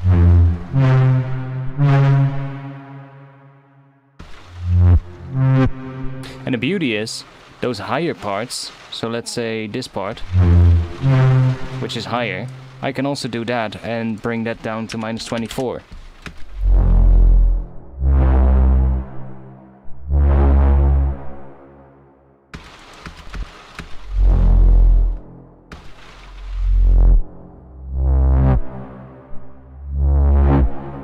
So you're gonna have a lot of different variations of sounds in this resample file, and that's just the first, basically, round of resampling. And the second one, yeah, that one's... it's gonna have a lot more. If we're gonna do this one down as well, it's gonna be pretty crazy, I guess. If we do that with this one.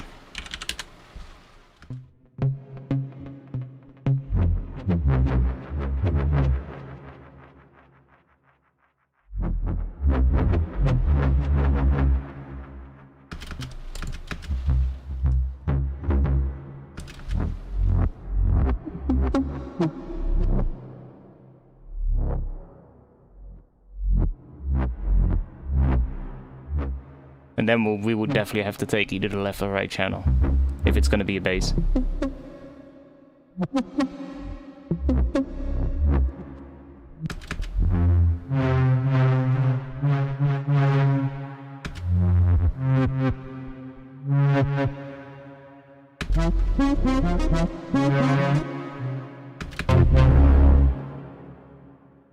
Here it's getting quite loud. Let's see.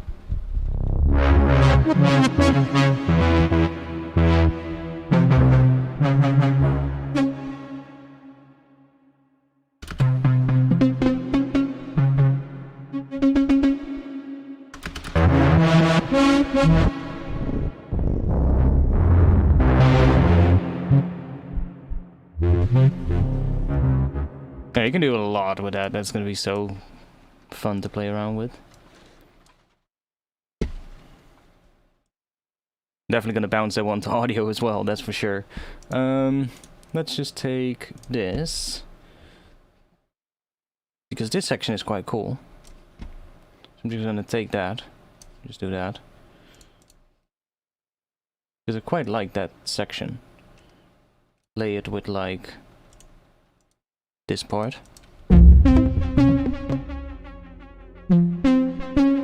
Or no, this lower one. Lay it with that one, it sounded really cool. That...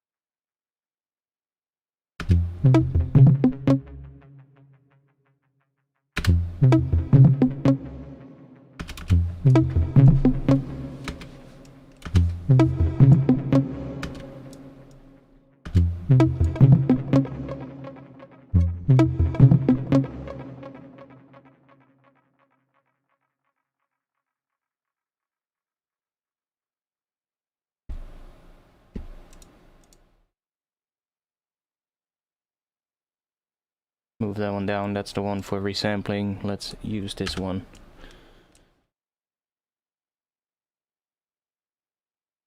Let's do that.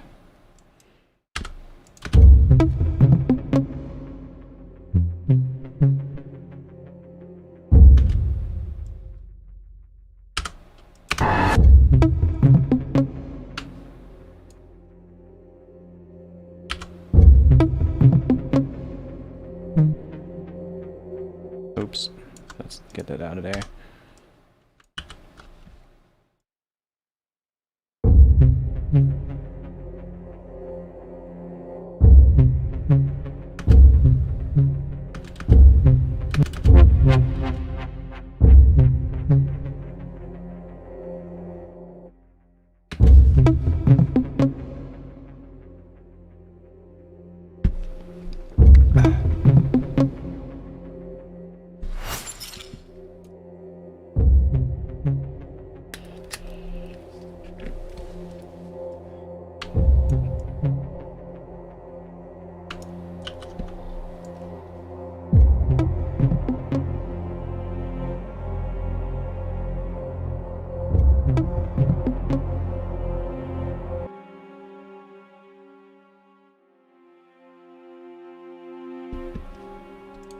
Wait, let's do it with an EQ8.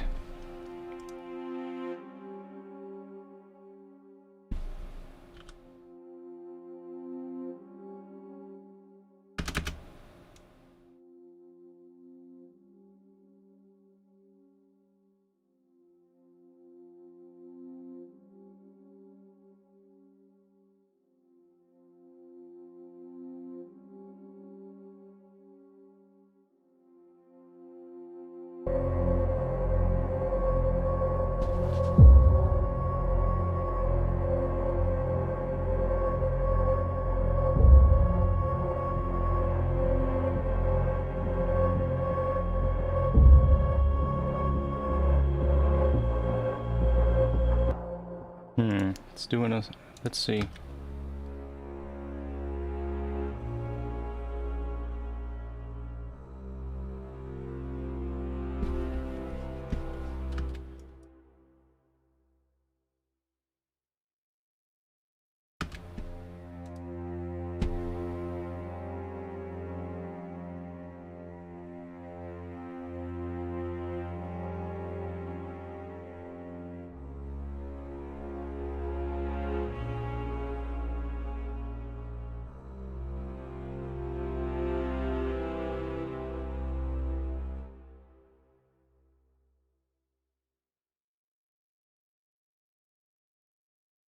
Get some more action going in this second half. Give it a bit more of that. Maybe let this one go up a bit more to here. And then maybe make that fade out a little bit slower as well. Maybe raise this one a bit. That one a tiny bit maybe. Yeah, strings are always nice. I love strings. Gonna add a bit of reverb to the track itself though as well. Push them a little bit further into the background.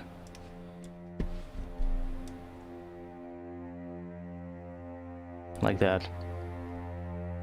Now it's not that obvious yet, but when the higher layer comes in, it's quite obvious.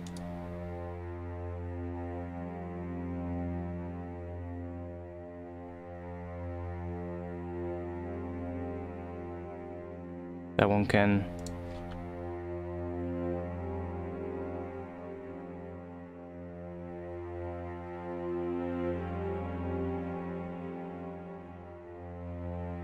something like that, and I want to filter the other one as well.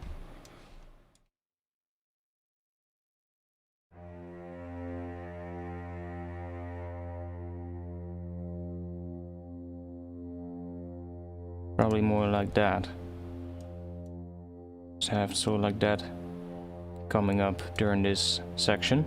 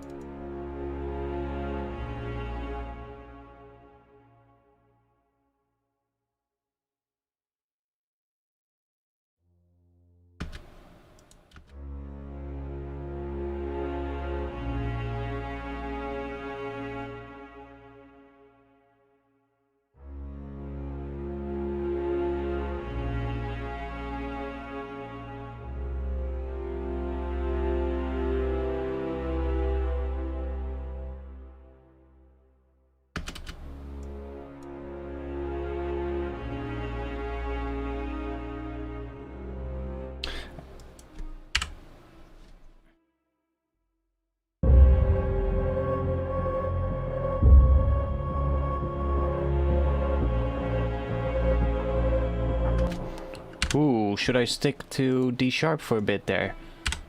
Just have it in regular minor, and then only in this part basically have that harmonic minor, or it kinda is a borrowed chord then. It's such a weird sound. Love it though. Needs to be fucked with, and we need more chops, kinda adding variation to it. That sounds pretty cool.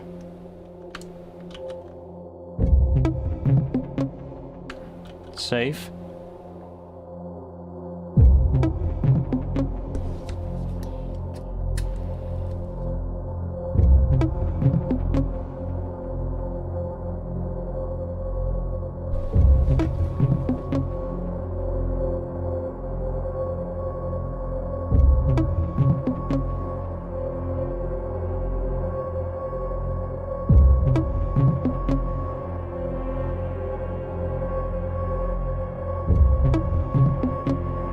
We need something more coming in here. I'm hearing some kind of I'm gonna try and make it real quick.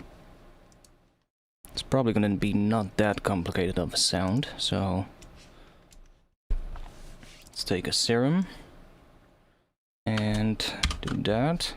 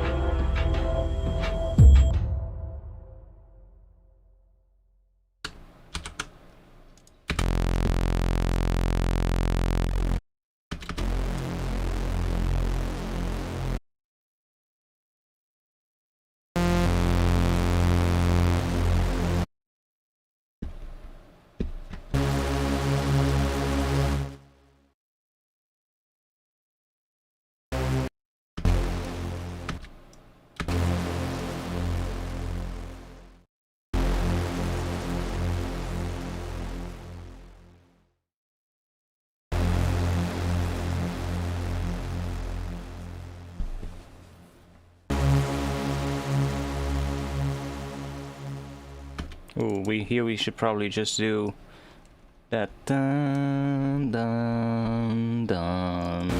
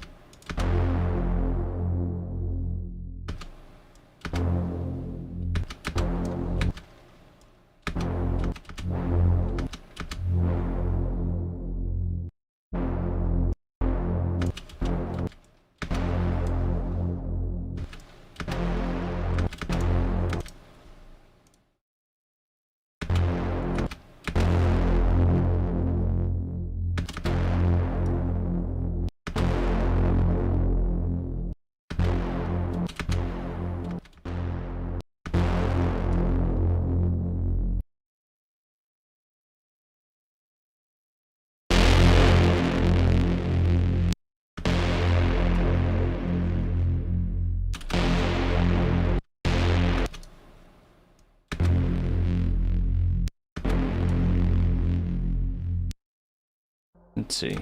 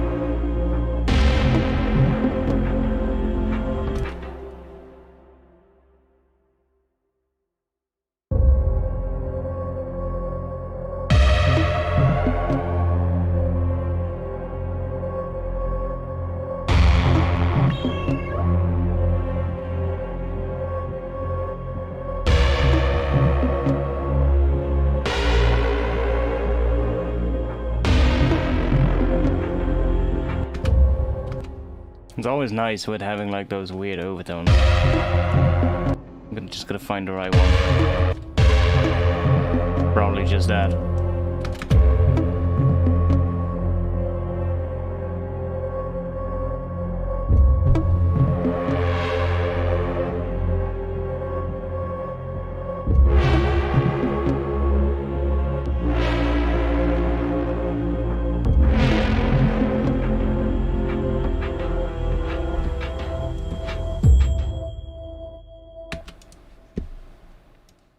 Yeah, we need something coming in here. Something big like that. Just kind of adding stuff to it. Now that long resample file, where did I leave that? Right here. There was some part.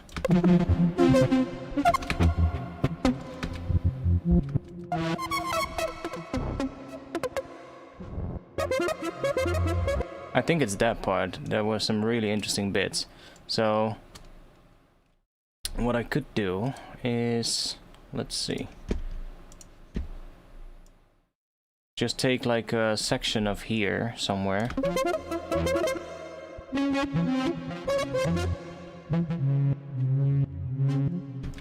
Just like take one of those sections and just drop that here.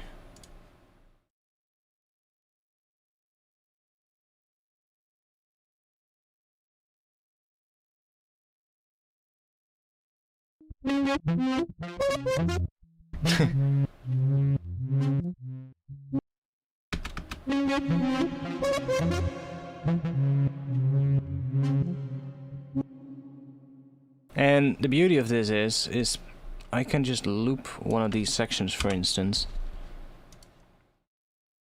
like that. Start playing with this.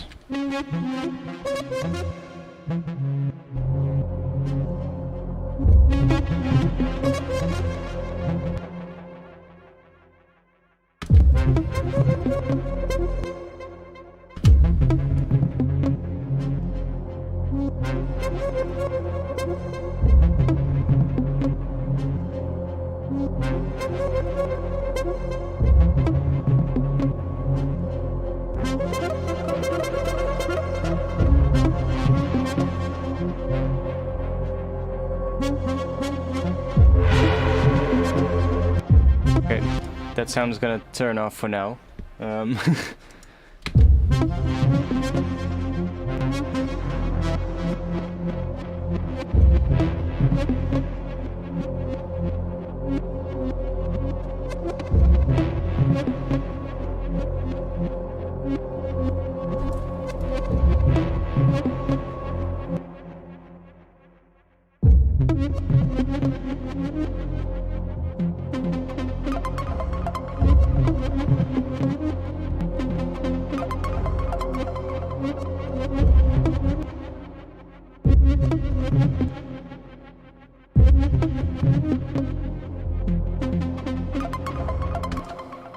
And it's gonna be just a hunt for good parts now.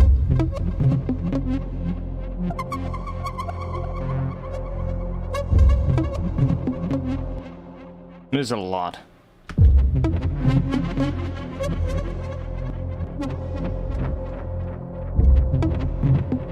But it was also a part where there were some really interesting parts happening.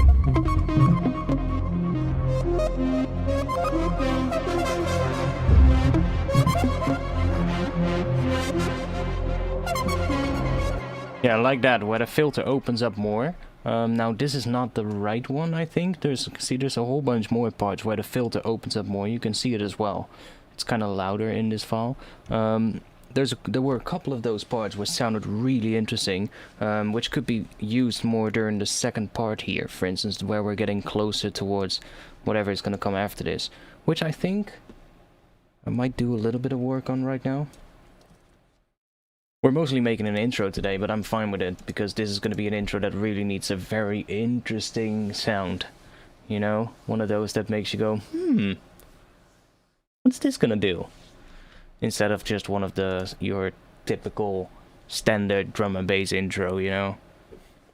We've got too many of those already.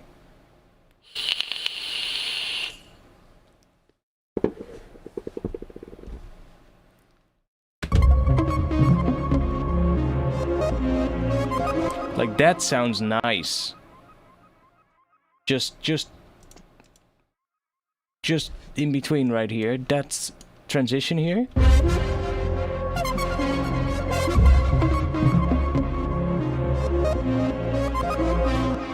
See? This section here. This. That works so good on top of those strings. Like, listen. Like, until here, for instance, this part, and then there's a little section here which doesn't really work. I think it's this one. And then here, this section is a little bit crazy. Maybe you want to change that a little bit, maybe take a different section, but that layers so nicely on top of those strings. There's one out of tune part. That one. So this one would have to be changed. But it's easy because it's completely free of reverb. See, I can just find a different part that is in tune. And just put that there.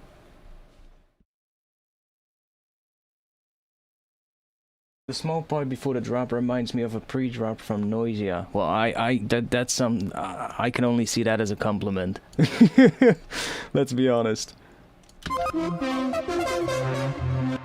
But that works so good with the strings, the drone, I guess, as well. And then that other thing.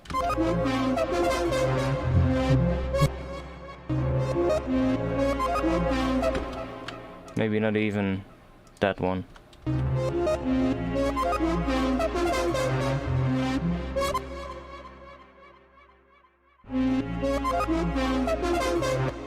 Yeah, you're gonna have to find the good parts. The pre-vocals are nearly identical. The vocals? We don't really have much vocals in here, to be quite honest.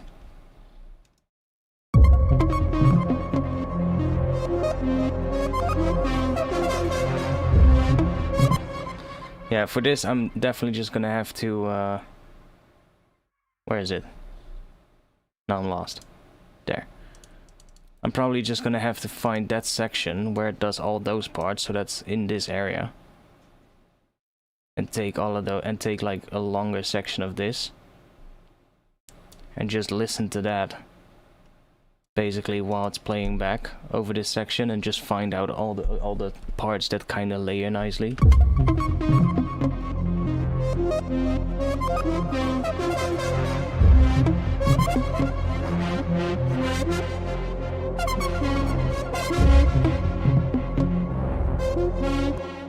And just listen to it without these.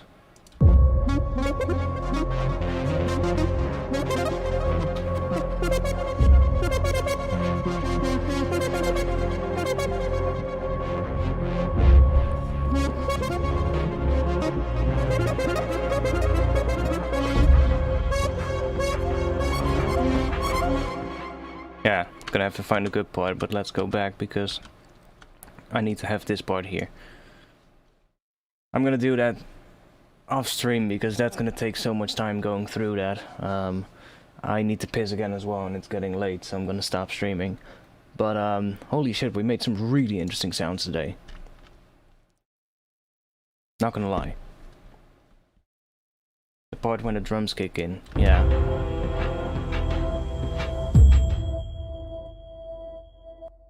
Now here,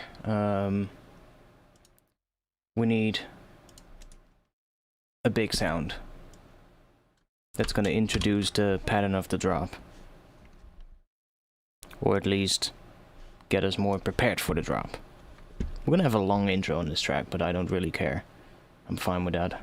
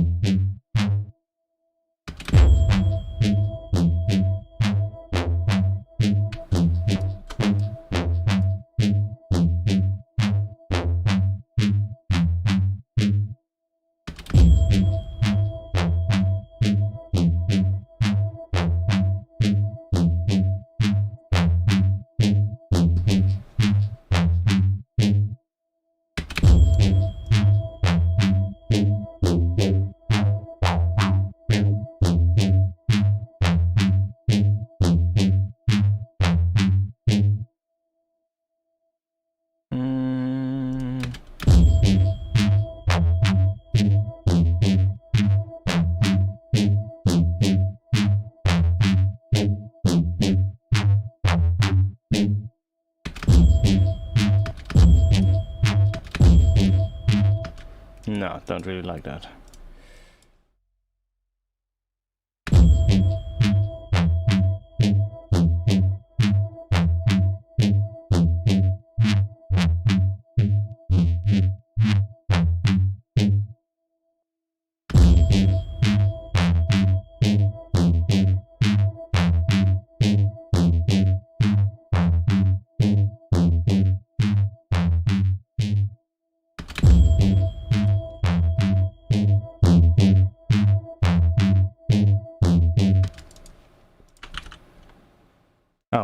Oh, I hit save. Nice.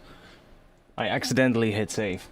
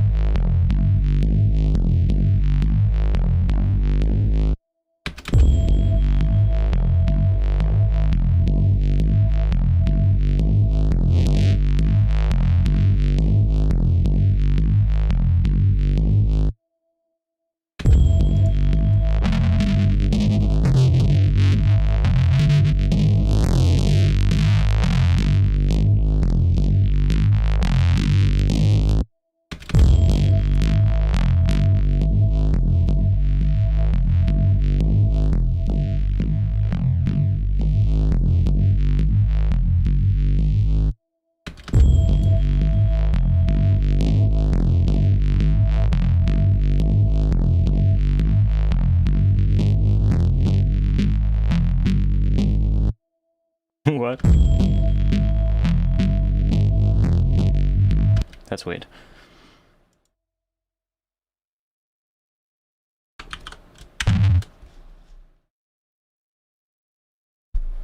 I'm not sure if I want to use that belt, to be quite honest here.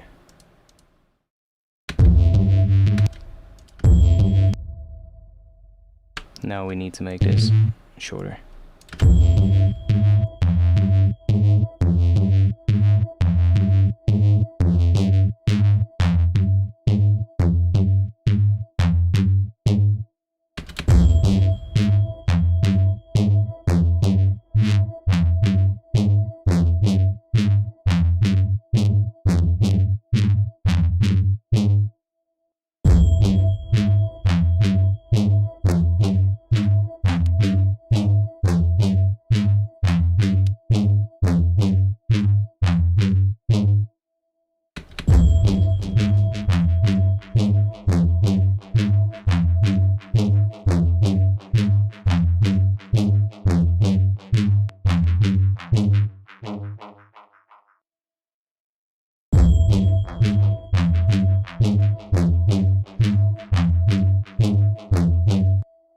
Anyways, I'm gonna call it a day. I've been streaming for quite a while.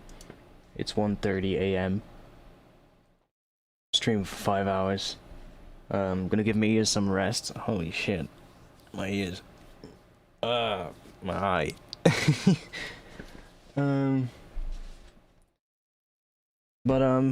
We're getting somewhere with this intro though. I do kind of like it. I need to start finding the good bits in this thing that work on top of here. and we're probably gonna get back to this one.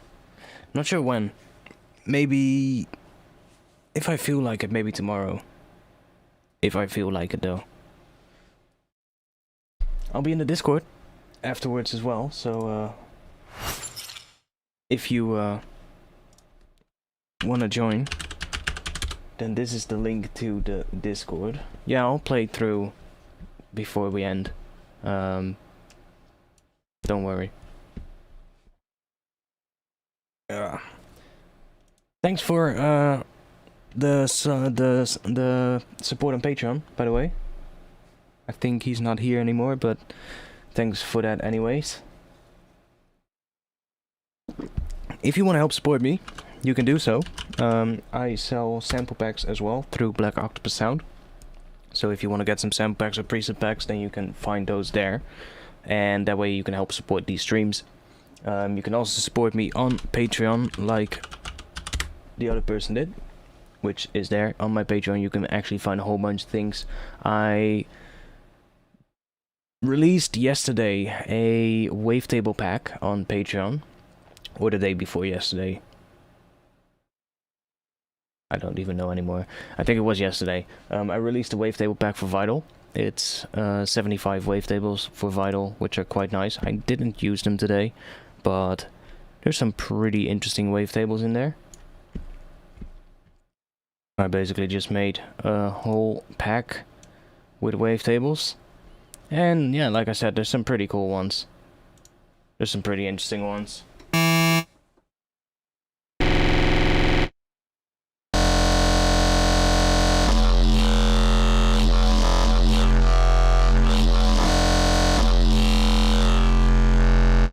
There's just quite some cool ones.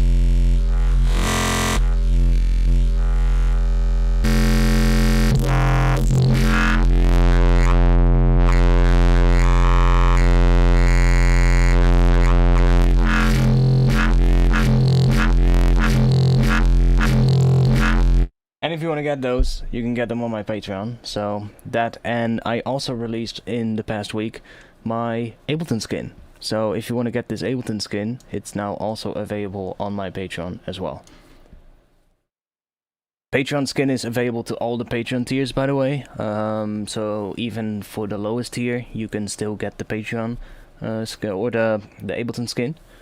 The wavetable pack is only for the tiers 2 and 3. So keep that in mind. If you want to get any of the presets, then you have to support on tier 2 or tier 3.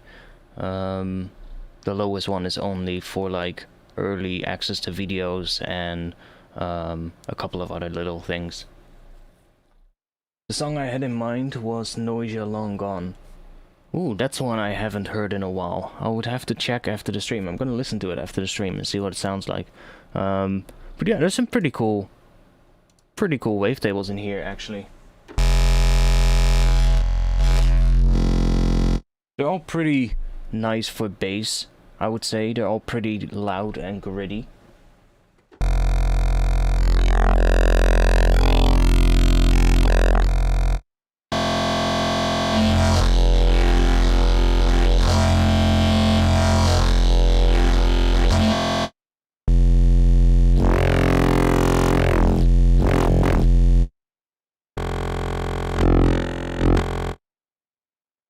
There's a lot.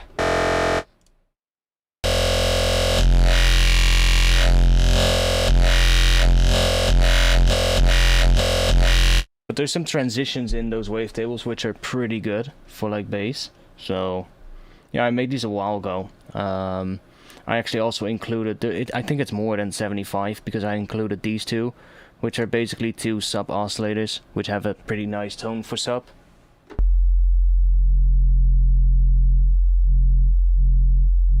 Just for like a sub bass.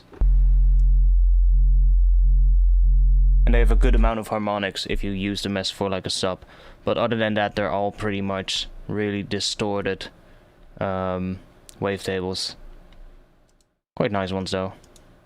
And I made them mostly using all these wave warp modules, and some of them use the phase shift things See, these have like all kinds of things set up. Most of them are made from audio sources, so I just took like samples that I made myself, things that I resampled and chopped little parts from and just imported those into the wavetable editor and basically just made them better using the effects here. And they're pretty nice. There's some really good ones, so... Vital is free though, so there's no excuse to not have it, I guess. It's free, so just get it. Yeah, Vital's nice. Vital's definitely nice. It's a pretty cool synth. I need to use it more. I still keep grabbing Serum because I know it so well. I've been using it for so long. I know it really well. It's very easy to get a patch done. Vital is very similar layout though, so it's very simple to get used to it. It's just that I don't really use it that much. No, it's a free VST. You can just get it for free. There's only there are 2 paid versions as well, because with the free version you don't get all of the wavetables. You only get a handful selection of wavetables, and there's some other limitations with the free version. But you can also pay for it. Like there's a, what is it? Is it a subscription? I think it was, or not. I'm not entirely sure. I think there was a subscription model as well, and then a professional version where you just pay once, something like that. I don't know, something like that. But there's also a free version, and it's basically fully functional, except you have less presets and less wavetables or something like that. But who cares? You can make your own, right? You can drag sounds in. You can just take a random sound, drag it in here, and make it into a wavetable. So you can make a lot. Yeah, they're both models. Yeah, exactly. And you can also, for instance, just make your own in here. Like if I just do something in here, like right now it doesn't work because we're on the audio thing mode or whatever it is. But if we start from like one of these, just to initialize, see, then we have this. So you can just make your own. You can just whip, start making your own wavetable, like that, right? I always keep forgetting the first one is not the one that you want to use. So let's say like that, start like that, up, make a new point here, go to there, and just add something, and now it's gonna morph between that. See, you can see it in the background, it's kind of morphing, but it's not doing anything yet because we haven't done it here. Do this, and now it should blend between that, I think. I think it's already blending. We go out here. Yeah, see? So you can really easily make your own wavetables. So, do you really need the extra ones? Probably not. You can also import your wavetables from Serum. Like, you can just add the Serum wavetable folders like I did here. See, I just added the Serum factory folder in here as well, because you can add your own folders. So I just added the Serum folder, I have all the wavetables from Serum. So... Like, do you really need those extra ones? Probably not. It's just if you want to help support the developer in making Vital better, then I guess pay for it, you know? That's about it. And there's also, of course, the text-to-speech thing. The text-to-wavetable thing. That only works a limited amount of time. But, let's not do that. But this only works like... a limited amount of time in like the regular version, the free version.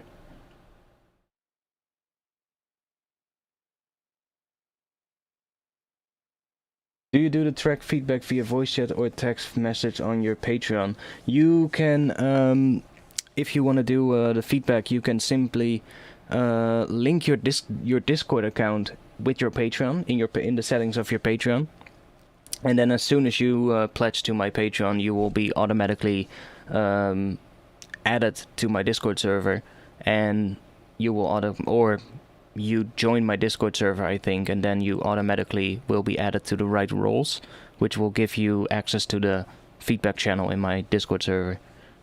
It's basically a Patreon feedback channel where you can just post your link and ask for feedback, and when I get some time I'll listen to it, write some decent feedback, and then you can read it back. And ask questions, of course, if you want. So, but then you have to link your account though, because otherwise it's not gonna work, because that bot basically does that. But yeah, this thing doesn't work in like the free version, or it works in the free version but only a limited amount of times per day, which is kind of, I kind of like this one for making wavetables every now and then. Patreon. Patreon. Patreon. It does work.